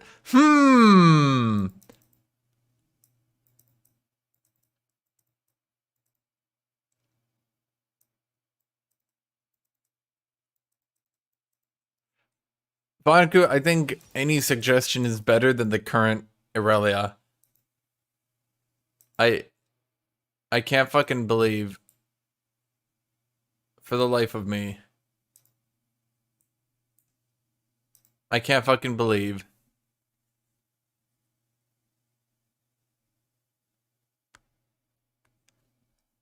that these motherfuckers, honest to fucking God, think that it's okay for a high skill champion to have a high win rate and pick rate across almost all ranks.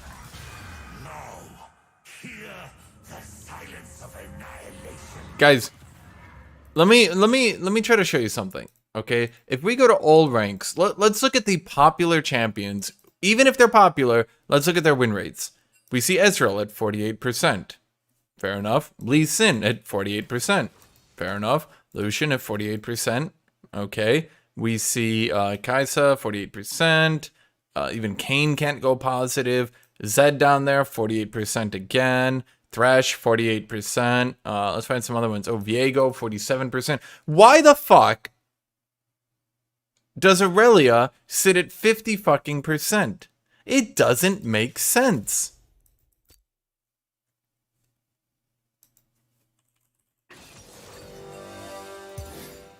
I'm going back to Justicar. I like those sound effects. The whoosh and his Q.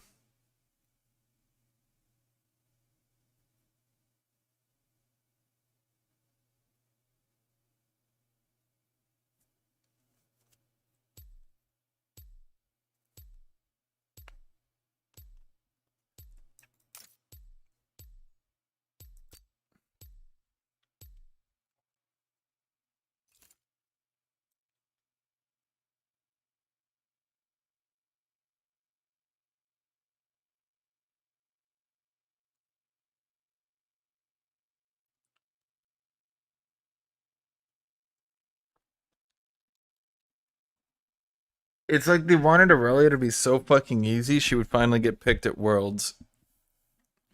I think Riot needs to give up the dream of champions with 90 different mechanics which can be used to one-shot people. I'm gonna be right back. I'll make a cup of coffee.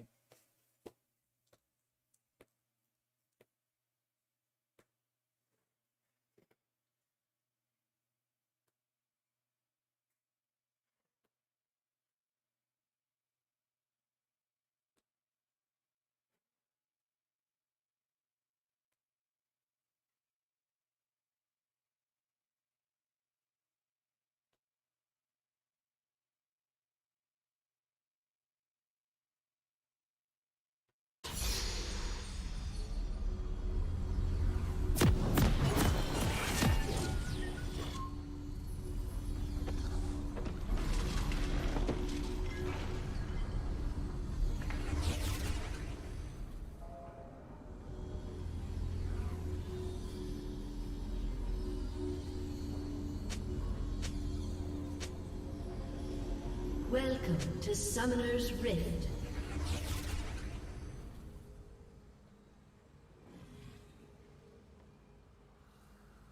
"30 seconds until minions spawn."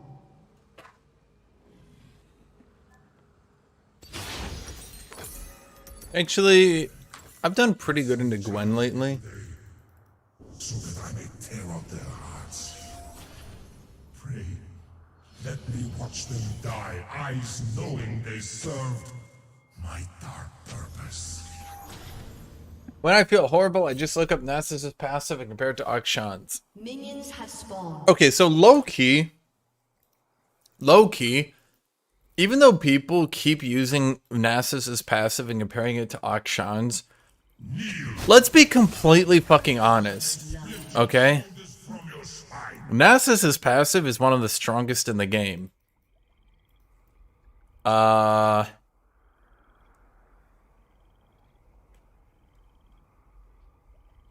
Yeah.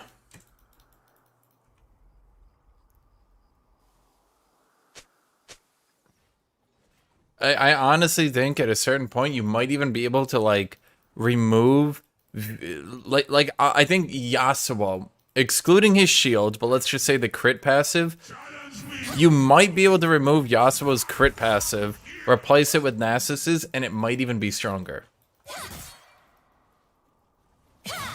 Just opening the game with more lifesteal is kind of strong.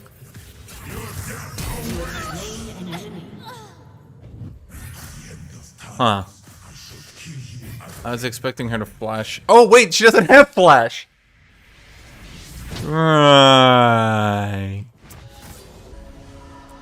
Outplayed by me into me. Winner, Hashinshin. Defeated, Hashinshin. Yeah, right, because she ignited me. How could she have flash? What are you, stupid, chat? How could she have flash if she had ignite? You all lied to me.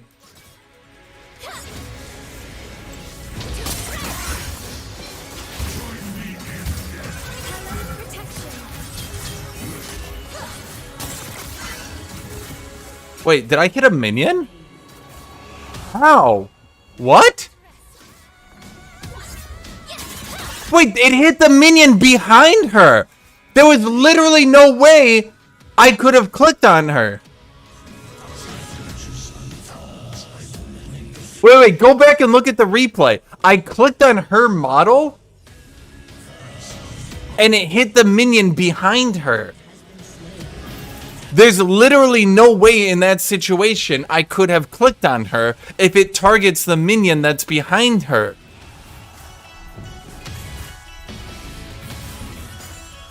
What the fuck?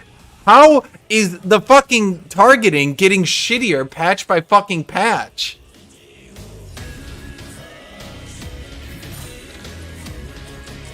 Literally go back and look at it. The minion was directly behind her. There was literally no way that I could have clicked on Gwen in that situation.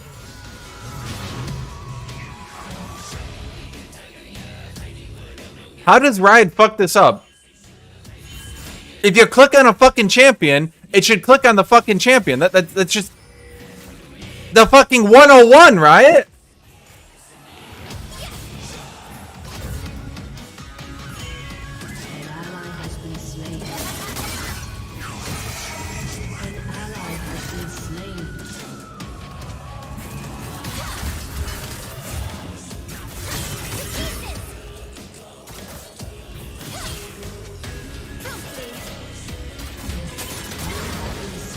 Ugh. Okay.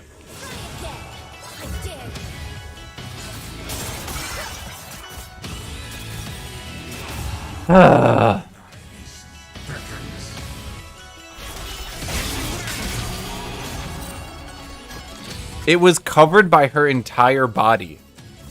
I didn't even realize there was a minion behind her until I went back and looked at the replay. Like, her entire body was in front of the minion. It was like this. And I clicked on her, and it targeted the minion behind her.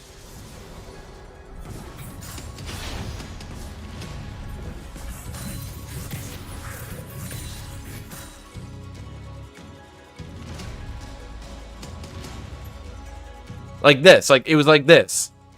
Like, imagine clicking on AATROX in this situation, and it hits the minion behind him.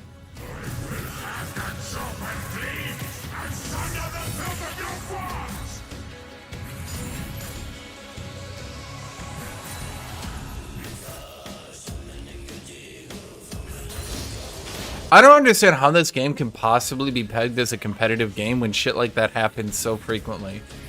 I feel like bugs like that happen so fucking often that the player base just kind of accepts it happening. You know what I mean? Like, that's just normal. Like, oh, Hashinshin, tough luck, buddy. Guess your character just targeted the minion behind her.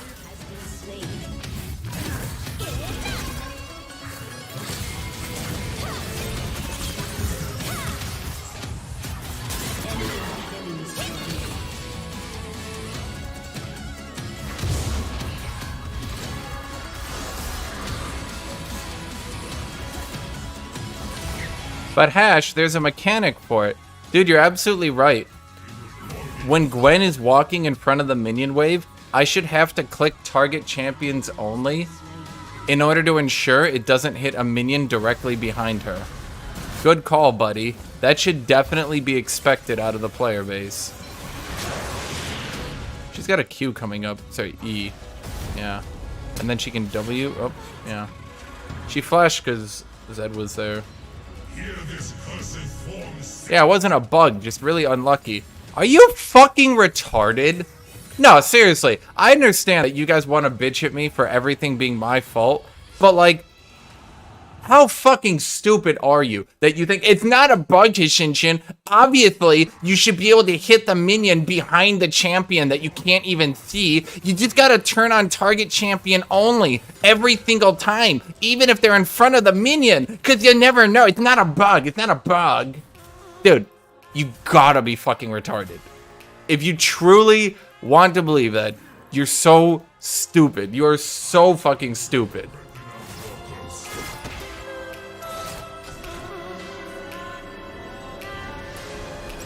You want me to get the frame, the exact frame, where her model is highlighted, the cursor is dead center on her, and then it hits the minion behind her? Do you want me to get the very fucking frame where that's happening?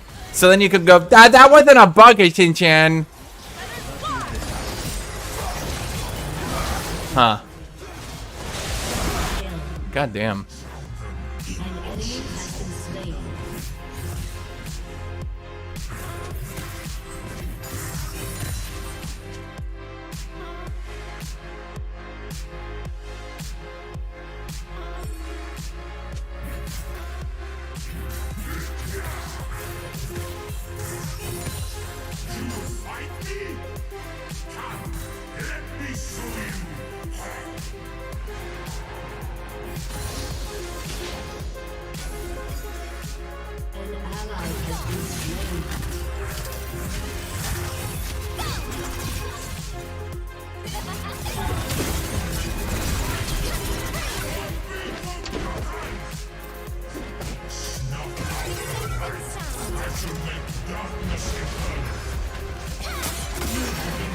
Why is a Mumu here? Why does a Mumu get 2 Qs?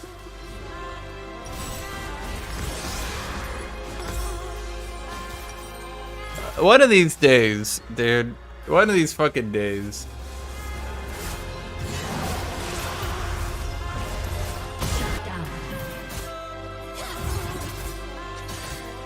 Hi guys, we're gonna make a Mumu viable at the high ranks. Oh, how are you gonna do that, Riot? We're gonna give him 2 gap closers, each of which does a stun. Nice joke, Riot. But what's the real thing you're gonna do? Yeah, we're gonna give him 2 gap closers, and they both stun. Ally has been slain.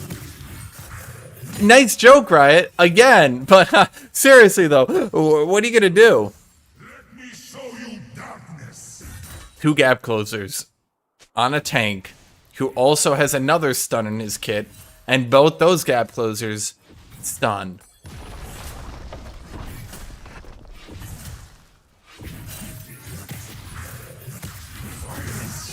Okay, Riot, but what if he stuns you twice with them?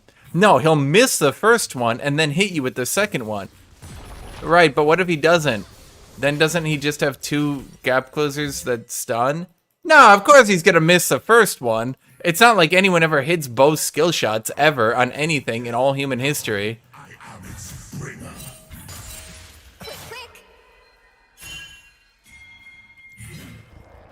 But what if he doesn't? And what if he has an ultimate, you know, that also stuns you?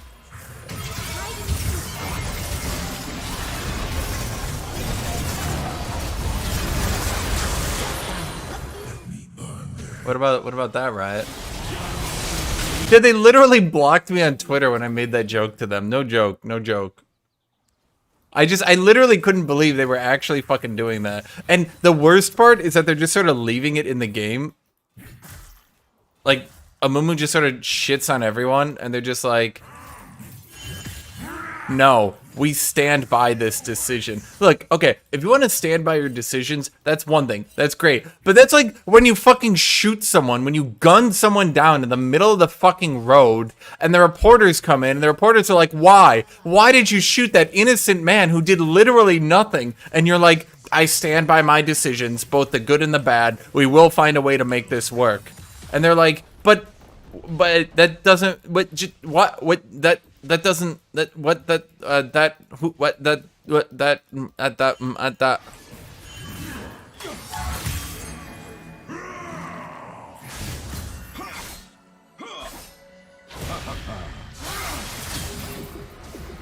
I think I'm fine.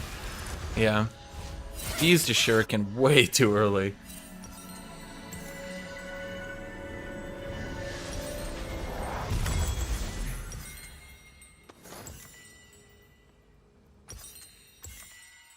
For my imprisonment, they will suffer.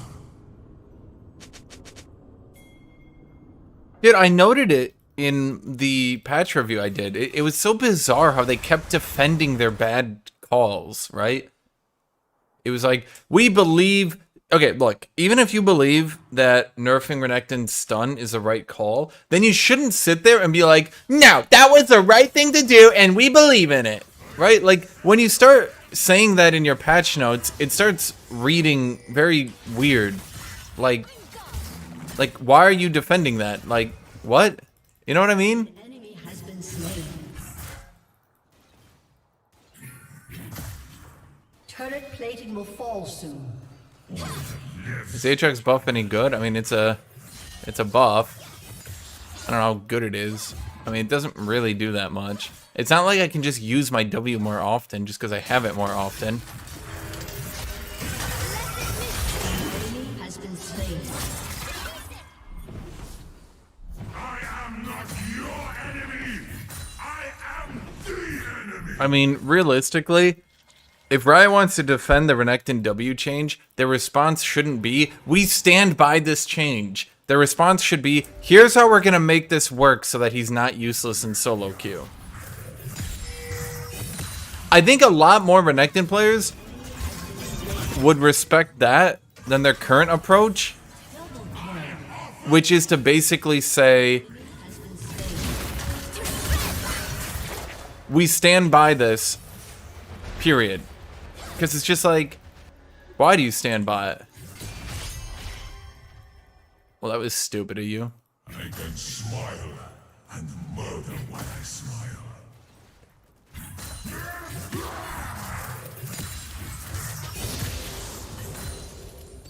If they came out this patch and said, we're reverting the Q healing buff, or sorry, nerf, we're giving him back his health on his ultimate, and we're gonna do X, Y, and Z to ensure that he stays viable in solo queue. If that's what they did, I think people wouldn't give a shit as much. I truly think that. They went wrong when they're defending their change without fixing it. We killed the alligator, but we think it was the right thing to do. Doesn't exactly read well.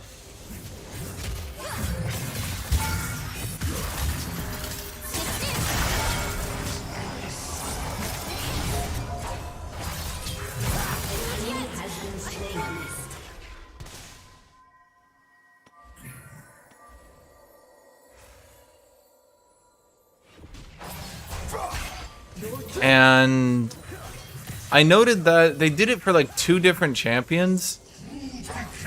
And they're also doing it for a Mumu. Look, if you want a Mumu to have 2 Qs, first off, what the fuck is wrong with you? Like literally, Riot, what the fuck is wrong with you that the only way you could figure out how to make a Mumu viable is to give him 2 gap closers that each stun? Who thinks of that? What is my response to that? Just, what? My suffering, I will make it bloom. It's not even about making it idiot-proof. It's like they wanted to add skill to the champion by making him have to hit more skill shots, but in return, it's so stupid. It's just so stupid. Your team has destroyed a turret. It's like, I don't even give a shit if it's balanced. It's just stupid. Forged by my Like, I don't know, man. There comes a certain point where even if you can make something work, my response isn't going to be, good job for making it work. My response is going to be, but why? Your turret has been destroyed. Your team has destroyed a turret. You know? Like, congratulations, you got a Mumu to 50% win rate. But why?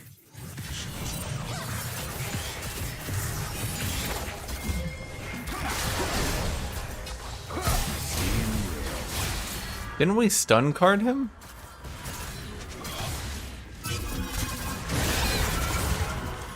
Gwen is immune. Gwen is immune. Gwen is immune.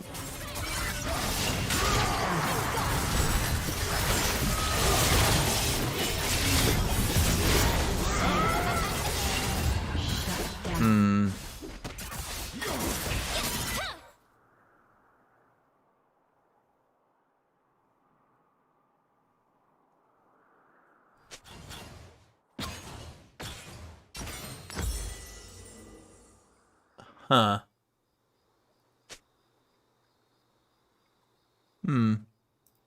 That's a lot of magic damage coming out from that dude.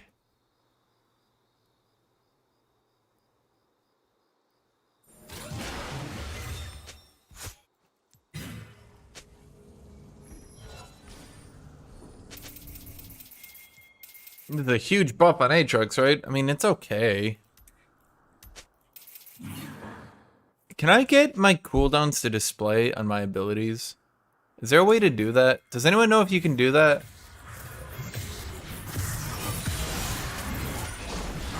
Can I get my cooldown to display over the... Wait.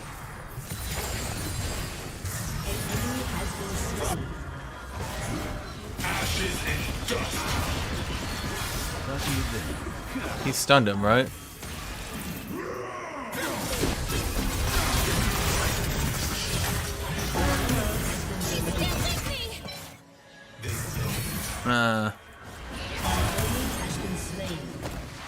Okay.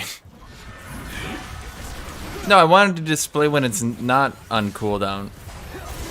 But I can just like know what the cooldown is, cause I mean 15 seconds isn't bad.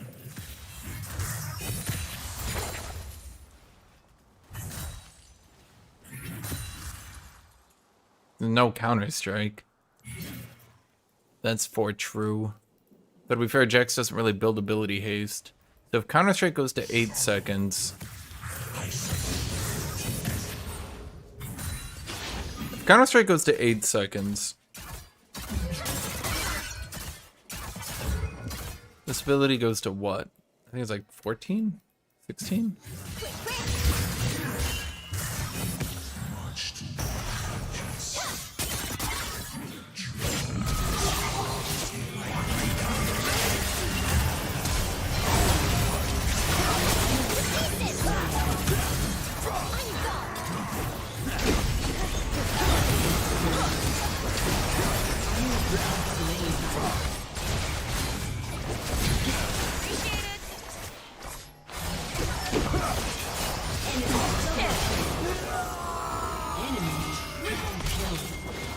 An enemy has been slain.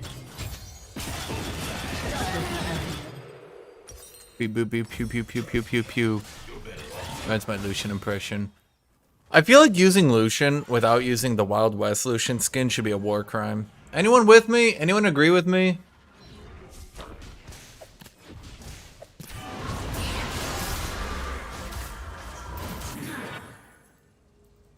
Any agreeers in chat?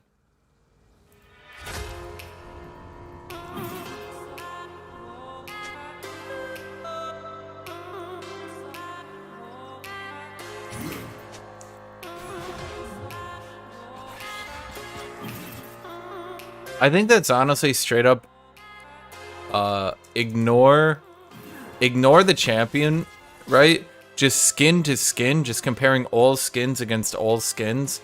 I'm fairly confident that that is the best skin in the entire game.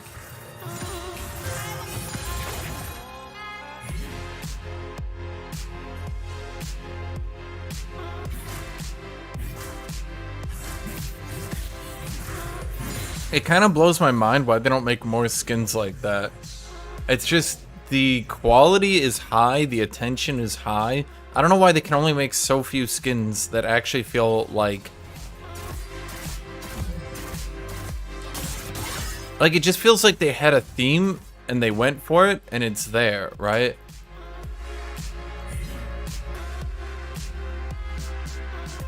Maybe it's because they need to make so many skins each patch. I don't know.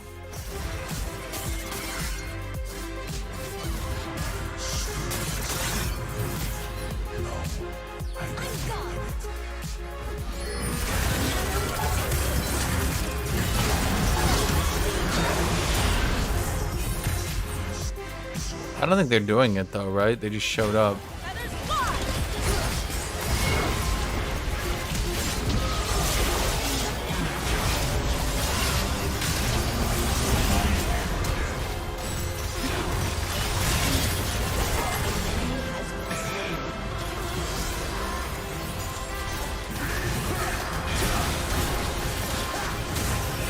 High Noon Urgot. I literally can't believe that that skin actually released. How bad is that skin? Honest question. How bad is that skin?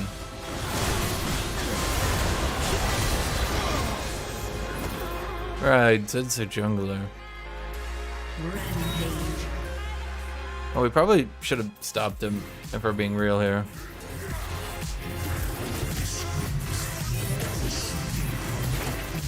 Is there a skin that's worse?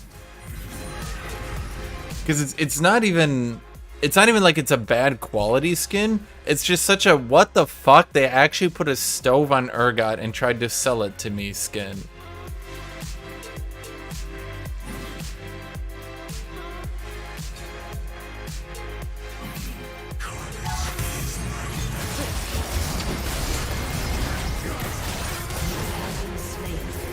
Oh, okay.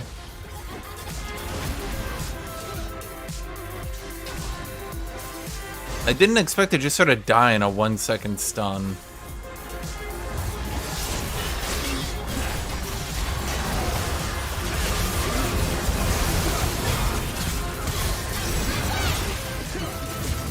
Damn, she fast though.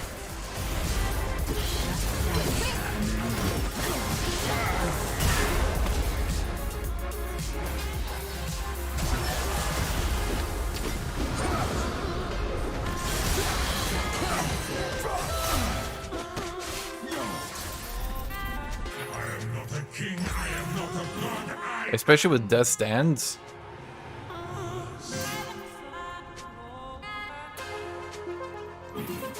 Aatrox is actually very similar to Anivia gameplay-wise.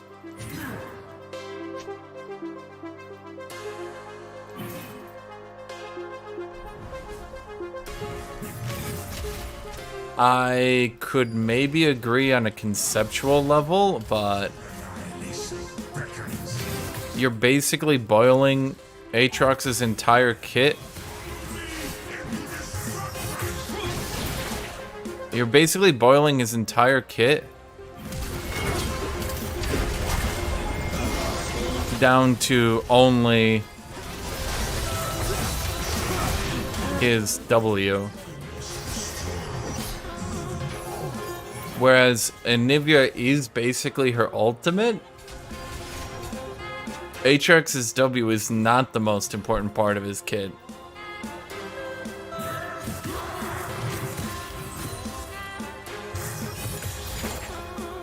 While they kinda sorta have a similar hit and like put a field down, then try to hit their Q over the field playstyle, Aatrox's is not the most important part of his kit to be doing that, whereas that's basically Anivia's entire kit, to the point where Aatrox's other ability helps him hit his Q, and Anivia's other abilities help her hit her ultimate. You know what I mean?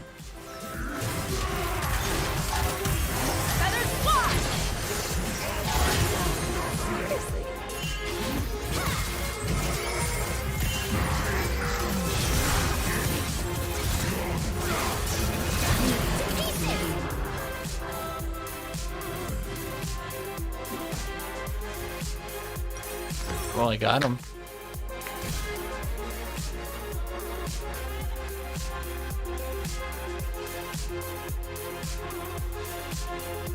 Yeah, it's like saying that Jackson Xin Zhao, although Xin Zhao's been reworked so many times, he's not really similar. I mean, who would be one way to put it? It would be like saying...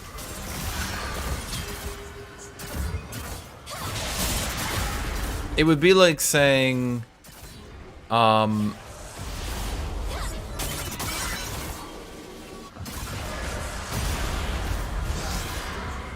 Xin Zhao and Jarvan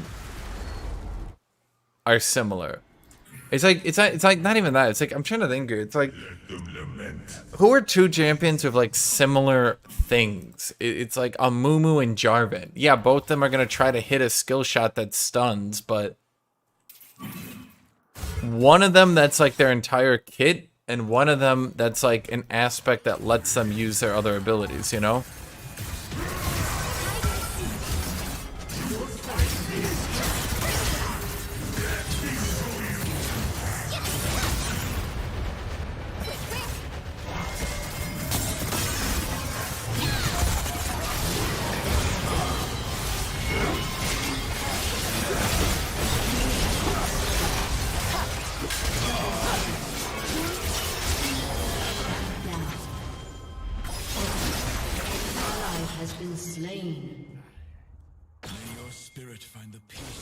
Katarina and Samira are probably good examples.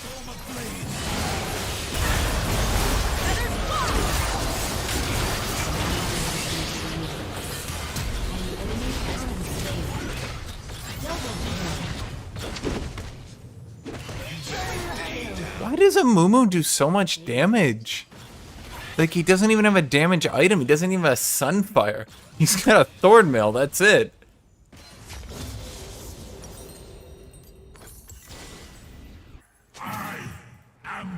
Okay, but Lux, Morgana, and Nico are disturbingly similar. To be fair.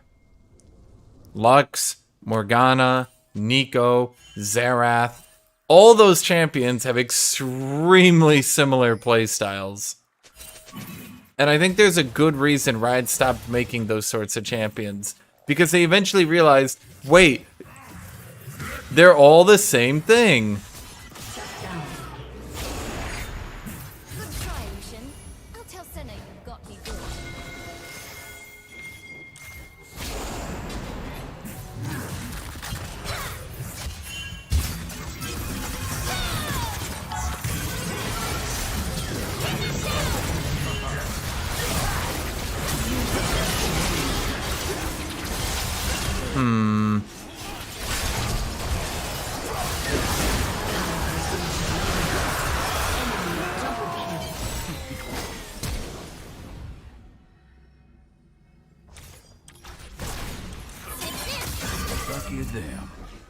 How did that work out?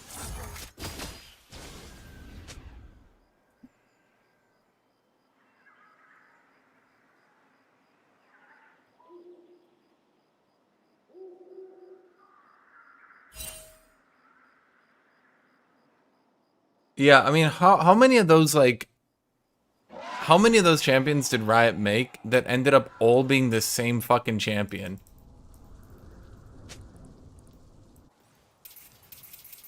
They made Lux, they made Nico, they made Xerath, they made... let me think here. They eventually sort of changed Ziggs enough. Morgana. God, how many of those mages did they carbon copy off each other? Violence. Distracts me from these chains.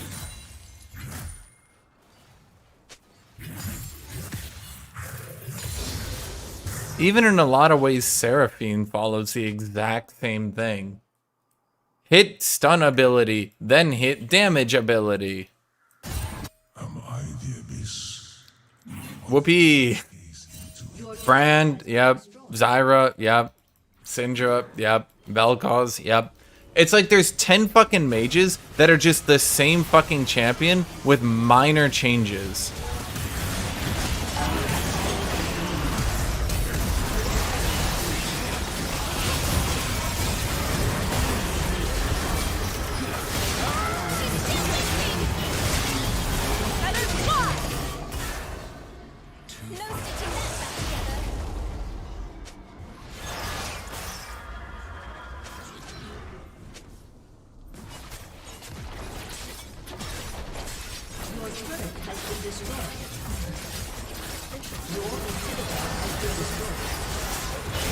Rise eventually got changed a bit.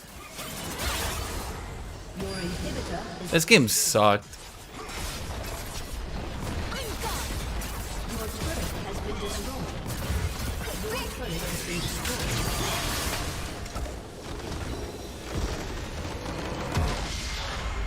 Defeat.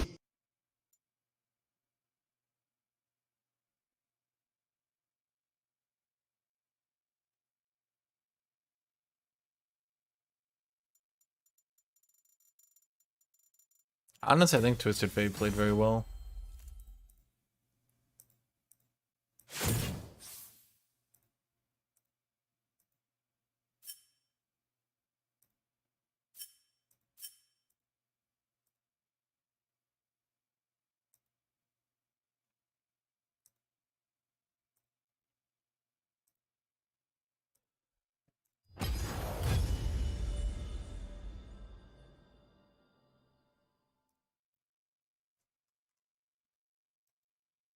Here's the exact frame, by the way, where it targeted the minion behind her instead of her.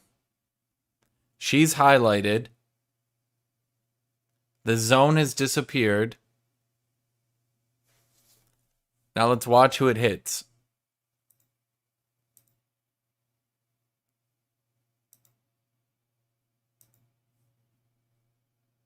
Can we go back a tiny little bit?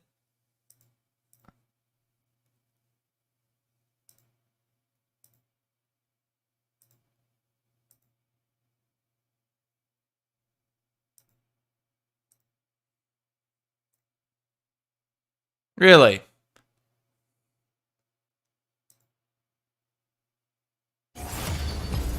Yes, that should have targeted the minion. You guys are smart as hell. Yep. Clearly should have been hitting the minion on that one.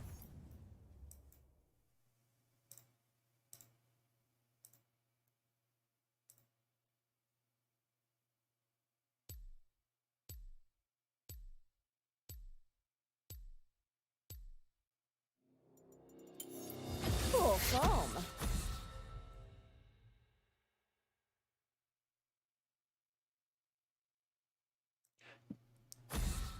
Yep. That minion behind her, that's the one I was trying to click, Riot. Good call.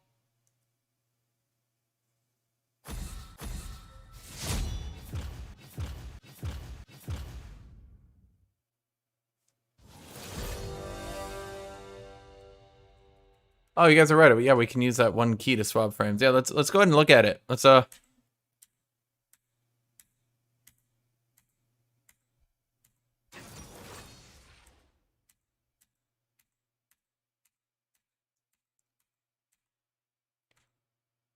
Here's her field up.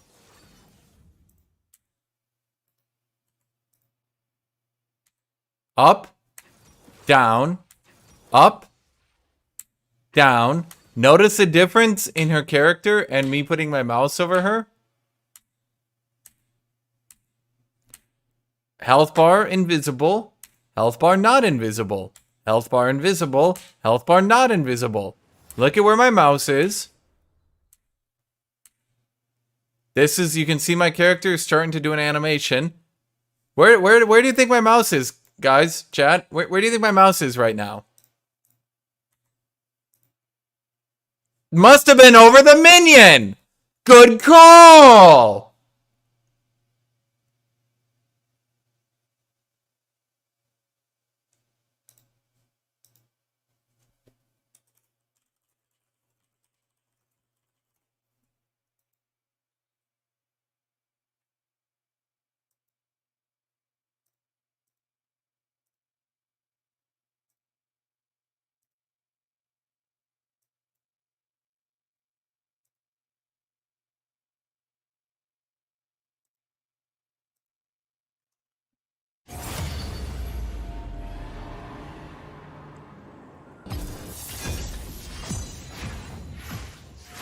You click slightly off Gwen's hitbox.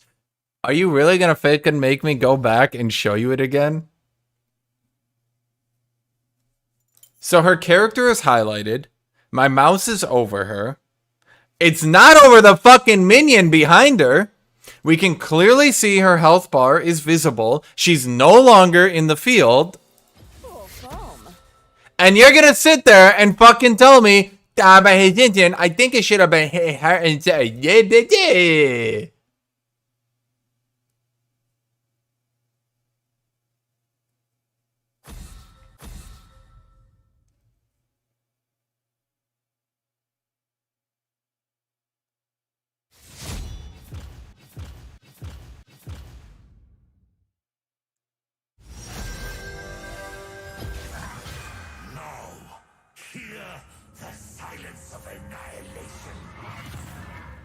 Bug, yes. Were you still dead? Also, yes. No, my dude, a full Conqueror AATROX passive at that level would have out-healed an auto attack from her.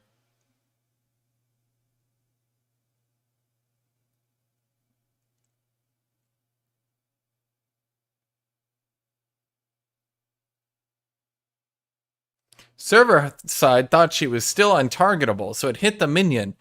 I'm fairly certain the server can suck a fucking dick and shut the fuck up. If it's telling me, if you right-click this, you will hit this highlighted character. Their health bar is visible, they are visible, you can hit them. Fairly certain if it's telling me that, it shouldn't fucking click the fucking minion behind them.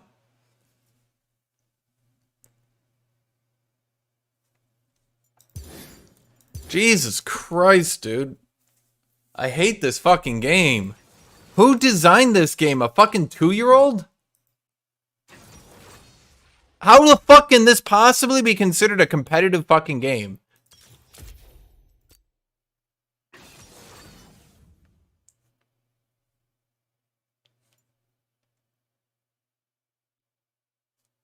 Jesus Christ. It's like fucking baby's first game. I don't know how to code clicking. I'll get through whatever.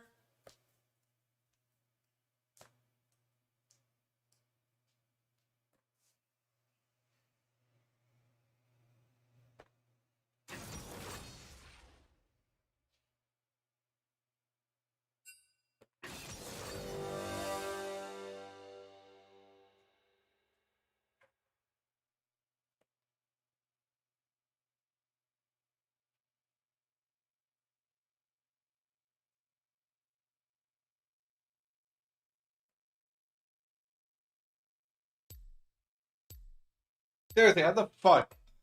How do you fuck? How the fuck do you fucking pretend to be a competitive fucking game if you can't even fucking click on enemies?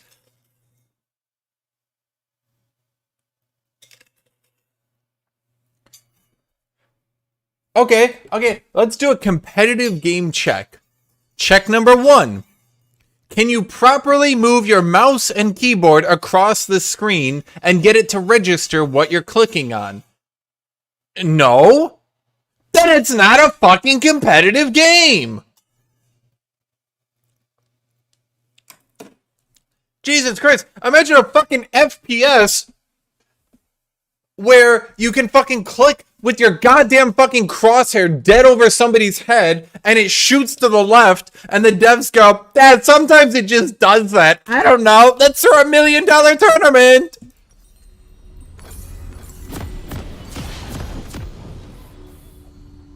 I shall not kiss the ground, nor let myself be wielded as a tool. I am damned, but I will remake this world in my dark image. Welcome to Summoner's Rift. Thank you, Alternus.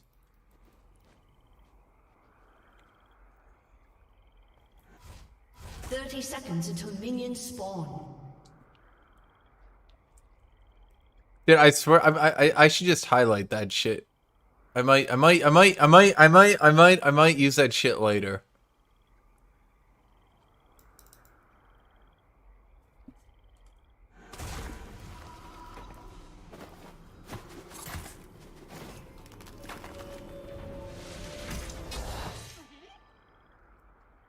Minions have spawned.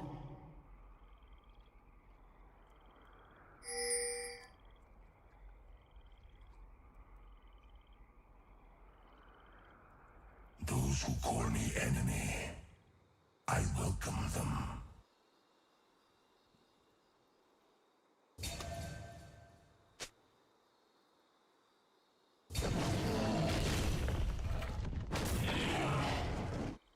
Desyncing from the server is different from you can fucking click, like, okay, guys.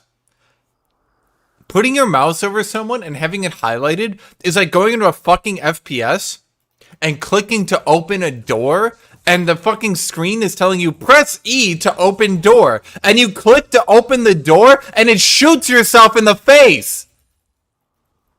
And they're like, the two systems are really close. There was literally no way to properly.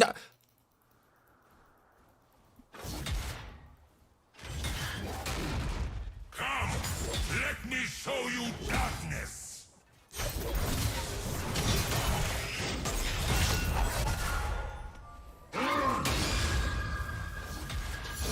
Okay, you can't chase me down. I know you're angry, but I must destroy.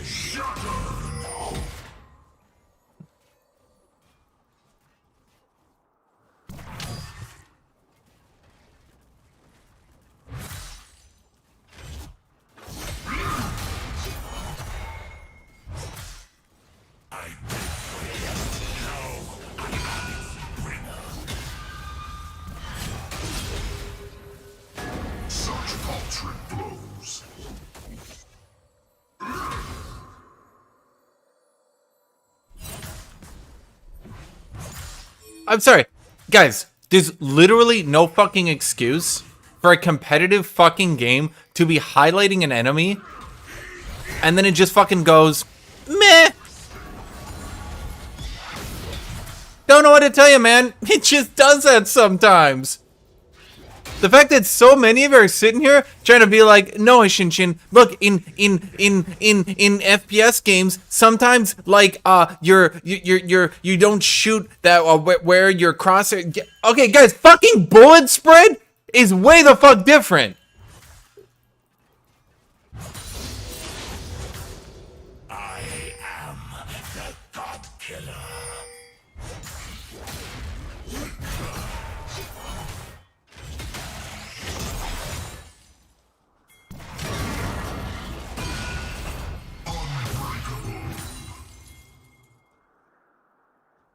I will render these mortal forms into my own.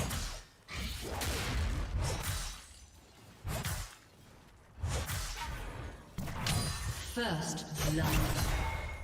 An ally has been slain. Enemy double kill. An enemy has been slain. An ally has been slain.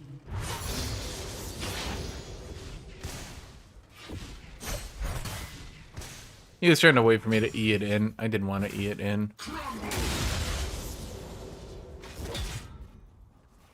There is a darkness An in my ally heart. has been slain.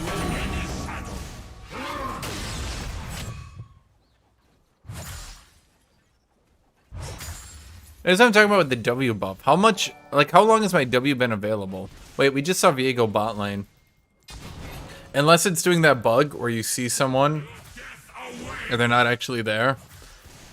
You know, just another one of those normal fucking bugs in a competitive game. Ha ha ha ha ha ha ha ha ha ha.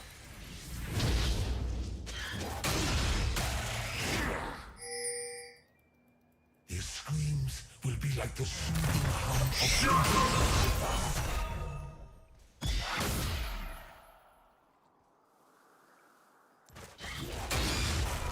Yeah. I really needed Phage to make this work. I wonder if I get Pickaxe and he gets Bramble Vest. Do I do more damage or less damage? What do you guys think? Let's see, at this level, Pickaxe is worth about a 20% damage increase. Let me tear their flesh, Let's see, 30, that's basically... break their souls, Hmm. and murder their dreams. I'm pretty sure Bramble Vest wins. So he gets a healing debuff and I do less damage, despite the fact I spent more gold. I don't know how anyone...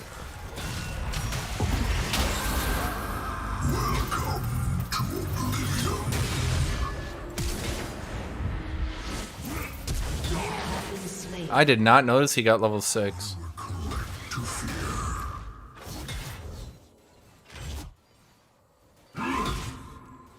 Hopefully you're back in the game.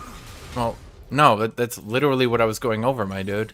I was literally talking about how he won that trade because I didn't get Phage. That was the entire point of everything I was talking about. So, I don't know if you weren't listening or...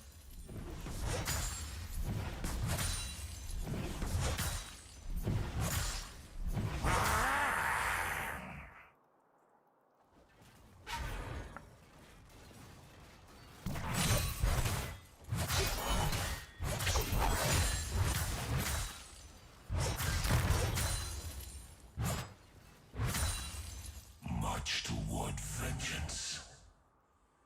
Drown this world in blood. Did he not back? Or did he back? No, he had to have backed.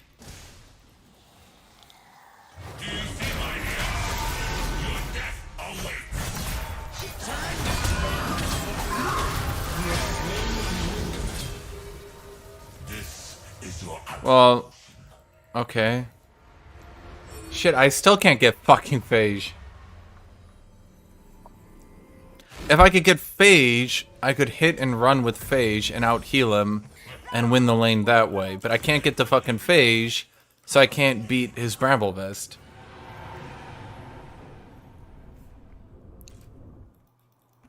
I mean, well, Viego put down his ultimate, and he's like, I'm teleporting right here! Here! AATROX! I'm gonna be right here! And I've got my third Q available, and I'm just like, oh, really?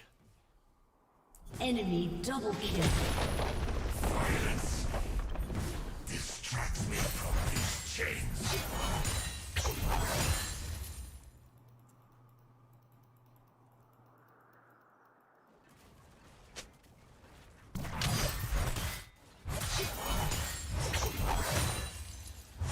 I will snuff out the light. I shall make darkness eternal.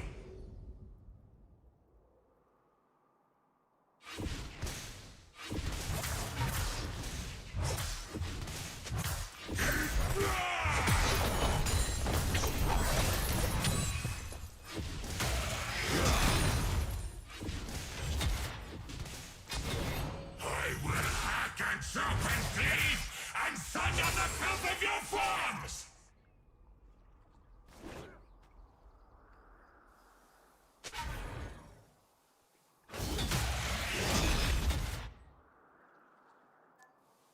An ally has been slain. That's kind of annoying. My blade can So he literally just built full armor. only incarnation. Within my grasp.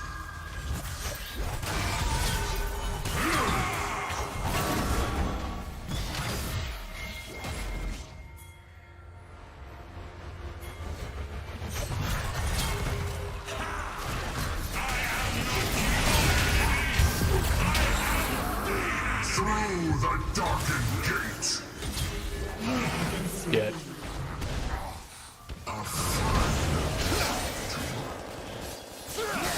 Has been slain. An ally has been slain.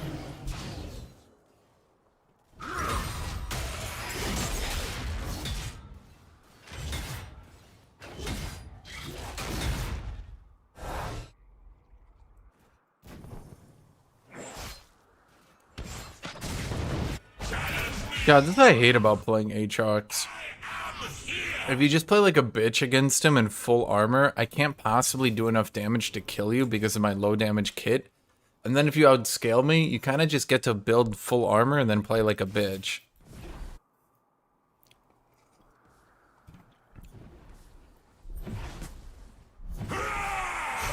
Yeah, no, that's what I was saying.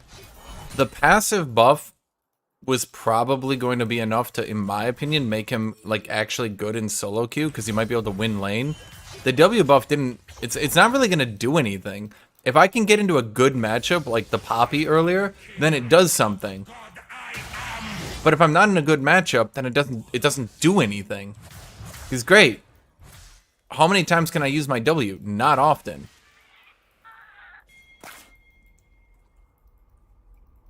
It's just not the sort of ability that you can spam out on cooldown.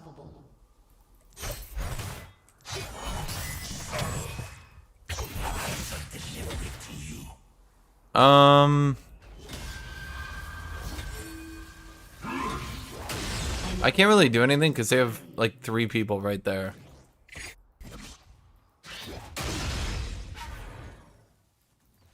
Carnage.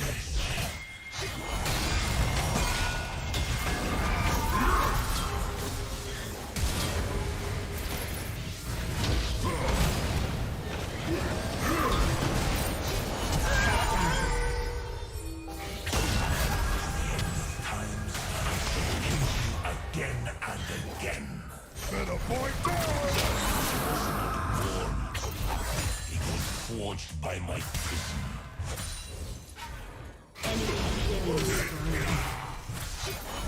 Messy.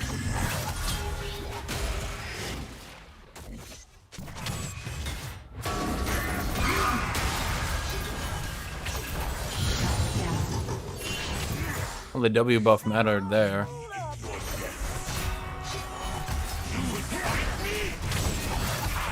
Let me show you hell.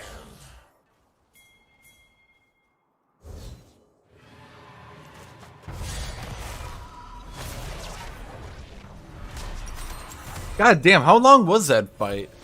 So it was like a minute-long fight. What the fuck?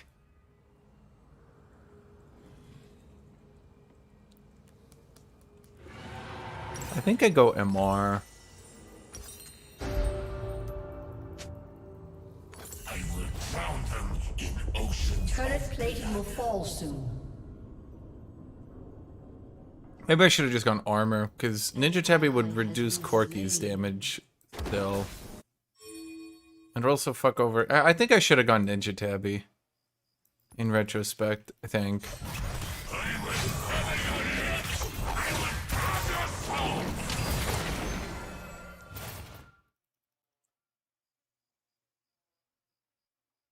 Well, the thing was, Viego ran at me when I had full Conqueror, and AATROX stacks Conqueror very slowly. So, if I can start a fight with Conqueror, that's a pretty big bonus. Gods, In my clutches.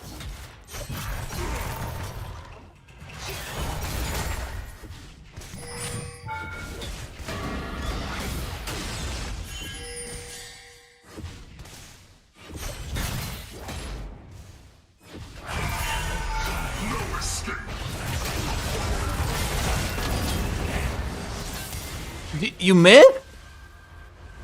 You missed your cue?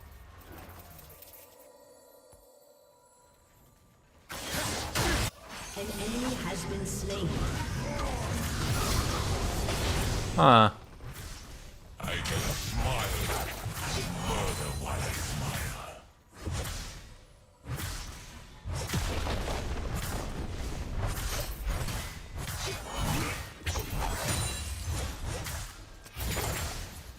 Your team has destroyed a turret.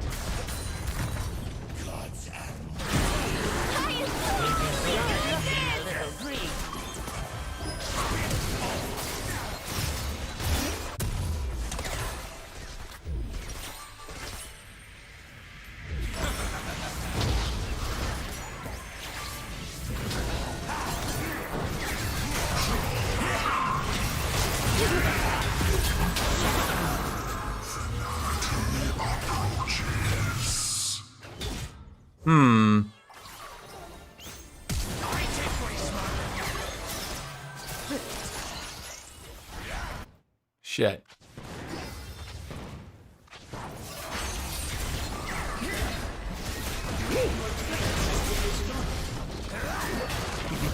Mord ulted me, so my Q animation didn't hit Twitch.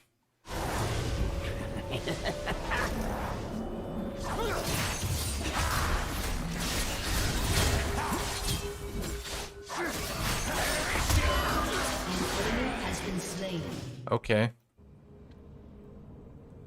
Okay.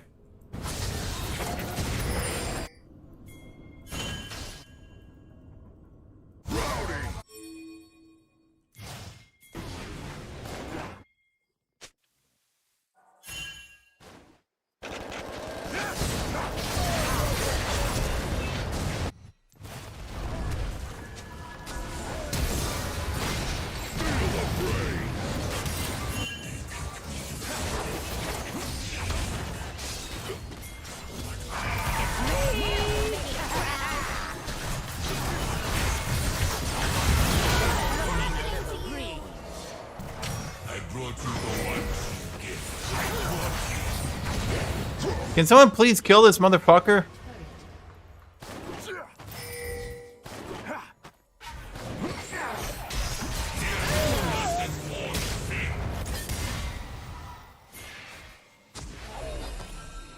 Why is he so fast?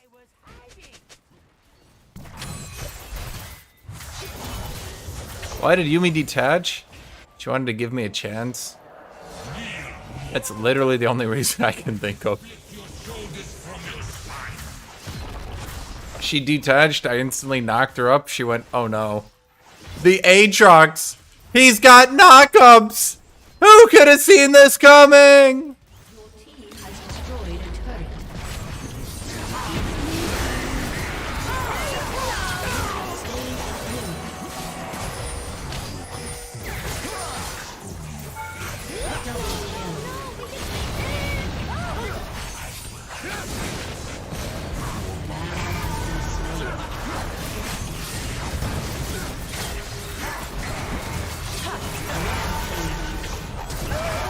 Your turret has been destroyed. Double kill. Okay. Where's Mord been? I haven't seen Mord around lately.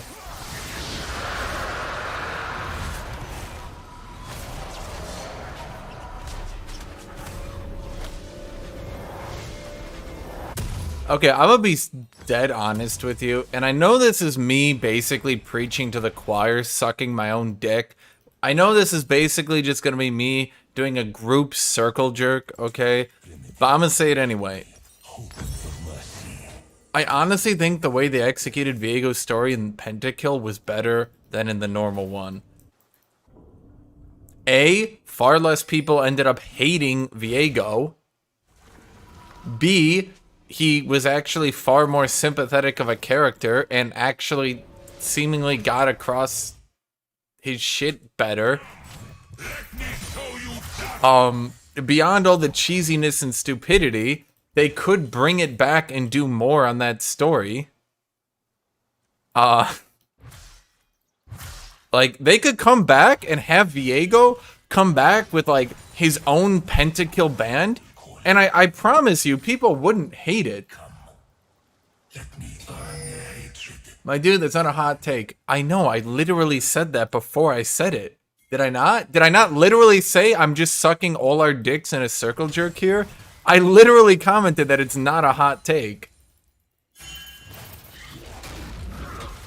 But, yeah. They could come back, right? They could put AATROX and company in Viego's new pentakill band, and people would like it. People would be like, that's kind of a cool, funny story, right?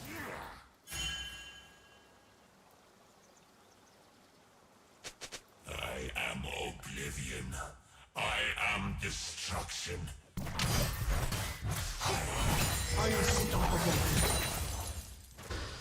Have Viego come back with his pentakillier band. You have like I don't even fucking know. Jeez, who would be metal these days?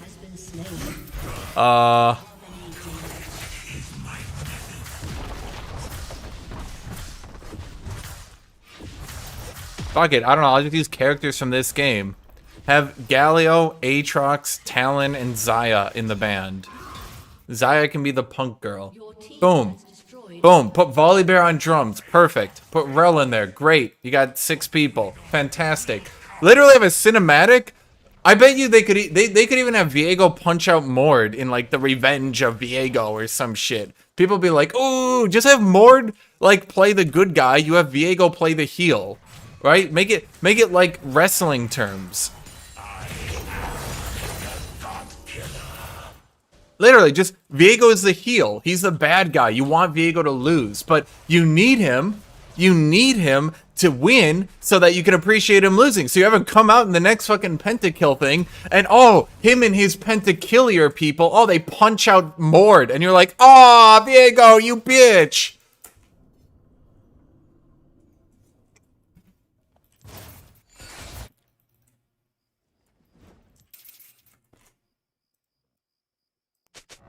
I'm just saying, it would work. It would work. I mean...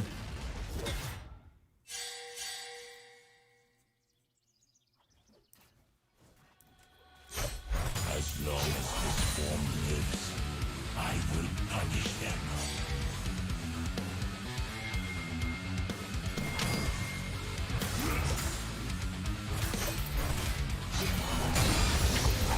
You guys have never watched wrestling if you don't understand why that would work. The point isn't that you want Mord to get punched out. The point is that you don't want Mord to get punched out. So when he gets punched out, everyone goes, ooh, Mord, you son of a bitch. Or, sorry, oh, Viego, you son of a bitch.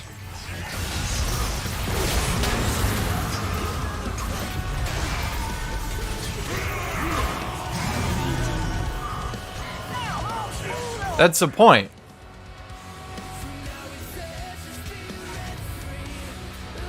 And the thing is, you just put popular, like they could seriously, like I'm not even joking, dude, they could literally redeem Viego's entire character with a heel run in Pentakillier. Just have like Volibear and AATROX, right? They just like hold Mord as Viego punches him. You're just like, oh, you fucking son of a bitch, right? Shit, that was really dumb of me.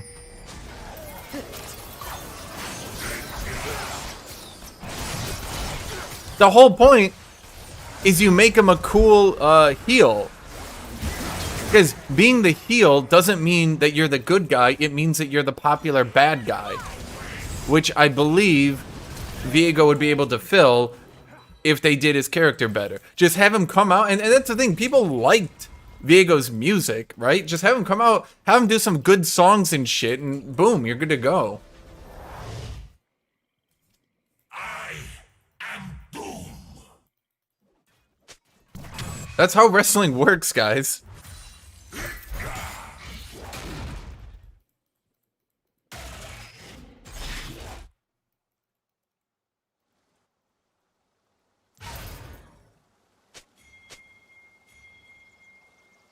If they put Yumi in Pentakill, I don't know how that would be received.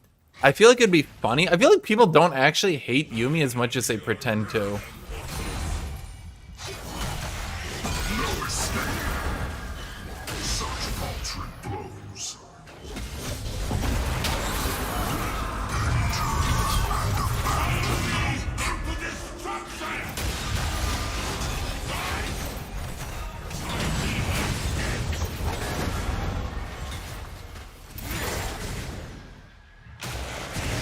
Shit.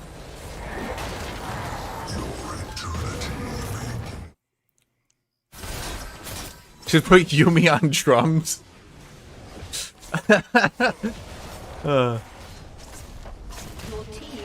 What do you guys think about that?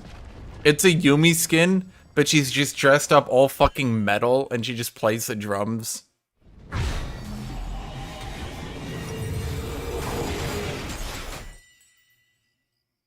It's her skin has unique voice lines that are all just metal as shit, but they do it in the Yumi voice.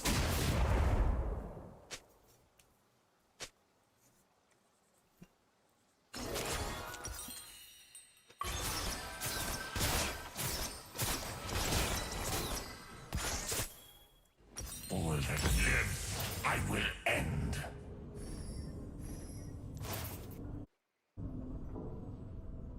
It's just it's just Yumi on drums.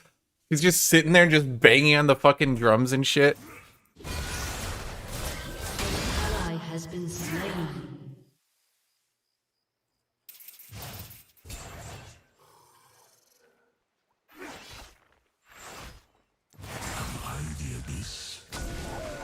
That'd be good. Wait.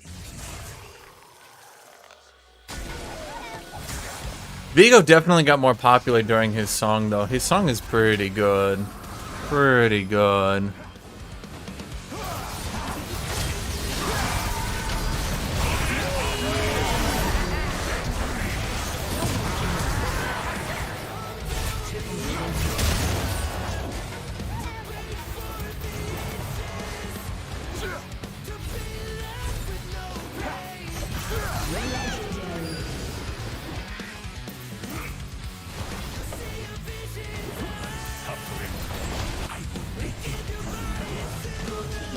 Yeah, Yumi, like, her skin is just Yumi dressed up in full leather playing a tiny drum kit.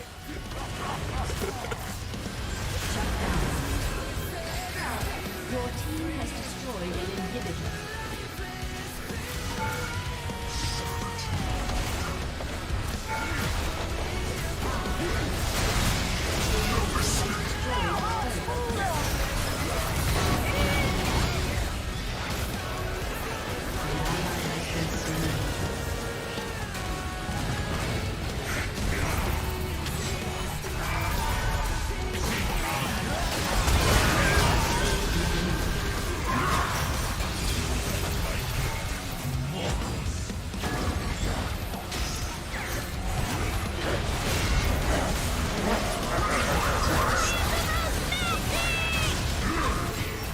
Shit, I should not have backed up Thresh. God damn it.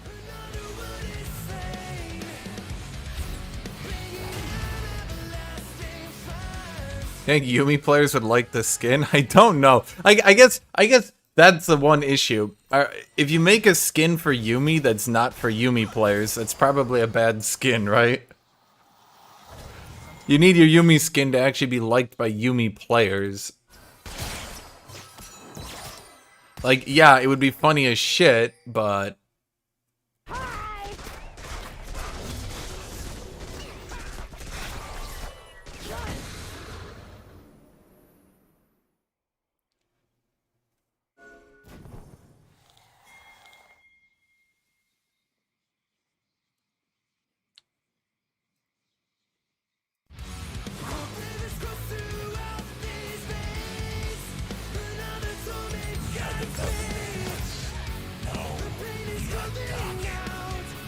You just have Yumi dressed like Kiss, playing the drums.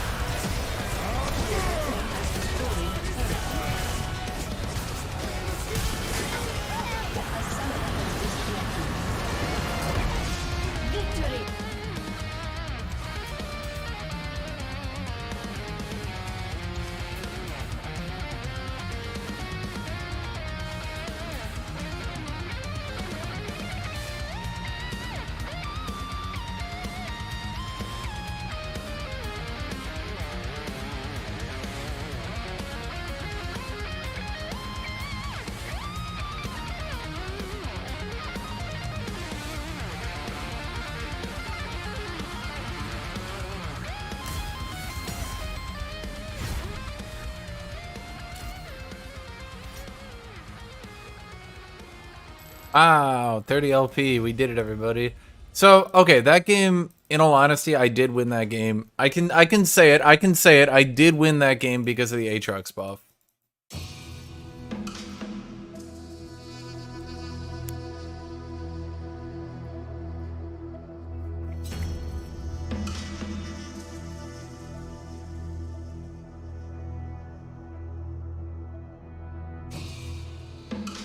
That's on the new EU4 expansion. Aren't they done? They should basically be done. I'm gonna be dead honest with you. They should be fucking done with that game. They should be done. They should end it. They should move on with their lives. They should apologize. Be like, our bad. We're done. Bye.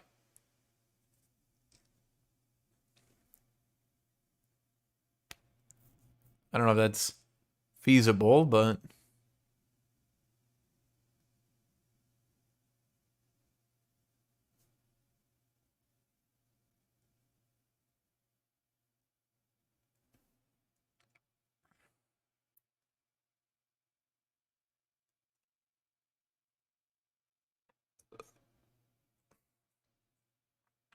What are they doing? They're fucking doing the Horn of Africa now? Ugh.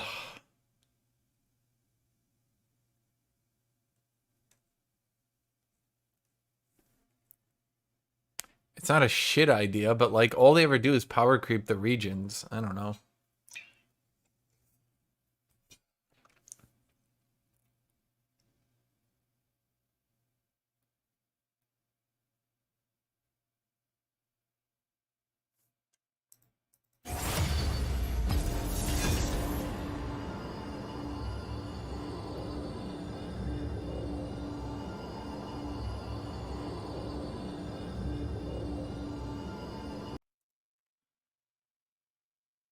EU4.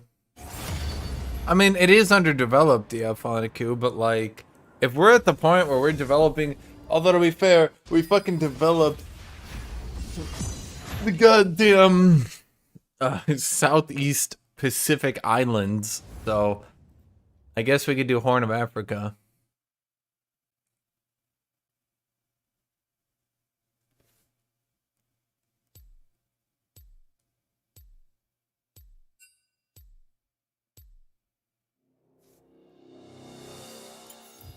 Full foam.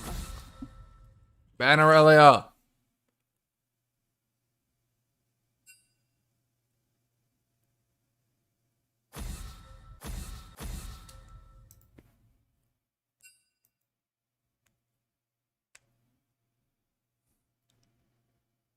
You know, the thing I don't get, Fanaku, is they're literally talking about the fact that, like, when Ethiopia fights a doll, it turns into a proxy war between the Ottomans and the Portuguese.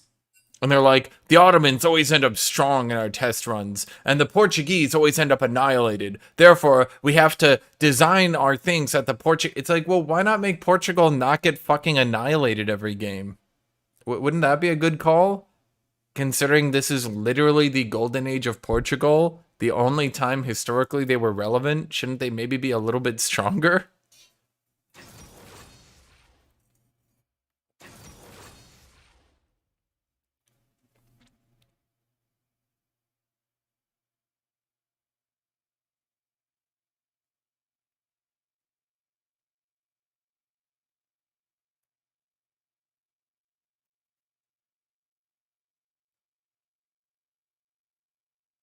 Portugal is powerful in human hands, but the AI doesn't know how to do debt spending.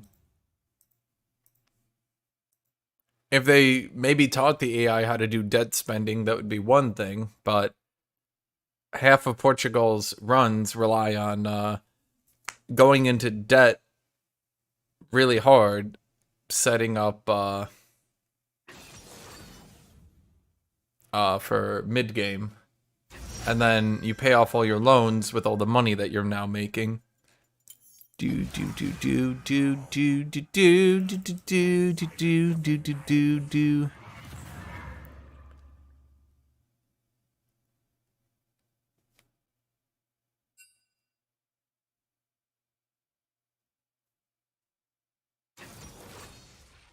So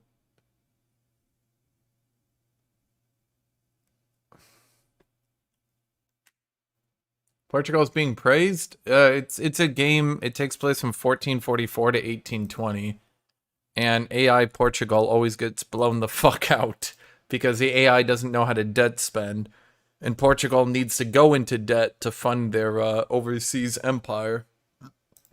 So the AI doesn't do that, so Portugal never gets set up, and then they get conquered by Morocco. Basically every game, which ironically they're literally showing right here happening, Morocco destroying Portugal. So they know that it's a problem, but they just don't do anything about it.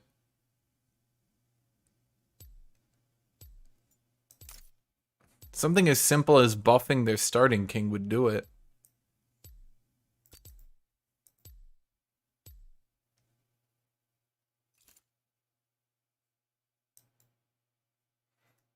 Oh, they broke Western Africa up into little bits. Into a little bit more historical, yeah.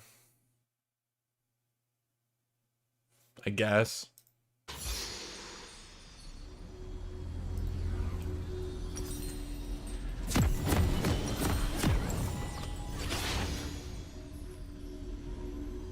What single player games? What they should probably do, in all honesty, what they should probably do is make some nations, they should make it so if some nations are commanded by the AI, that they actually just get hard fucking bonuses for like the first 50, 60 years. 30 seconds until minions. Bonuses that actually help them do what they need to do. Like, AI Portugal gets minus 100% colonist upkeep. Stuff like that.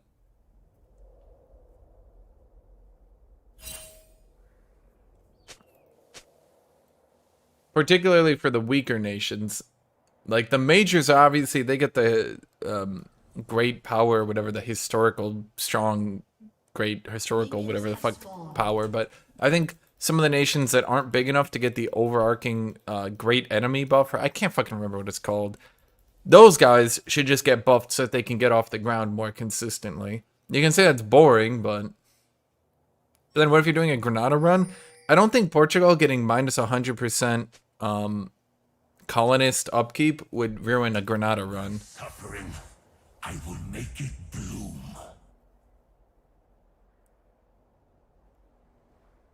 Granada typically wipes out the Iberians pretty early. So Portugal having some more money isn't going to ruin it. But, I mean, it's for some nations. Like, you could do it for Shanghai. You could do it for Portugal. And it wouldn't be strong enough. Like, it shouldn't be strong enough that it, like, they always win. But it should be enough that at least they can get off the ground a little bit.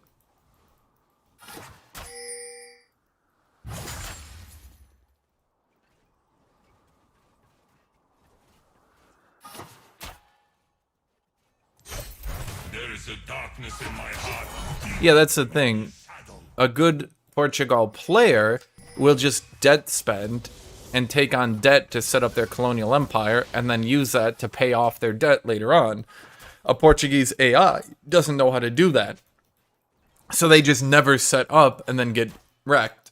And then that's the end of that, you know?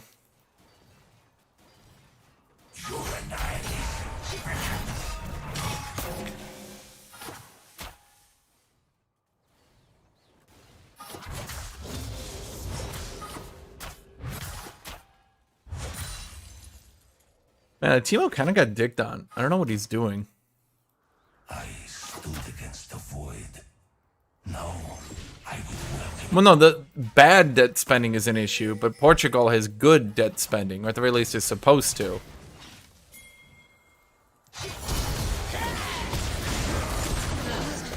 What I mean by that is that Portugal is supposed to intentionally go into debt, not accidentally, like how the AI does now. It's supposed to intentionally go into debt to set up a colonial empire that then pays itself off. And that's how Portuguese players do it. You remember, when you play EU4 in multiplayer, you always split up the game into sessions of about 50 years. Portugal will always spend session 1 just sitting back building up a colonial empire. Then by session 2, they typically fund the Spanish army so that the Spanish can, you know, keep everyone the fuck off them. Enemy has been slain. The dynamic is always Portugal sets up a lot of money, then goes to Spain and goes, Spain, beat the shit out of everyone. And Spain's like, yes, sir.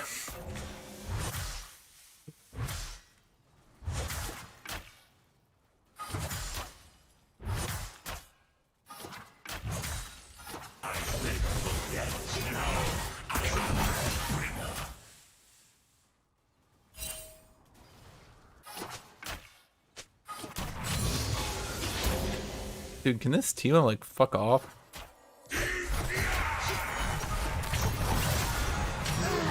Thank you. An ally has been slain. I am not your An enemy. ally has been slain. The enemy. Well, yeah, if you're playing single player, Granada wipes out Portugal. Like if you're playing Granada, not multiplayer. Multiplayer actually typically plays the game well. If you ever lose an AI war in multiplayer, that's generally considered that maybe you shouldn't be there anymore. It's like speed running, you know? If you ever actually die in a speed run, that's generally considered really embarrassing.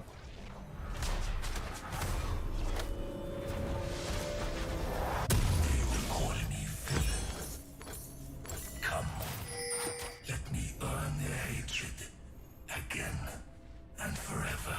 An enemy has been slain. Dead Timo, dead Timo. Let's play that song again.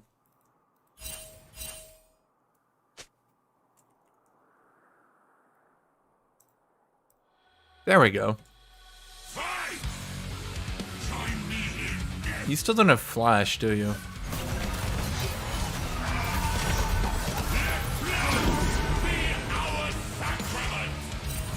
I'll be honest, this guy, he's not really doing a great job.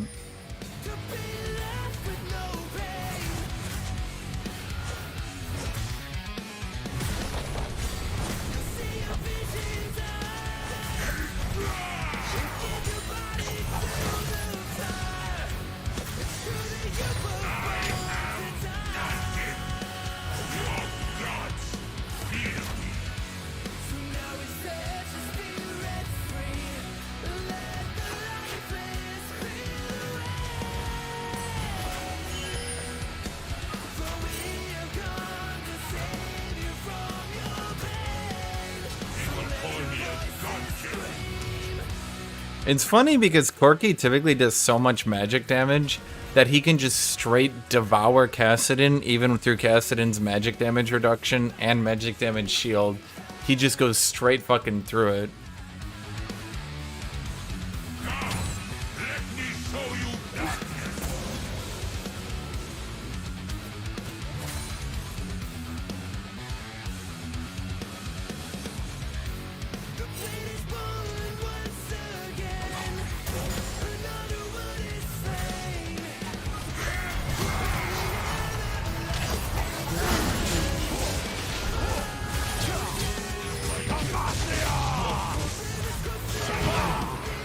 I can't really live through that, unfortunately.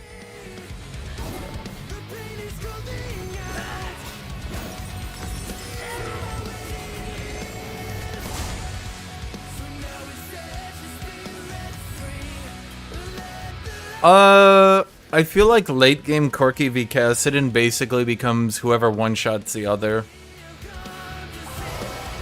If you guys have actually seen Corki late game when he starts getting the crit engine rolling, holy shit. I mean, think about it this way, right? Okay, let's think about it this way.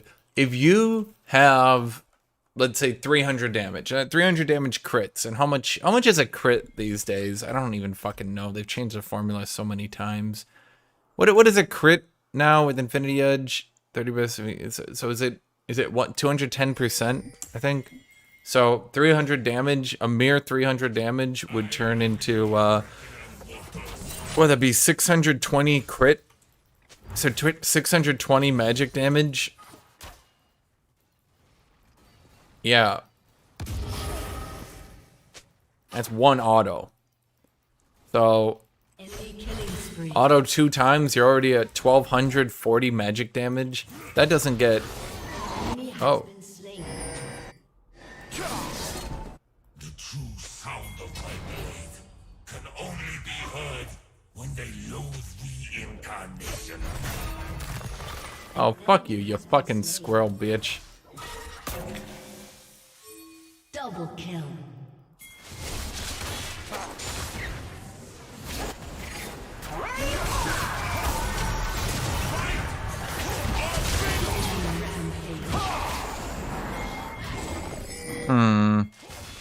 Feel a little bit let down.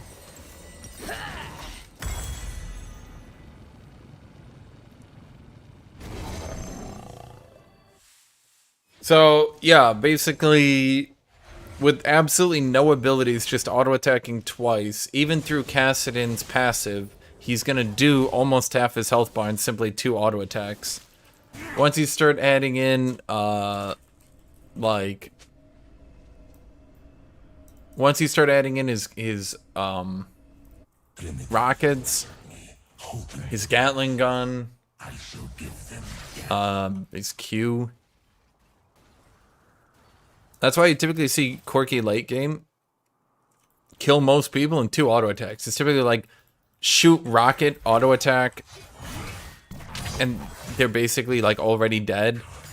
And then he just presses Q auto attack and they're dead, and they're just like, oh, okay.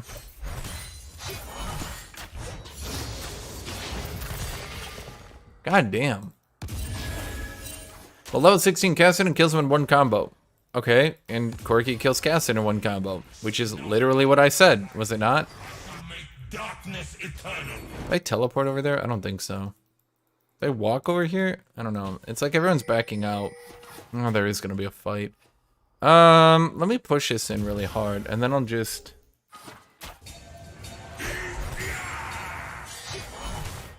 I can smile.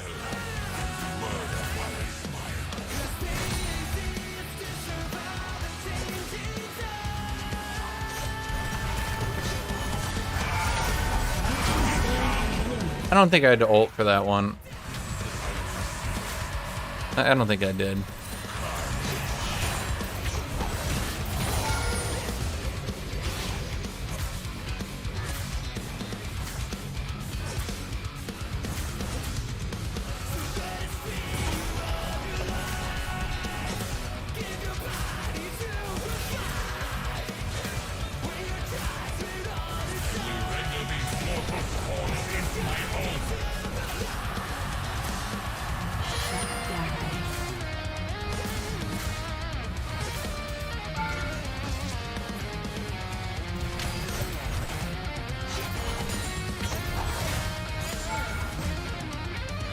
Did you fuck off?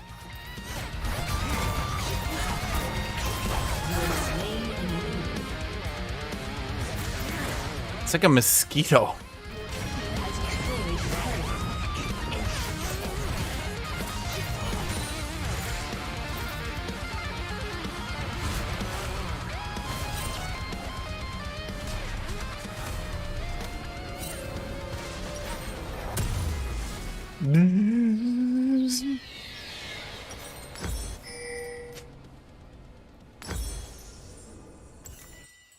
Wait.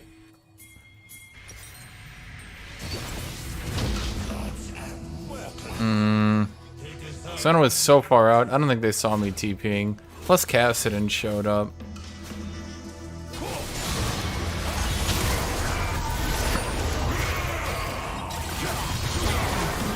Okay.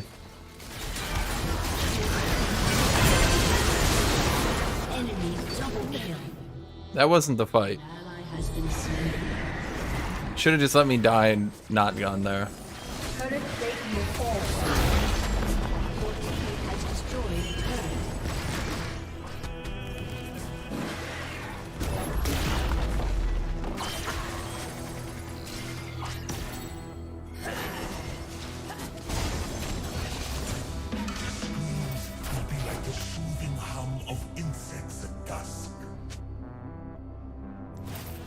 We need anti-heal.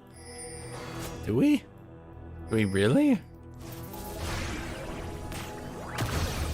been slain.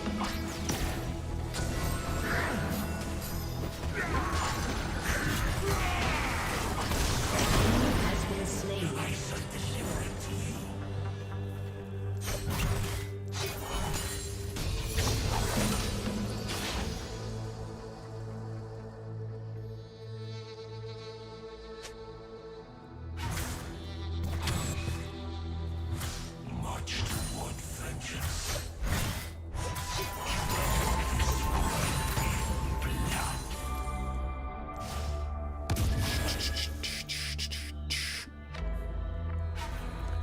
Ever make sure to like and subscribe, by the way. And go to my fucking video. It's getting no views, you bastards. Has been slain. You rat bastards. An ally has been slain.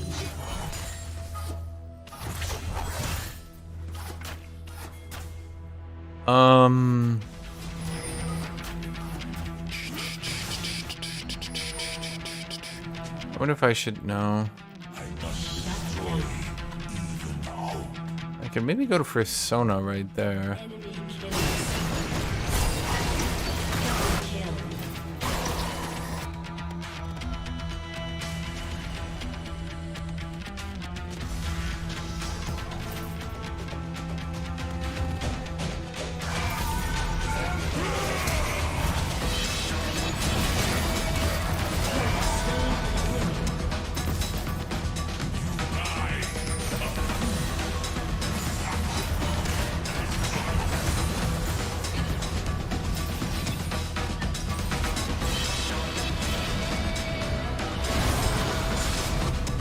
has been slain.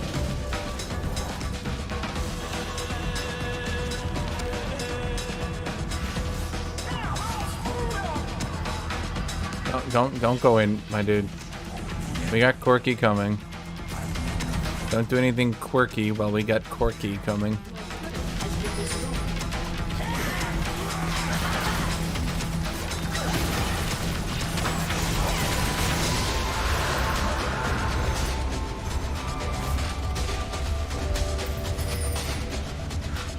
I had exactly enough HP that I needed, my dudes.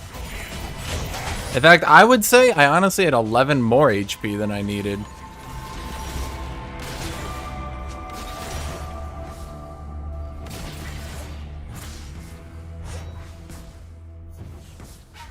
Your team has destroyed a turret.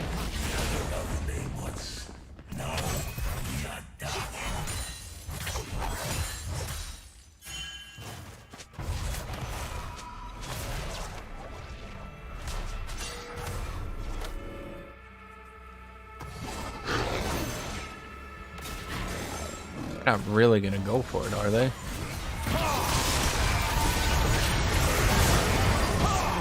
Oh, okay.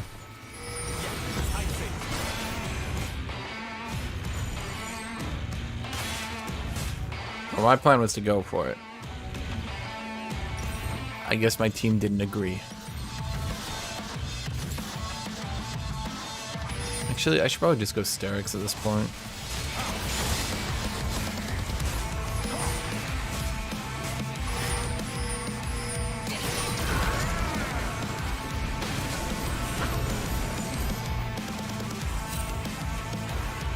Why do they give support? You know, one thing I think could actually be done to vastly improve the game is for supports like Nautilus, I don't think their ultimate should be like point and click.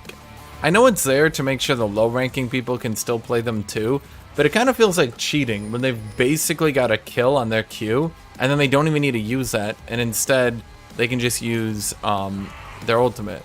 You know what I mean?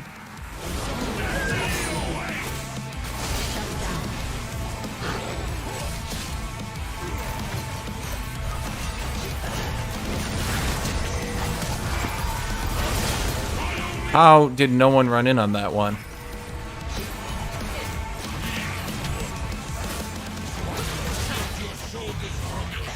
No Nautilus Q, nothing?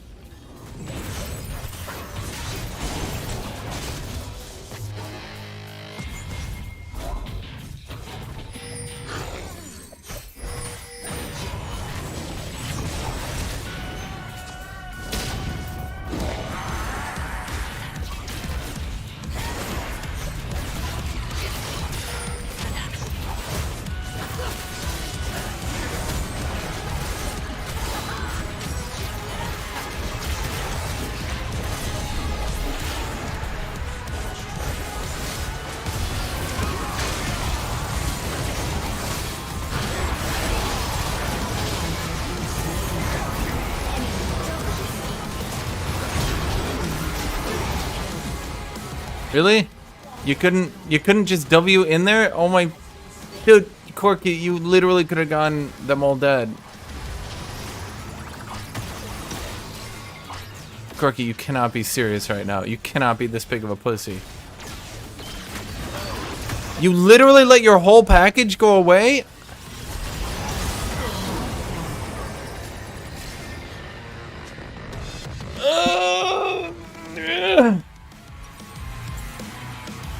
I honestly didn't expect Jarvan to annihilate the team. I thought if I peeled Cassidy out, that they would kill Jarvan, and then Jarvan killed everyone.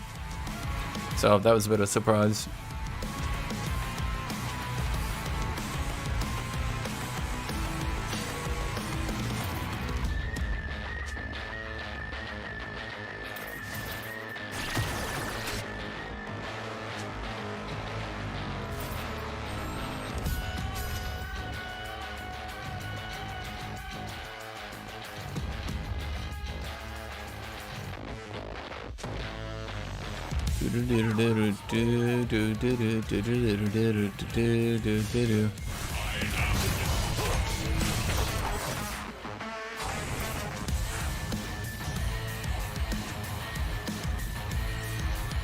Well, it wasn't like I was distracting 3 people. I just thought I would peel Cassidy out of the fight.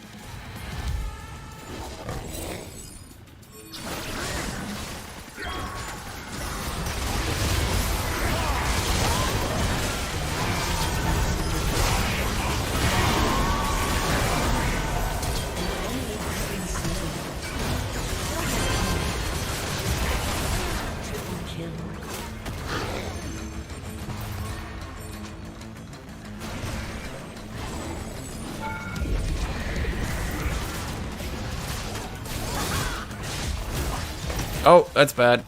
Kill it before it kills me! Thank you.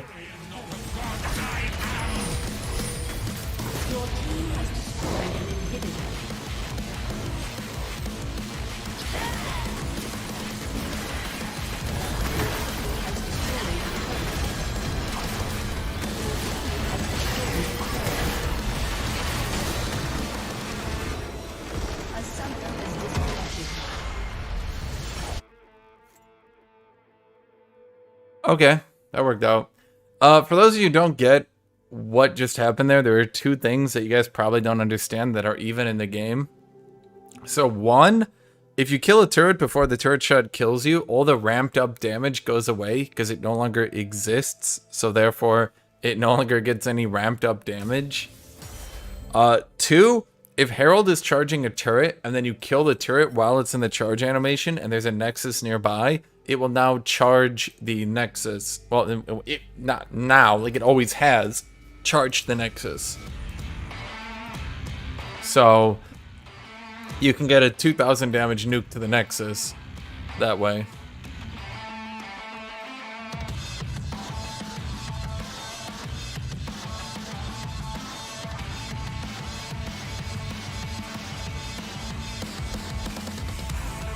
Everybody get that?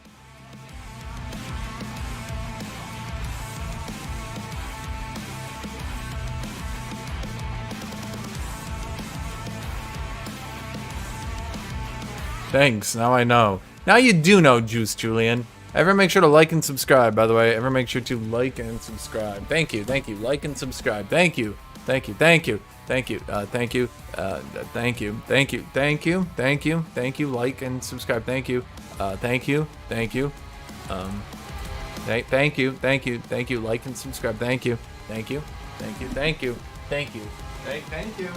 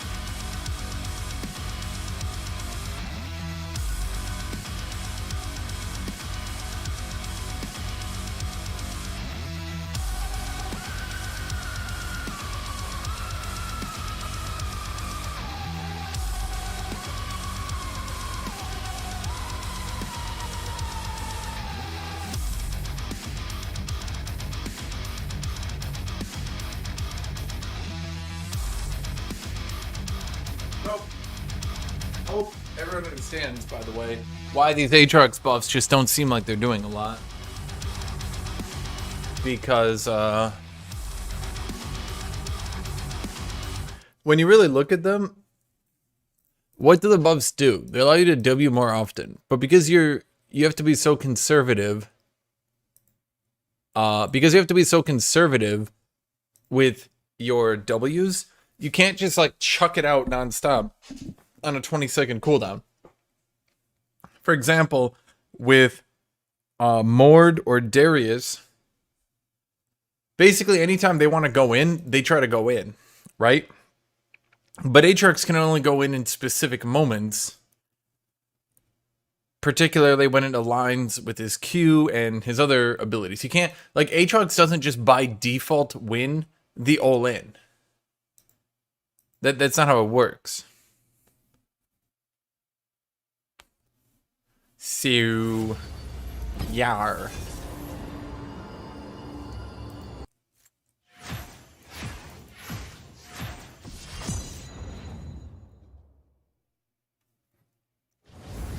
There's only been one time today that I've seen the buff really do anything, actually.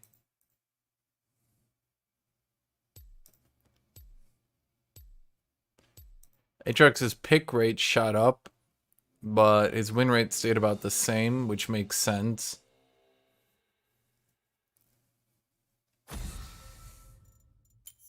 Cool foam. Banner LAR.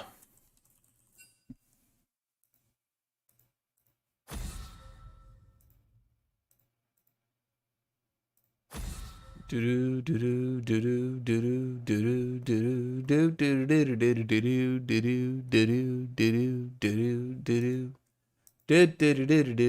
this sucks. Climbing is so fucking difficult as an AATROX player because I'm so reliant on my team and I'm so reliant on that 1 to 2 item power spike.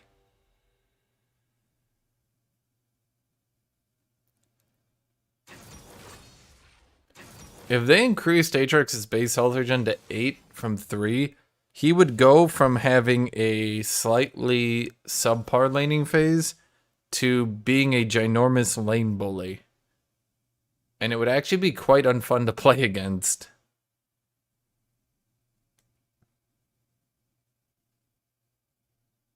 I don't think a lot of you actually think things through in your head.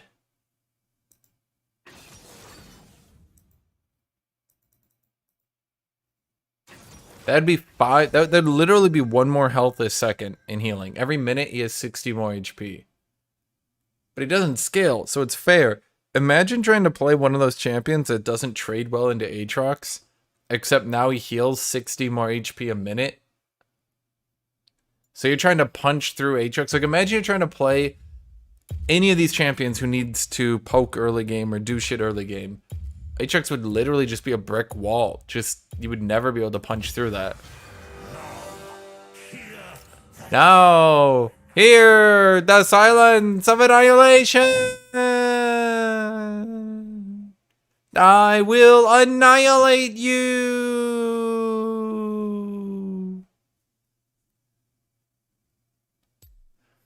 Should I go revitalize here? I think I'm gonna go never mind.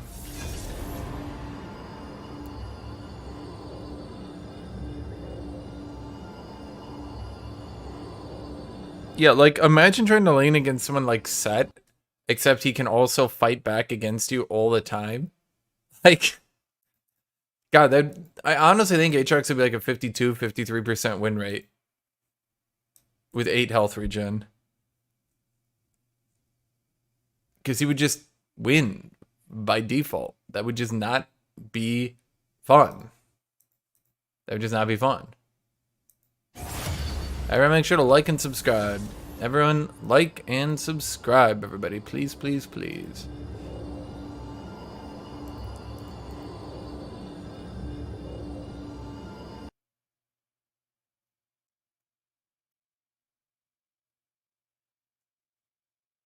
And watch my video, you bastards.